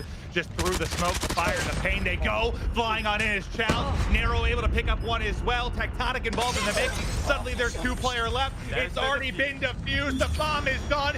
And Tribe make the rally. It's Tectonic. Tectonic with maybe the play of the tournament. He gets 4. He clutches up the 1v2. In Xset, I think their backs were just broken, just crushed, dismantled. I don't know. I don't know how they do this now. Tribe continue to clutch up. It's insanity, Bobby. So obviously the 4-piece from Tectonic, like that's something that's ridiculous. That's not something that we see in competitive play, especially when your backs are against the wall, when it's a game point, when it's a game that you know if you win this, you win the entire tourney. for him to do that was amazing, but the calculation from Tribe on that retake in round 11 was one of the most beautiful things I'd ever seen. They smoked off all the angles that they needed to. Childs knew exactly where the opponent was going to be over on boxes. He flies through the smoke, pre-fires onto the exact spot where he's going to be. That opens it wide up for Tribe. They're able to get the follow-up frags as well. That was about as perfectly as they could have possibly played a 5v5 retake. Think about it. I believe it was, I kind of said it in the middle of the cast. I think it was round 1 where they were in a similar position where they had to retake that site. They were in a 5v5 and it felt like the engagements didn't happen until there was about 20 seconds left. There was no urgency. There was no play. And I didn't see exactly what utility they had. Maybe they didn't have the smokes to work with in that position, but behind the smokes, yeah, what an incredible play it was. What a retake it was. We're going to watch it once again. The utility on point, and that was truly special to watch, Hawks. Yeah, I absolutely agree. I mean, I hope we see it right here. Childs sliding through the smoke and getting the kill on boxes right here was absolutely astounding. As you can tell, the movement and the aim and the predictions were all on point. Absolutely an incredible play there. Silva didn't even see it, man. Because he comes through the smoke and slide cancels under the box. Silva's just like, what happened to me? And then at the same time, the two players we've talked about a lot, and Tectonic and Moralto. Tectonic gets the better of him, able to pick it up, make sure there's no wall bang magic coming in that round. And we talk a lot about ice, a lot about that clutch factor. Yeah. Right now, it is all with Tribe, and they are now one map away from closing this out and being your champs. And another thing to point out, I think they're about to maybe go 12-0 in map count on Championship Sunday. They haven't dropped the map. They're just running through people. I mean, you go ahead. Just a reminder, too, the next match that we have is going to be Domination Meltdown. I believe the last time that Tribe played on Domination Meltdown, granted, they weren't playing a very top-tier team necessarily, but I believe they took the W with something like 100, and it was something absurd. But this is going to be insane, and if XZ is going to come back in this tournament, they're going to have to pull something out, and I literally don't know what it could be. It's going to take a miracle, for sure. I mean, looking back to that domination on Meltdown, I think Tribe held the triple cap for the last minute and a half of the game. Yeah. So it's not like it was neck and neck and they come away with the win. Like, they just straight dumped all of their guns, their score streaks, their operators at one time, and just unleashed everything that they had. Came away with the win easily. If you're XZ, like Maven said, your backs have just got to be broken. You were up 4-1. You're also up 5-4. You had a 4v1, which you end up losing to allow Tribe to push it to a round 11 in Search and Destroy. They win it, and now we're on Domination, where Tribe has been untouchable so far today. XZ is going to need a miracle to pull this one off. Hey, Bobby, answer a quick, simple question for me. How many dominations has Tribe lost? 0. Yeah, that's correct. They haven't lost a single one. This doesn't look good if you're an XZ fan, but maybe they can pull it out. Otherwise, this has got to be one of the fastest double best-of-5 grand finals I've ever seen in Call of Duty history, as Tribe putting on a clinic. We'll see if that clinic can continue. We're going to have to see if XZ is going to do anything in this match. We're going to have to see Impulsive absolutely frag out of his mind. Like, he'll have to be hitting these score streaks, these operators, as soon as he possibly can. I think before he actually ran without persistence, so it's going to be interesting to see if he does that again. I would doubt it, because playing against Tribe, it's going to be very difficult to get any kind of valuable streaks without it. Hawks, didn't you say here one of the notes for them on Meltdown is they went in with 3 shotties and couldn't switch last time they played? Yeah, are they doing this again? Oh, no. I don't know they are, but like, you got some notes about this particular map and mode, right? Yes. Oh, yeah. So last time we played in this, one of the biggest mistakes that we did see from XZ was they came into the game with 3 shotguns, and obviously with the persistence meta that we are in, essentially you can't change classes until you get all of your score streaks, which made it so that XZ was stuck with 3 shotguns for the entire match, and basically Tribe was able to capitalize on that, taking those longer range fights and just stacking up score streaks. And it looks like right now we do see a way better pool of weapons with XZ, Moralto being really the only one with the shotgun. But yeah, as you can see right now, XZ is actually doing pretty decent, currently up. As I said that, never mind, Tribe just has their triple cap. Yeah, never mind. Well, Bobby, though, question for you though, like, is that a big enough change, a big enough difference? Just think about the weapon meta and their mistakes to negate how bad they were beaten the first time they played this. I mean, that win, you probably could have had like 5 Annihilators in the hands of Exet, and I think Tribe probably still would have won that game. So you can make all of the gun changes you want, but Tribe's strategies just seem too good. They're back on the A flag, and the grab spikes from Silva will knock them off for the time being, but it really does kind of feel like it's only a matter of time before they really flip the switch. They've been able to hold a double cap for a little bit, and it seems like Exet is approaching this a lot better than they have previously, playing map control a lot better rather than kind of being reactionary in their pushes onto bomb sites and onto especially that B site. So we see Tribe filling up the B. Tectonic, Nero. Oh my gosh. Quick retake over on to the B site, and Nero with his War Machine. Nobody's coming close to touching that. It's close though. Like, this is one of the few times in a respawn that we've said it's close between these two games headed towards the halfway point. Exet have been far more competitive. Now, will it be enough as Nero's making grenades, teardrop from the sky? Unfortunately, on the forehead of Deathly's there as he will fall, but regardless of whether this ends in a 2-cap, it's going to be a lead that is manageable if you're Exet. You can bring it back. You can get it done the second half. You've at least not been blown out to the point the game's over. Okay, a 3-cap doesn't help anything that I'm saying. That's what happened to me, Maven. I was talking them up, and then a 3-cap came out. Oh, I thought it was going to be like an 8 to 10 point game, and suddenly it's 21 because the 3-cap at the final moment. So, all right, well, it's still manageable, but it's a lot worse than I thought it was going to be, Bobby. I mean, if you look at the kill count, it's not really that bad. You do see Deathly's down at 2, but everybody else for Exet playing pretty well. It just seems like Tribe is so good at flipping those flags basically at will. It's the same thing that they did in firing range domination, where they don't necessarily get to keep the double cap or the triple cap for a long time, but it really puts the opposing team on their heels.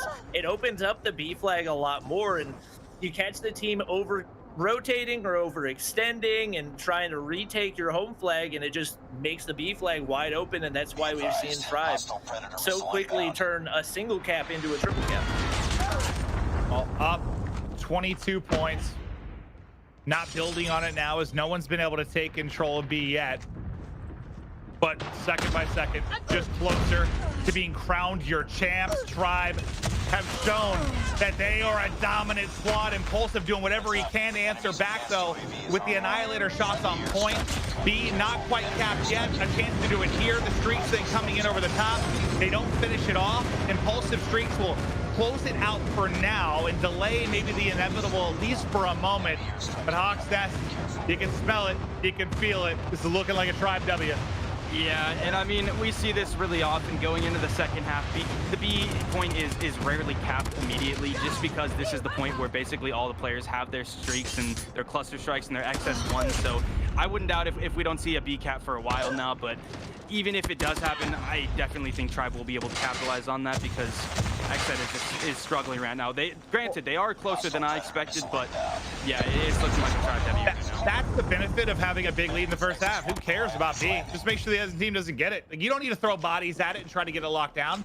You can literally just play clearances and keep them off it. Keep one cap. Does not matter. Play the clock again a bit, and you feel good about that position. So far, I think that's what they're doing. I thought there was going to be a bit of a one-on-one on the point, but now the streaks are starting to rain in from everywhere. B pretty close to getting done from Exet, and that's what you're going to need if you're going to have any chance in this one. But now, through the mid-cut comes the Swarm. Tribe looking to hop it, or at least complete the progress that you got. I thought you had a one-on-one win there for Childs, but Yuna able to lock together 2, but they still haven't secured it. Tectonic's got the angle. Interesting XS1 position from Bolu here. I mean, I don't know where he called it in, but looks like Tribe, or no, Exet is able to get B here, which means they will be able to pull the lead here probably pretty soon, depending on whether or not Bolu or Tribe is able to get onto the point, which To be totally honest, I'm not a big fan of that rotation over toward the A site for Bolu. He's really overexposed right now and susceptible to a lot of different things. He was in that mid area and could have easily made the rotation over toward B. Even if he's not necessarily going to go for the cap, that allows you to set up over on the side and defend your teammates as they try to do that. But we do see Tribe getting the retake over onto the B flag regardless, and just like that, they are setting themselves up to close this one out. Shots onto the Goliath will not land for Tectonic, so that's something they're going to have to contend with right here. We do see XZ ticking upward, but at this point, they're going to need a triple cap to close this one out. Yeah, the only way here that XZ will be able to take a W is if they get a triple cap, which is going to be extremely difficult considering they only have a single cap at the moment. So it's very much looking like Tribe is going to take this one as well as the entire series. I have been casting Call of Duty for 7 years. I have never seen a team come from the lower bracket and 6-0 smoke the team on the winner's side. This is one of the more impressive finals performances that I have ever seen. Tribe is turned on point, and they are lighting it up. They deserve to be the champs. What an absolutely incredible performance it was. Say whatever you want about the comms. Maybe it's France, maybe it's crazy, but it does not matter. Tribe are your champs. They get it done.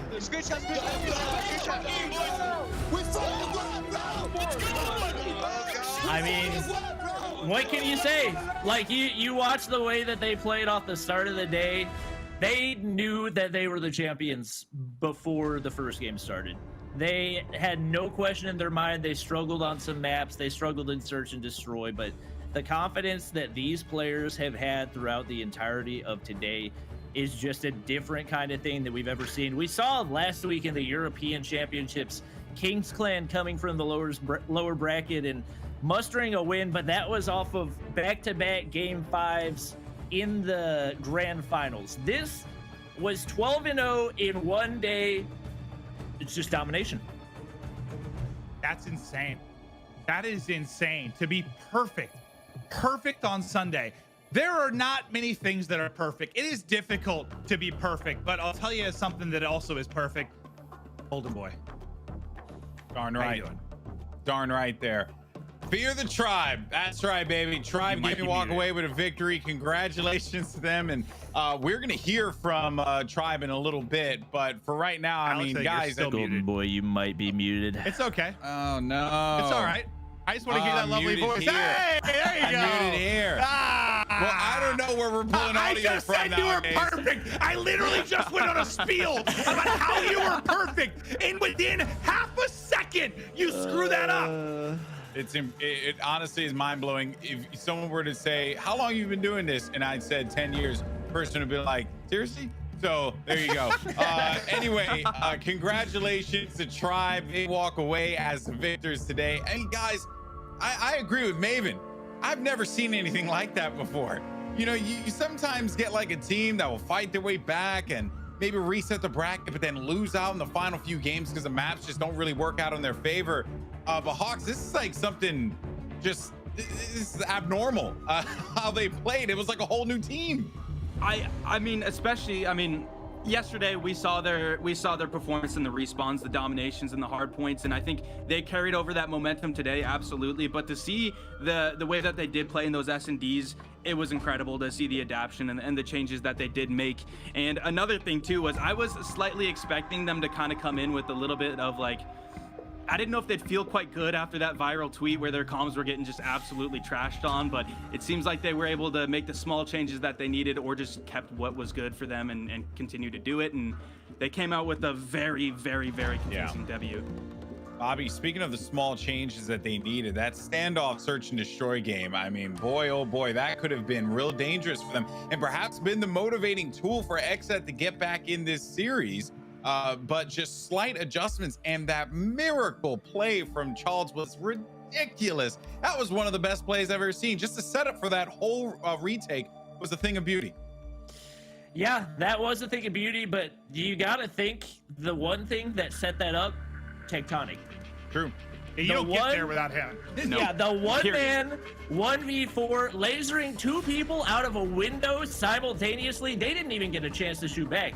They were dead before they hit the ground. So to see that leading in to absolute perfect execution, like you said, the setup for that retake could not have been any better. They knew exactly where every opposing player was going to be. They smoked off every angle that they needed to. You have Child, who is just absolutely flying through there, and the opposing player didn't even know what was happening. He was dead before he could pull the trigger, and that set up everything, just a domino effect from there. And once Tribe had closed that one out, I think pretty much everybody knew what the result of this match was going to be. Craziness across the board, folks, but we are going to hear from Tribe after the break. And for right now, I mean, this is it, folks. Tribe Gaming, they walk away as the winners of the North American Regional Finals, defeating Hexet in glorious fashion. I just genuinely cannot believe it. But folks, we're going to go to a break. When we come back, we're going to hear from Tribe and also break down the grand finals.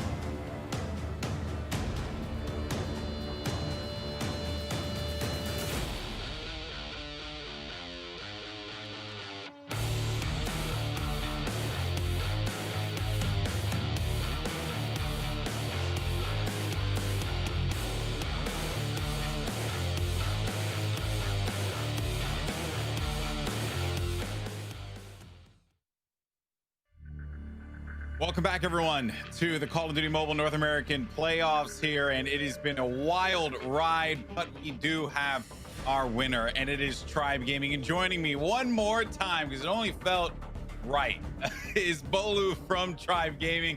Bolu, how you doing, man? Congratulations on a big win. Oh my God, thank you. Oh my God. Dude, I could see how I won. I could hear it. We actually had you guys on the comms leading up to the moment, and everyone could hear how much this meant to you all. Let's actually talk about that. because this is a big event. This is really just kind of an evolution of mobile esports, and Tribe Gaming has certainly been leading the charge. What does this victory mean for you and the rest of the team? Oh, that's a question? Oh my God, it's unexplainable. We worked so hard. Feels like, oh my gosh, just had like no words. You know, I just want to start from like everything. So I'm gonna start with my shout outs first. Little B, the VC shouting us out. Little B, that man was supporting us the entire way. He was there throughout the entire way. This guy was helping us. Zim always has our back, always saying some kind words, always inspiring us to the best, making sure we never give up. Tech, the real MVP, the best MVP. Oh my God, that guy is crazy. Nail, the best call dude I've ever played with. Charles, the biggest brain I've ever played with, and one of the coolest teammates ever. Leon, oh my God.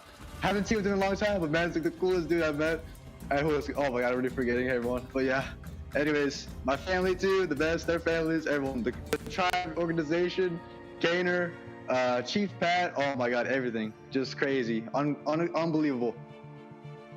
Well, your journey up until this point, Bolo, was really a bumpy ride. You lost to XZ in the winter semis. You were sent down to the lower bracket.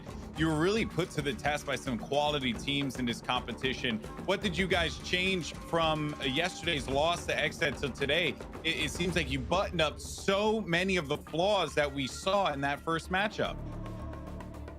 So, oh my God, I can't even know words right now. Focus if you can. Focus on it. When we lost yesterday, we were down. We were like, man, this was not the plan. So for us, when we lose like that, you already know if we go in the losers bracket, it's going to be impossible to beat us because we're not letting you beat us without a fight. You know, we're not going to give up until the very last round. And that's how we played. In the beginning, we relaxed it. You know, we were confident, but good thing we buttoned up the losers bracket because, you know, back in the previous stage, we lost the first qualifier because we got too relaxed. And the second qualifier, we went in without losing a single map. I think we won 5 best of 5s in a row. 15 maps. We won all the maps without dropping a map. And same thing here. When we lose, you're not going to beat us. Like, we're going to come back. We're going to fight for every map. And that's what we did here. But we believed in every map. We believed in each other. We trusted each other. We trusted our calls every map, especially on Search and Destroy. Yeah, you have to trust each other. And that last play on Search and Destroy that led to you guys getting the defuse for the win, that was ridiculous. I mean, one, you get set up there because Tectonic just does so much work for the squad, but then, you know, a godlike play from Charles all the way in the backfield. You guys had the comms there. It seems like you were waiting for an alignment on those smokes. Was that your game plan for the retake? Wait for that and then just send it through to the backfield? Yeah, so we had changed our game plan completely. I think on the meltdown Search and Destroys we had, we changed our strategy completely. I was just like, guys, just listen to me and we got this. And we did. And then that firing S&D standoff, I was like, damn, we're down 2-4. We gotta focus. And then like there were so many critical situations. Tech with that 1v4. Oh my God! But that last round, yeah, I was like, all right, we're gonna play off A. We know they're gonna play scared and spawn. We know we want them to push on A. We want them to apply the pressure. So we waited for them. And I'm just like, that's Leon and Charles. We're gonna smoke boxes. We're just gonna smoke a whole smoke wall, and we're just gonna push through barrels, kill the guy cubby, make sure we have the spawn, we have the site, and they have to push out to us if they're in boxes and tank and in court. So that's what we wanted to do. We wanted them to push out, but that's what we want, you know? So then we're gonna be pre-aiming that, and we got nailed in the defuse. He's like, I'm hopping in the defuse. So I'm like, man, we got you covered, and bam, ninja defuse right there. Right there. Wow, ninja defuse. And I'm like, let's go. That was like genuinely an insane play. We didn't want. Look, we got the revenge from last time. We lost 6-5 on stand-up 2. They ninja defused us. Yeah. We did the same thing to them. Same one crash. Same revenge. We ain't losing that. You know, we're not gonna lose that. We're not losing that. And you guys looked like at a point you were down on Crash, but I believe Bobby and Hawks were really harping on this, that you guys were consistent with the plan. That you knew, like, if you gave it up, you'd make up the time elsewhere. What makes Crash such a unique map? Because back in COD 4, when I was playing and competing in that game, hardpoint didn't exist, so the flow changes completely. What was that, I guess, experience like, you know, having to figure out how to play this map And then what are some of the pros and the cons and the ways that you guys were able to take advantage and really catch XSET off guard and come back and win that game? Well, honestly, I don't think we really caught them off guard. I think we just, God, I can't even explain. Oh my God, that match. You guys knew what you were doing, essentially. Like you were okay with giving up the points. We had the same game plan as the first time we played them, because we thought that first map was a fluke, because that first map that we lost to them, that was a fluke. There was, just the point is that was a fluke. We stuck with the same game plan. That first map, that was such a fluke that we played the first time we lost them. But yeah, anyways, this map, we stuck to our same game plan. We changed a few things. Yeah. The P4, I think the P4 back in their spawn near P3, we contested that time for a bit. Last time we didn't that. We let them have P3 and P4 the full times. This time we got some of that time, so it wasn't a big of a blow. I think when we were P5, it was like 70 to 110, so we had to hold that P5 the entire time. It was basically the same scenario, but we contested some extra time. So the middle point, what really messed us up in the middle point in the first time was they only had to get two points for the middle point. This time they had to get about 30, and I got that care package with the drone. We got double drones, and at the war machine, it was like a radar, like for him, just destroying radar. Like, oh my God, it was so perfect. Yeah. It was just luck, and it just played that map perfectly. And we think that first one would be huge to our success in the series. Dude, I could tell, man, and after that, it just felt like you guys were rolling with it. You were crushing the game, and it is exemplified in your gameplay. Congratulations once again, man. Truly magnificent to see you guys not even drop a game today. Dominating fashion, dominating grand finals. And Bolu, I just want you to know, pleasure to be able to talk to you so many times today. You are the lifeblood of mobile esports and this Call of Duty mobile community. So keep on doing what you're doing, man, and congratulations. Let me say a few more words, please. Just, I go want ahead. you guys The to know, floor is yours. You're the champion, so it's about you guys. Go ahead. Look, the people watching, you have no idea how hard we worked for this. You know, each of our players have sacrificed hours every day, and we stuck as a team for 5 months. We've had so many struggles as a team.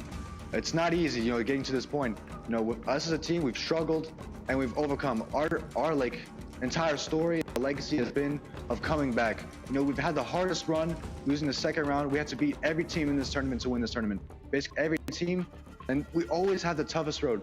Even the first bracket, we had to play arguably the top 2 teams the first 2 rounds, and we had to knock out Truly again. Definitely a tough team, and the amount of months we put in, it's so hard, and I feel like we deserve this the most. Like we like, oh my God, I can't even speak. Well, hey man, this was like the hardest if I can help ever. you didn't just deserve it, but you earned it, and that's what matters the most. You earned it. You earned the dub. You're $15,000 richer, and now the whole world knows that they have to fear the tribe.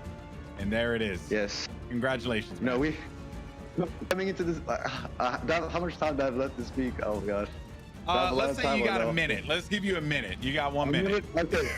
We came into this series. We woke up all early in the morning, and we were just like, all right, we're gonna win this today. Like, we knew we were gonna win because we have that confidence as a team. We understand that we trust each other to win. You know, when we come back down, we're gonna claw ourselves back into the win. Okay. And I just want to shout out my team again: Leon, Little B, Tech, Narrow, Child, Zim, Kane, the manager coming in, Tribe, Chief Pat, all those guys for supporting us, and everyone in the community, honestly, for watching. I appreciate everyone watching. Hopefully y'all, you know, enjoy those matches. Crazy series, and I love everyone. Thank you guys. I'm done. I'm good. Well, I'm crazy. There you have it, Bolu. Congratulations once again, my friend. Thank you so much for joining me, and I appreciate it. Guys, Bolu from Tribe Gaming. There you have it. Man, you could tell the emotions, what this event meant to him and to the entirety of the team. As you heard the comms right at the end of that match, you could tell that this was not just some video game competition. This was their life's work. This is what they poured so many hours into in order to become the absolute best in North America. Now I'm bringing back the crew once again. I believe everyone's here to go. And Maven, that was about as impassioned as a winner's interview as I've ever heard. Yeah, no, I think it was nerves, excitement, everything. It was awesome to hear how much this meant to them. Just talking about it's interesting. He said like they've always had to like claw back or bring it back or always had to deal with adversity, because I felt that way in a lot of their games early in matches where they would go down early and they'd bring it back. They had the ice, they had the clutch factor, and I had a smile on my face the entire time listening to that. Like just the sheer joy of it all. It was very cool.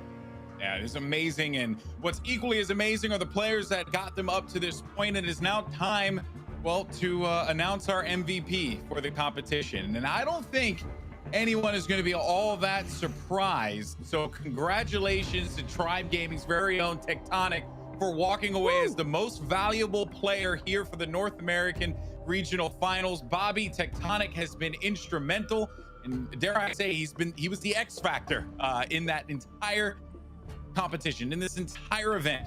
Look at this, 1.78 KD, Bobby. I mean, anybody who's been watching Tribe for any extended period of time is not remotely surprised to see this happening. He has been their go-to guy for a long time. He is their fragger. He is their MVP. And to see him, what is that, 0.5 KD above the competition, it wasn't just in the respawns. You can see him still on top in the search and destroy. Every game mode. It was in every single game mode. I've been watching a lot of competitive Call of Duty Mobile across all the different regions. I don't think I have seen a single player that has had as much of an impact as he had for Tribe Gaming today. He put the team on his back. He's the reason that they went 12-0 in Championship Sunday, and it's on his back that they arrive as the champions of the North American region. Hawksnest, what makes Tectonic so good, and how can I become good like him? Oh man, so you kind of touched on it too. The fact that he got the first KD in not only respawns, I mean, we saw they were a very strong respawn team, and Tectonic as an individual is a strong respawn player, but the #1 KD in domination, hardpoint, and S&D. The versatility was insane. The clutch factor of Tectonic was absolutely insane. We saw him pull out some massive plays, and if you're just talking about mechanics, his mechanics were insane. I said this a couple times, but the fact that he used a GKS throughout almost the entire tournament, which nobody else used, I love it. Just the versatility that he brought to the table was insane. Maven, you were hyping up Tectonic so much. You've casted so much Call of Duty as well. Really, that kid's got a lot of talent. That is, I've been around for a lot of MVPs, and usually when you're picking an MVP, there's an argument, right? There's a couple players that you can kind of go back and forth with statistically or their value to the team. This is one of the most clear-cut picks ever, maybe ever, that I can think of. 1.78 overall, like 0.5 clear. Like the 1.78 alone, I've never seen anything like. Like that is just ludicrous. The guy was nuts. He was a pleasure to watch. He is insane, and I couldn't be happier for his team. Wow. Well, there you have it, folks. Tectonic walks away as your most valuable player here for the North American Regional Championship. Tribe Gaming are the champs. Let's take a look at the winners bracket now to just basically lay the land of how we ended up to this point. It has been such a wild road, and Bolu talked about it, right, Bobby? He said that they had a difficult road up until this point, and it kind of showed, right? First matchup against Truly OP, they were an amazing team, 3-1. Only match that actually ended with a win for the opposing team, and then they lose against Xset 3-2 in a nail-biter game 5. And they had to clean things up, Bobby. There was criticism. People were pointing in their direction saying, what is going on with Tribe? And yet they managed to sweep the entire day today. I mean, they were without a doubt in the stronger side of the bracket. I would argue the 3 best teams in this entire thing were in the bottom of the bracket in Tribe, Xset, and Truly. So they were set up to have a very difficult path, and they really did. I'm not even sure they should have lost that first match against Xset, and I think the way that they came storming back to just absolutely blow out anybody that they face in the losers bracket, in the grand finals, they were untouchable at that point. I think that was a chip on their shoulder that they needed. They needed to realize that there are actually other opponents in this competition that can give us a run for their money. I think once they realized that, they kind of reset their approach. They took games a lot more seriously, and once we saw them really focus in, there was nothing that could stop them. Yeah, indeed. And now for the rest of the field and where they ended up, the standings for the entirety of the North American Regional Championship. Fear and Team Vio are going to end in 7th and 8th respectively. You got Strike Zone and Gene Gaming. They're going to be walking away in 5th and 6th with $3,500. At 4th place, it'll be Truly OP at $5,000. Nova Esports gets 3rd at $8,000. Xset coming in at 2nd. The runners up, $10K, and then it's Tribe at $15,000. Man. First place finish there, guys. And Maven, you know, over to you just for this. You know, a lot of money on the line for these players, and it seems like it was a weekend well earned for Tribe. Yeah, it absolutely was. It sort of hit this at the beginning of the weekend. You play for a lot of reasons, passion, competition, whatever it is.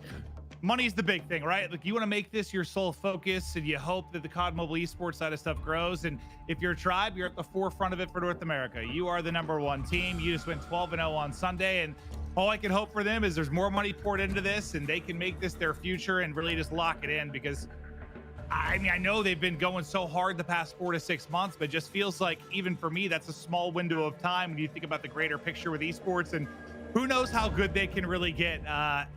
They're an awesome team. They are an awesome team. Oxnest, just want to get the thoughts from you and Bobby. You guys follow this scene with so much passion. You guys produce content every single day. What is this whole road up until this point? What does it mean for you and for the greater Call of Duty mobile esports community? Ox, we'll start with you. Well, first off, I want to say that in terms of the bracket, I think there really were no surprises there. No real upsets. All of the teams I talked to predicted that the top 3 basically would be Tribe, along with SQ, or in this case, Xset, after they did join an organization, as well as Nova. So we kind of have seen this build up with these teams, and the expectations were exactly what came to fruition. But in terms of just COD Mobile in general, man, it's insane the growth of the game, both in terms of the esports, the content side, just the development of the game. We've seen new features, new maps, new modes, just a ton of different stuff being poured inside of it, and it's really, really cool to finally see like all of this come into a really, really cool event that hopefully will continue to grow. Yeah. Bobby? I mean, Tribe has absolutely been through a lot, especially in the North American competitive scene. There's a lot of underage teams that don't have the motivation to switch to phones. So making that switch, which Tribe had not done for a while, was definitely one of the things that I think, not only being on a new device, it just takes a while for you to adapt, but there was just a lot of trash talk because previously they had been on top, and they took a while to make that switch, but they persevered through it. Even leading up to this, I think there were a lot of people that doubted that team, that didn't really think that they were going to be able to come out on top. But seeing them win in such dominant fashion, I feel absolutely phenomenal for these players. Well, gentlemen, I want to thank you so much for your contributions here today and for the Call of Duty mobile esports community. It has been an absolute blast to be a part of this event. And that's it.